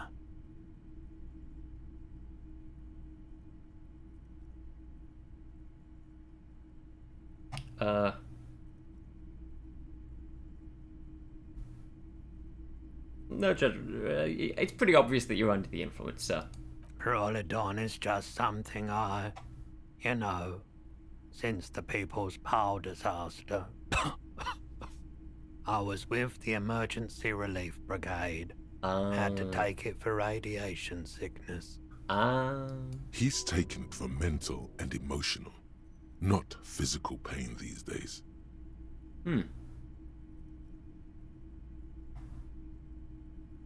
People's Pile, what's that?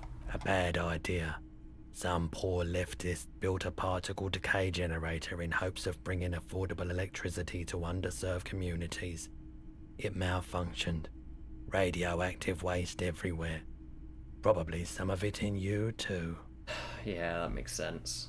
More about the Emergency Relief Brigade you were part of. We were an all-volunteer force. Self-organized.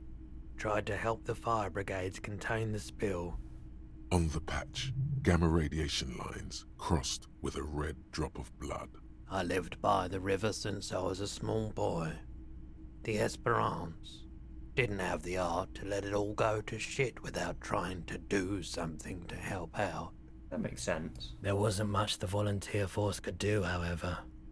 We wasted years in the river mud. Years getting sick. Must have been tough, radioactive cleanup. There's a reason why everyone's tried to forget any of it ever happened, and why no one has tried to repair or replace the pile. So much disappointment, and early deaths. Cancer mostly. And we knew all that was coming even as we were cleaning up as best we could. Whose fault was it that the generator failed? No one's. Everyone's. Oh. So much bitterness. A bunch of poor people built themselves a primitive nuclear reactor, hoping for the best. What do you think is going to happen?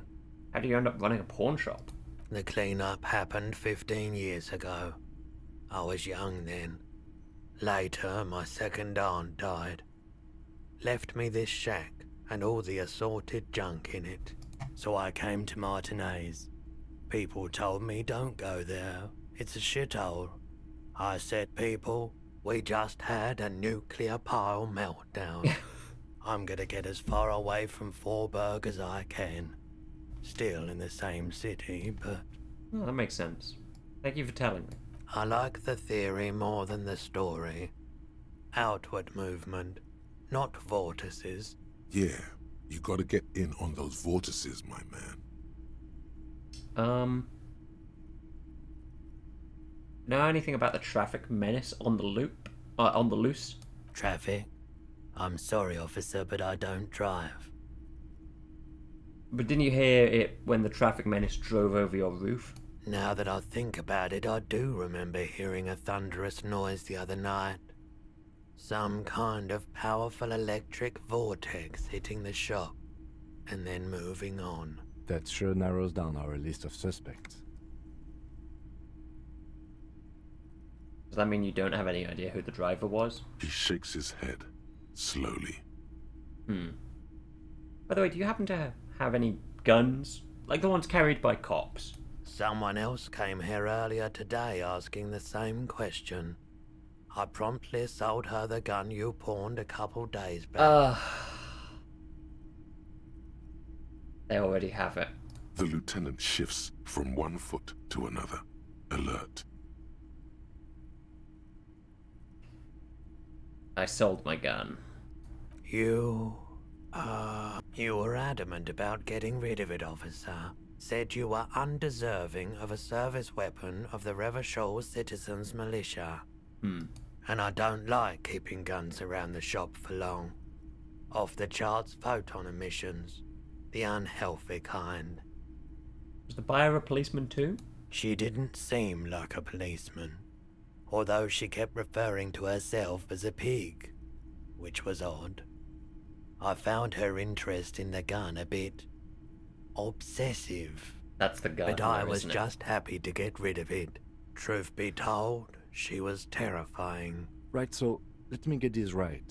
You sold your sidearm, issued by the Citizens Militia, and now a civilian is running around the streets of Martinez with it? I don't like it either. What if she intends to commit a crime and blame it on the Citizens Militia? You're right that she could cast aspersions on the force. We have to find her.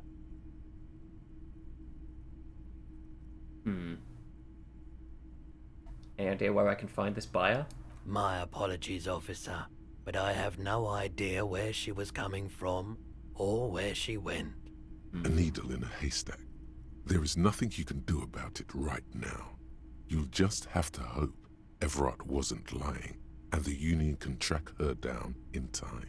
Are the people from Everett Claire's Union come here to track that gun? Maybe. Shady-looking guys came in here yesterday, looking like they'd just taken off their Wild Pines overalls. They asked if I have a police weapon to sell. I told them I already sold it. Okay, so it might not be the gardener. They went their way. It was a trip, but you know, all sorts of people come here, asking for all sorts of things. Wait, then it might be true. Everett's claims. Maybe Claire really is tracking down your gun. At least I know how I lost it. Let's talk about something else. Of course. You might be able to aid in our investigation. I doubt it, but I can try and answer any questions you may have. Know anything about the recent hanging? I do my best to keep my distance from all manner of butchery. Bad for business. Bad for everyone. Could you help me get a corpse out of a tree? The corpse behind the hostel, I assume. I don't have a truck with a mounted platform or anything of that sort myself. Ask around the harbour. There might be some workers there who'd be willing to help. I don't want to... I don't like the harbour workers. The pawnbroker's gaze is already fixed on the dancing colours. Okay, there's something I'd like to sell. We'd like to sell these hubcaps. Roy takes the hubcaps from the lieutenant and inspects them. The spinners appear iridescent in the dancing light of his pawn shop. Yes, these are very, very good. Did you defraud some foreign prince for them? Jump-a-mesque banger? No matter. I'll give you 200 real. That's good. That's a nice amount. No one was defrauded or jumped, I assure you. Of course. I meant no offense. 200 real for you, officer. Delightful doing business with you. Do come again. Thank you. Here's the 130 real you need for your bill. Do not waste it. Anything else you're thinking of selling? I'll check my pockets. Anything else you're thinking of selling? Dock worker shift card. I need that to get into and out of Everard Claire's place, so probably not.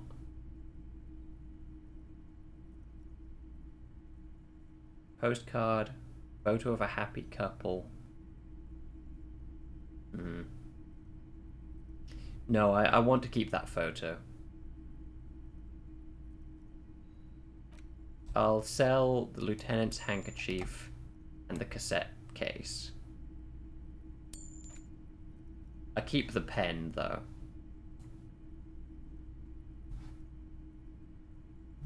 How do I... Oh. The button that says close. Yeah, that makes sense. Another time, perhaps. The boomboxes wait on the shelves. And your boombox, that gold and amber Harmon Waushi, stares at you longingly. I'm buying that. And here you are. And I am also... What a shirt. Buying this. Welcome to Hyomdal, officer. Perfect. An important piece of clothing. Now I have 3 different tops. Oh, and I can get rid of the white tank top, because +1 physical instrument's already covered by the man from Hyomdal shirt, so that's good. And I can now play tapes using that. Wonderful. Wonderful. Hello, hello. Let me know if I can help you with anything. The boombox I bought, it should play this tape, right? Of course. It's in working order still, isn't it? Just pick your tape and set it spinning. It all starts with the tape. Okay, there's something else I'd like to sell. I'm not purchasing any more clothing at the moment. Oh, okay. Another time, perhaps. Bye. Right. Let's just get the day finished. You can carry the boombox on your shoulder. Oh God, let's have a look at that then. Yeah. Yeah, that makes sense. That in fact tracks.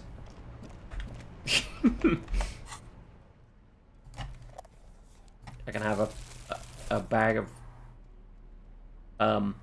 what the hell do they call it again?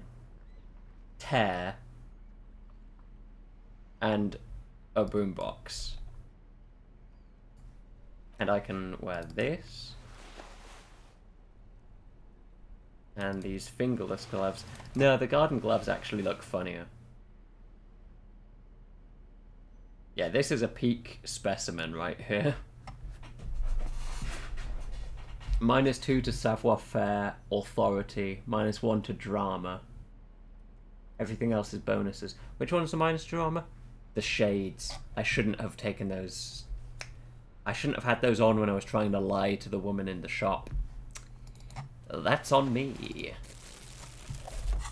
Anywho,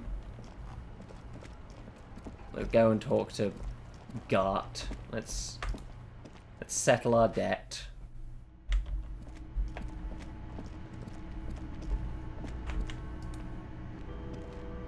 Can I help you? About the yes. money. Have you got it? Have it. Well?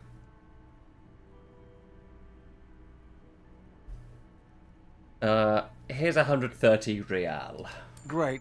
Thank you, officer. That's all I wanted. Payment for services rendered. If you continue to stay here, I just ask that you please pay your nightly bill in advance starting tomorrow. I'll unlock the electronic lock to your room. All the doors lock automatically at 9 p.m. Please pay for each night in advance starting tomorrow. 20 real per night. I'll take a room here too.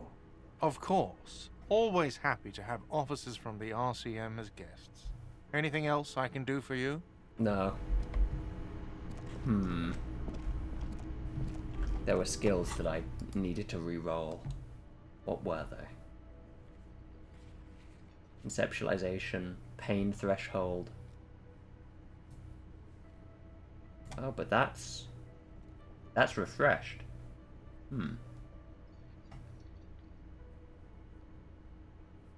Volition, drama.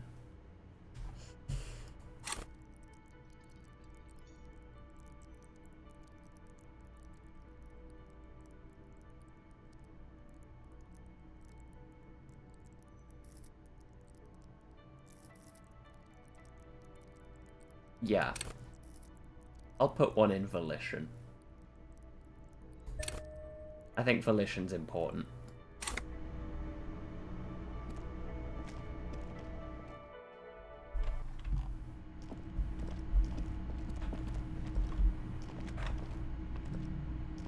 This is the door to the room you redecorated. Yeah. Just a moment. You had some questions earlier, I believe. And besides, we should discuss our progress on the investigation. Let's go out to the balcony. Yes, let's do that.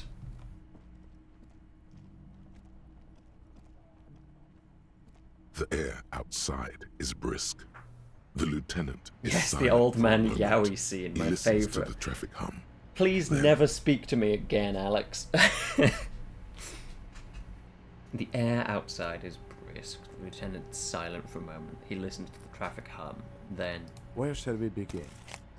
We should talk about the investigation, first and foremost. But I also remember you wanting to discuss the RCM? I didn't know you smoked, Kim. I have a cigarette every night when I go over my notes. It's something of a ritual. Ah. Oh man, he looks so devastatingly cool with that cigarette. How did you get so cool, Kim? You mean this? This isn't cool. It's an unnecessary trial of will, and unhealthy. Keeping the habit within the parameters he's given himself takes a lot of focus. It would be easier to simply quit. Yet, were he to quit, he would lose the cool factor. This man relishes his cool quite a bit below it all. Right then, the debrief. Yes, it's been a long and eventful day.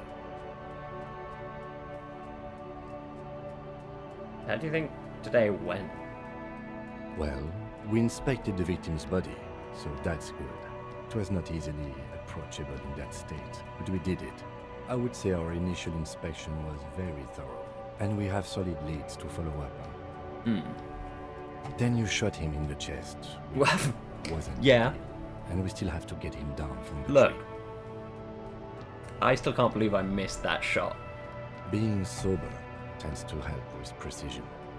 But moving on to the interviews, we conducted an interview with Everard Clare. He wasn't particularly forthcoming with useful information, however. I'm a little intimidated by him, honestly. He has stuff on me. Well, we will have to work through that. We didn't talk to the Wildlands rep. We really must do that tomorrow. Right, yes. Above all, though, today was exhausting. What's with all the running? You run a lot. Is that a standard Precinct 41 practice?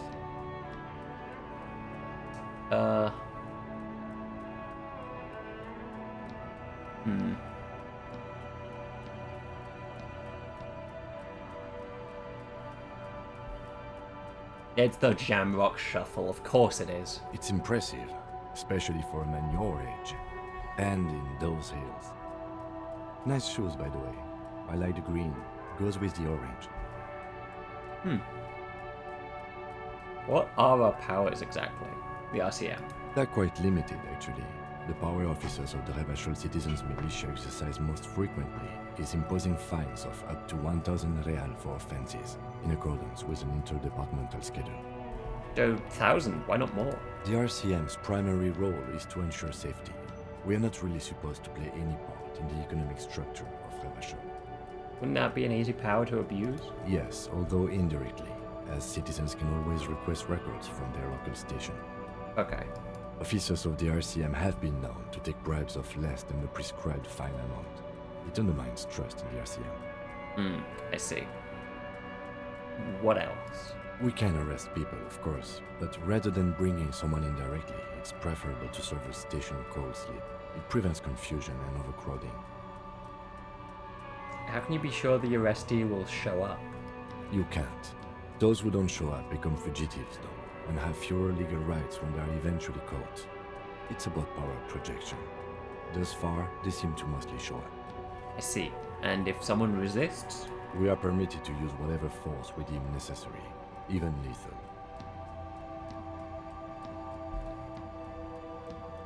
Wait, so if I kill someone while on duty? You have to supply compelling evidence for why it was necessary to use lethal force. In these cases, your partner is usually your witness. Ah. Not a good position to be in, by the way. Internal Affairs handles these cases thoroughly, by cross-examining you for inconsistencies. It is hard to cover for anyone, which is for the best. Have you ever killed anyone, Kim? Yes. The last time was 4 years ago. Ah. He has internalized it well. It's just that. A fact. A self-contained past event. Have I killed anyone? That's an improbability. Perhaps even impossibility.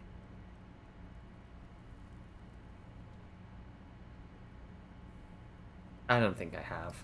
Perhaps. But Precinct 41 is known for a higher than average rate of kills. What happens to the people we convict? We don't convict. We arrest and send them to coalition government courts in Couron and La Delta. The prosecution works off our testimonies and records, which is why it's paramount to keep them. Ah. I don't take notes. I just talk to myself. The coalition government, and the moral intern more broadly.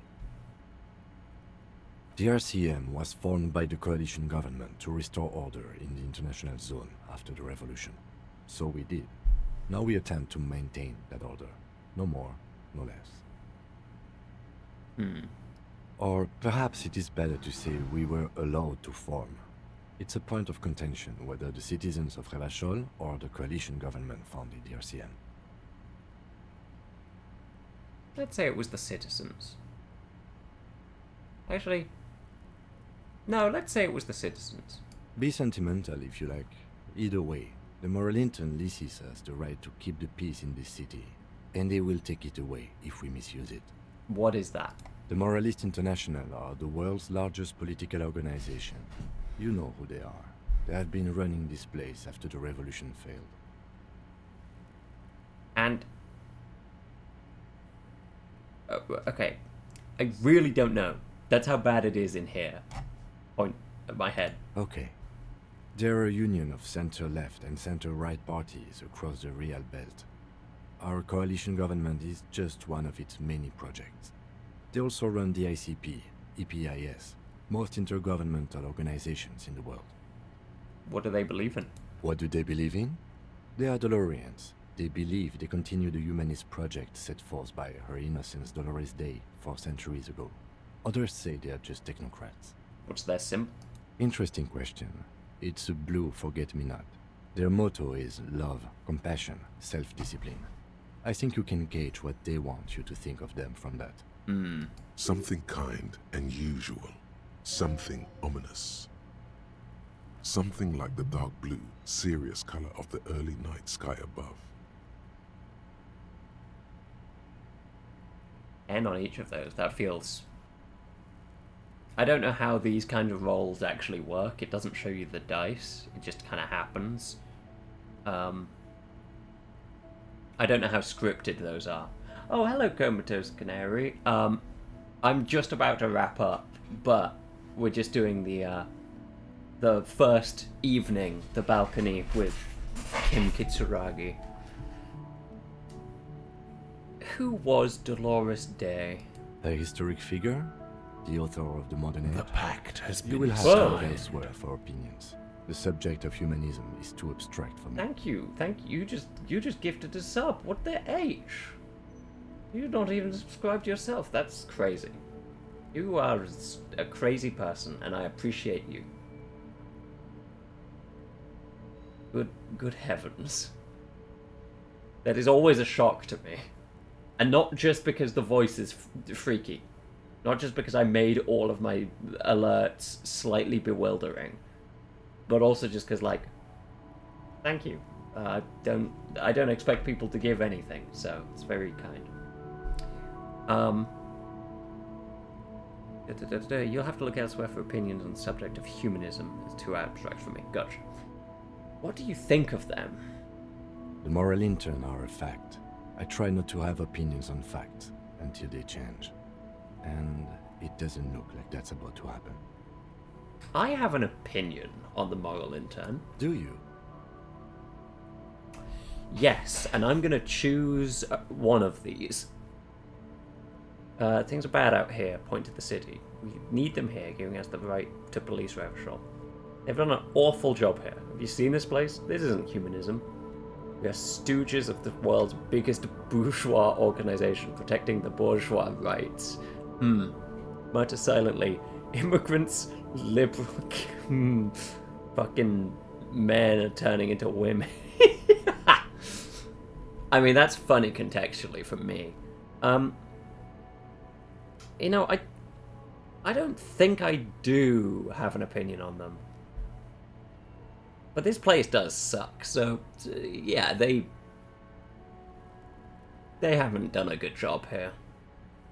We are in what is called the twilight of international law. The laws we claim to enforce come from the MI. Without them, we are simply vigilantes. Actually, vigilantes... Okay, no, it does sound bad. Sadly, it is what we already are to the people of Martinez. Most of them, at least, especially the Union. Vigilantes. I expect our job here to prove quite challenging. The lights of the orphan district are reflected in his glasses. The red and golden orbs of the motorway sliding like pearls on a string from east to west as Revachol commutes back to the suburbs. Tomorrow is Tuesday. Monday is over. Say nothing, just look into the night. The dying lights of the city shimmer below. Slowly, like luminous clouds, they pass on his lenses. The lieutenant looks at his slim cigarette, contemplating the next drag. This soldier is the highlight of the day for me, he thinks. This little stick right here. An aerostatic passes overhead, the whiskers of its floodlights on the ground below. Kitsuragi's glasses light up as he looks to the sky. Two glowing circles. They really don't like us here. And the mouth on that kid, Kuno. It's different inland, in Jamrock and the GRIH. Why are they like It's this? our fault for leaving this place to the dogs, to the Union, to the company. Not daring to come here more often. It's like I told you, this place is an orphan, fallen between the cracks. And Jamrock and the GRIH? We run this city. West of the river is RCM land. It's incredibly hard. Human beings are... But we are in control, and it's worth it. The organization works, our systems work. If they didn't, the city would disintegrate. I hope our investigation will at least help improve the situation here. At least do some good. Me too. But I wouldn't count on any drastic changes in our lifetimes. He is very tired, but the dark circles under his eyes make him look younger, not older. Oh. Thank you for this. Yeah, it's getting very cold now. Let's go.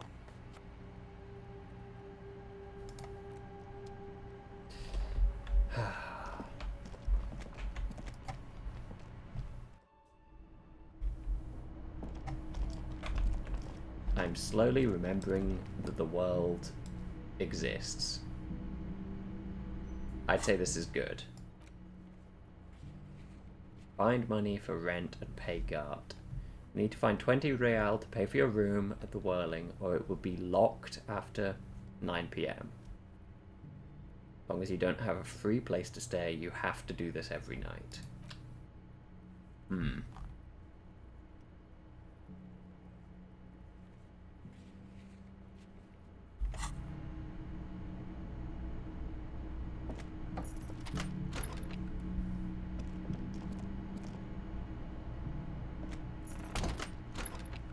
Goodbye, Kim.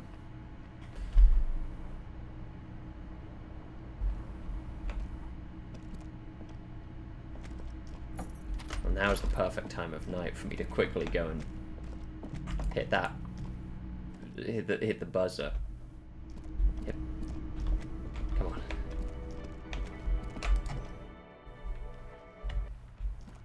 We're not going to manage to get the boots. I imagine that's going to be very difficult. An old call box with a matrix of push buttons lists all the companies in the East Delta Commerce Center. No, hold on. The last thing you need in your life is more hysteric emotions. Forget it. Find something else to do. It was worth a try. Anything else we need to do before? Suggestion, logic, pain threshold. Most of those are in places or talking to people who have gone to sleep. Shit. Okay, fine. That must be it. That has to be it for the eve. Away we go. To that reminder of cold oblivion.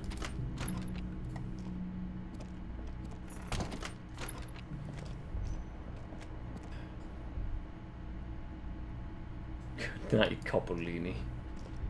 Actually, A mirror hangs on the wall, covered in steam.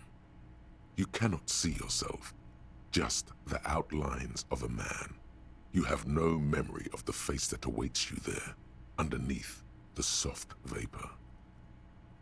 And I don't intend to have any. The bed is cold and not particularly inviting, but it's yours. The sheets look awful. To call that a bed feels... It feels like a stretch. The option to go to sleep becomes available every night after 9 PM. Crawl in, baby. The sheets feel at once coarse and clammy against your skin. The bed sags beneath your weight as you stretch out and finally close your eyes. And then sleep. And then sleep doesn't come. But I want to sleep. Obviously, you're in bed with your eyes closed, but it's not happening.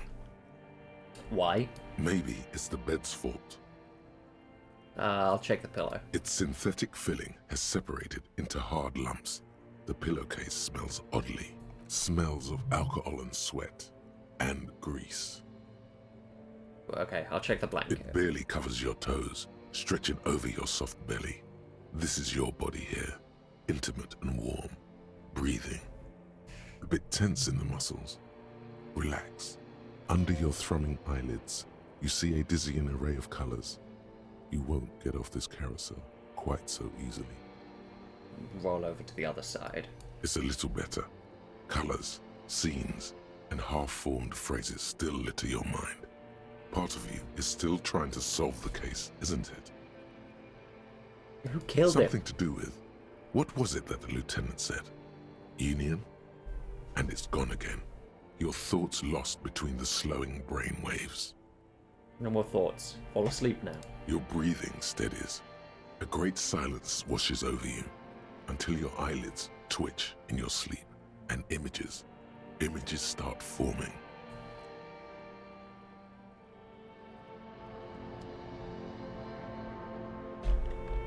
Ooh.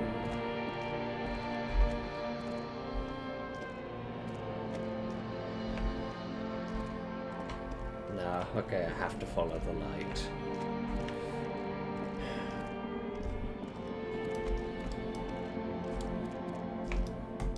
Away circle. There we go. Okay.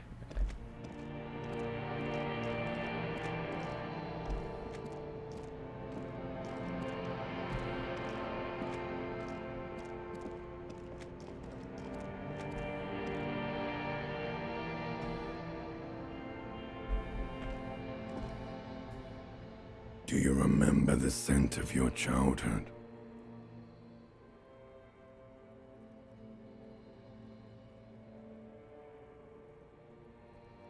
I was born in a hospital where people usually go to die. You're not kidding anyone, Harry. You don't remember shit. Oh. Tell me, do you remember your wife's hand on your face?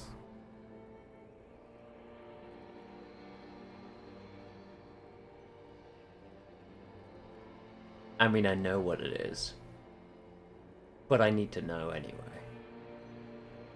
You know who I am. I'm the bad day. The one where you ask her, and then later in the streets, wandering. It's the worst day of all time, Harry dear. And it's coming. She will hear about it on the phone. Reality will turn into a grotesque nightmare. This will be the last thing you did to her. Tell me, do you remember the love of your life? You said... who? Do you remember the warmth of her thighs, between her legs and in her mouth? I was left. That's right, funky baby. And you just stood there. One hand on the bottle and the other on your dick. Watching her go. Let it all be dragged away from you. Tell me, where are your friends? Human beings have friends, Harry boy. Where the hell are yours? I don't want to come back. They were only cramping your descent into the abyss. Now they're gone. 3 times gone and never coming back.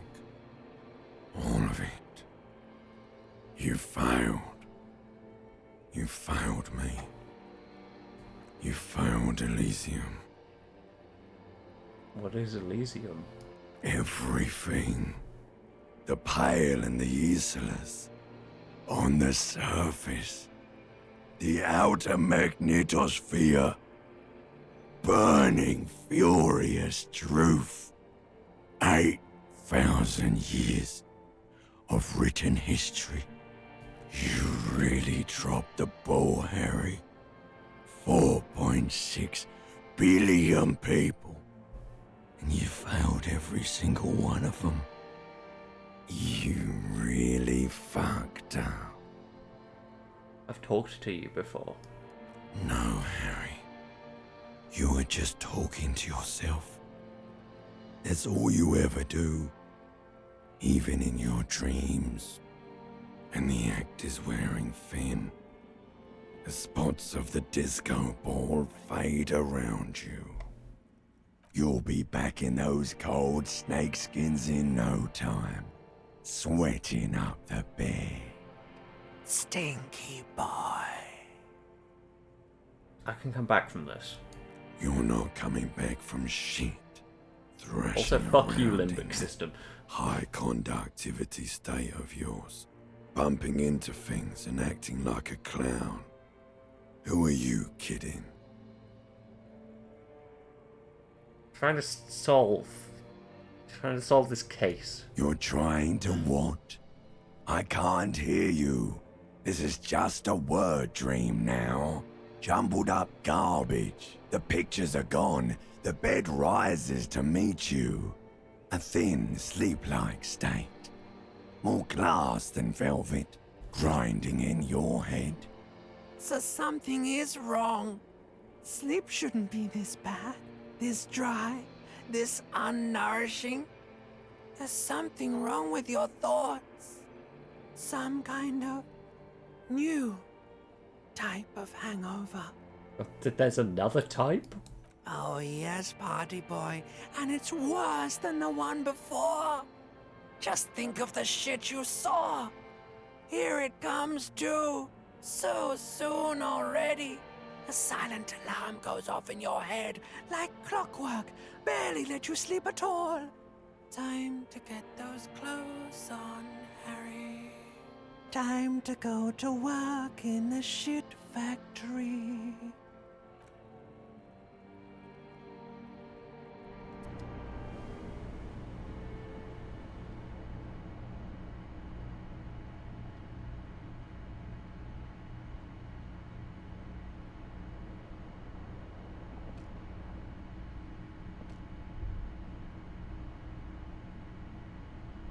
Good going, buddy. The hell was that? Oh, just a dream. You have ones like that all the time. You feel even worse this morning than you did last night. What the hell is going on with me? You mean, why are you so tired? Too tired and down to even think? It is worrying, isn't it? You can't be a detective like this.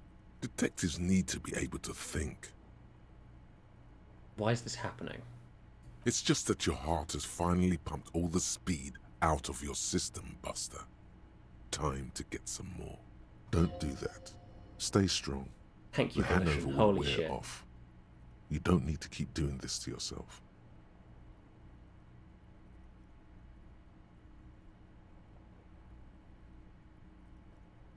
No, I can take this. I'm not going to go looking for speed. Are you sure? Ready to live as this pathetic shell of yourself for days? Basically, a week. Let's be honest, 2 weeks. Maybe 3. You won't make it. Half the town will be dead by then. You will be fired. It's a lie. I can do this without the speed. Half the town won't be dead. Volition told me so. Suit yourself, slow, sad shell man. See how you do without your spark.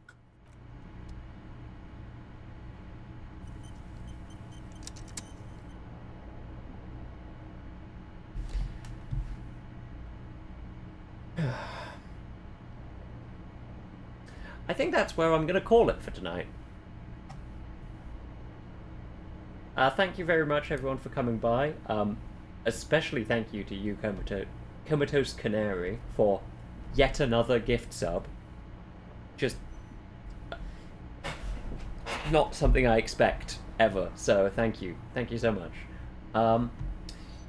I hope everybody has a lovely evening. This has been this is about the point in the game that I got to when I first played it 3 years ago.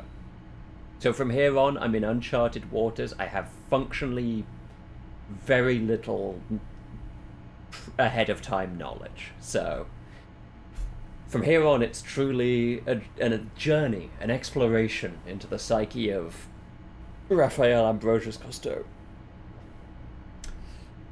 But yes, thank you everyone for stopping on by. Is there anyone I can raid? You know what? Is Scrench? Scrench might be running today. They are. Yes, they are running. That'll be the one then. I'm going to set up a raid for Scrench.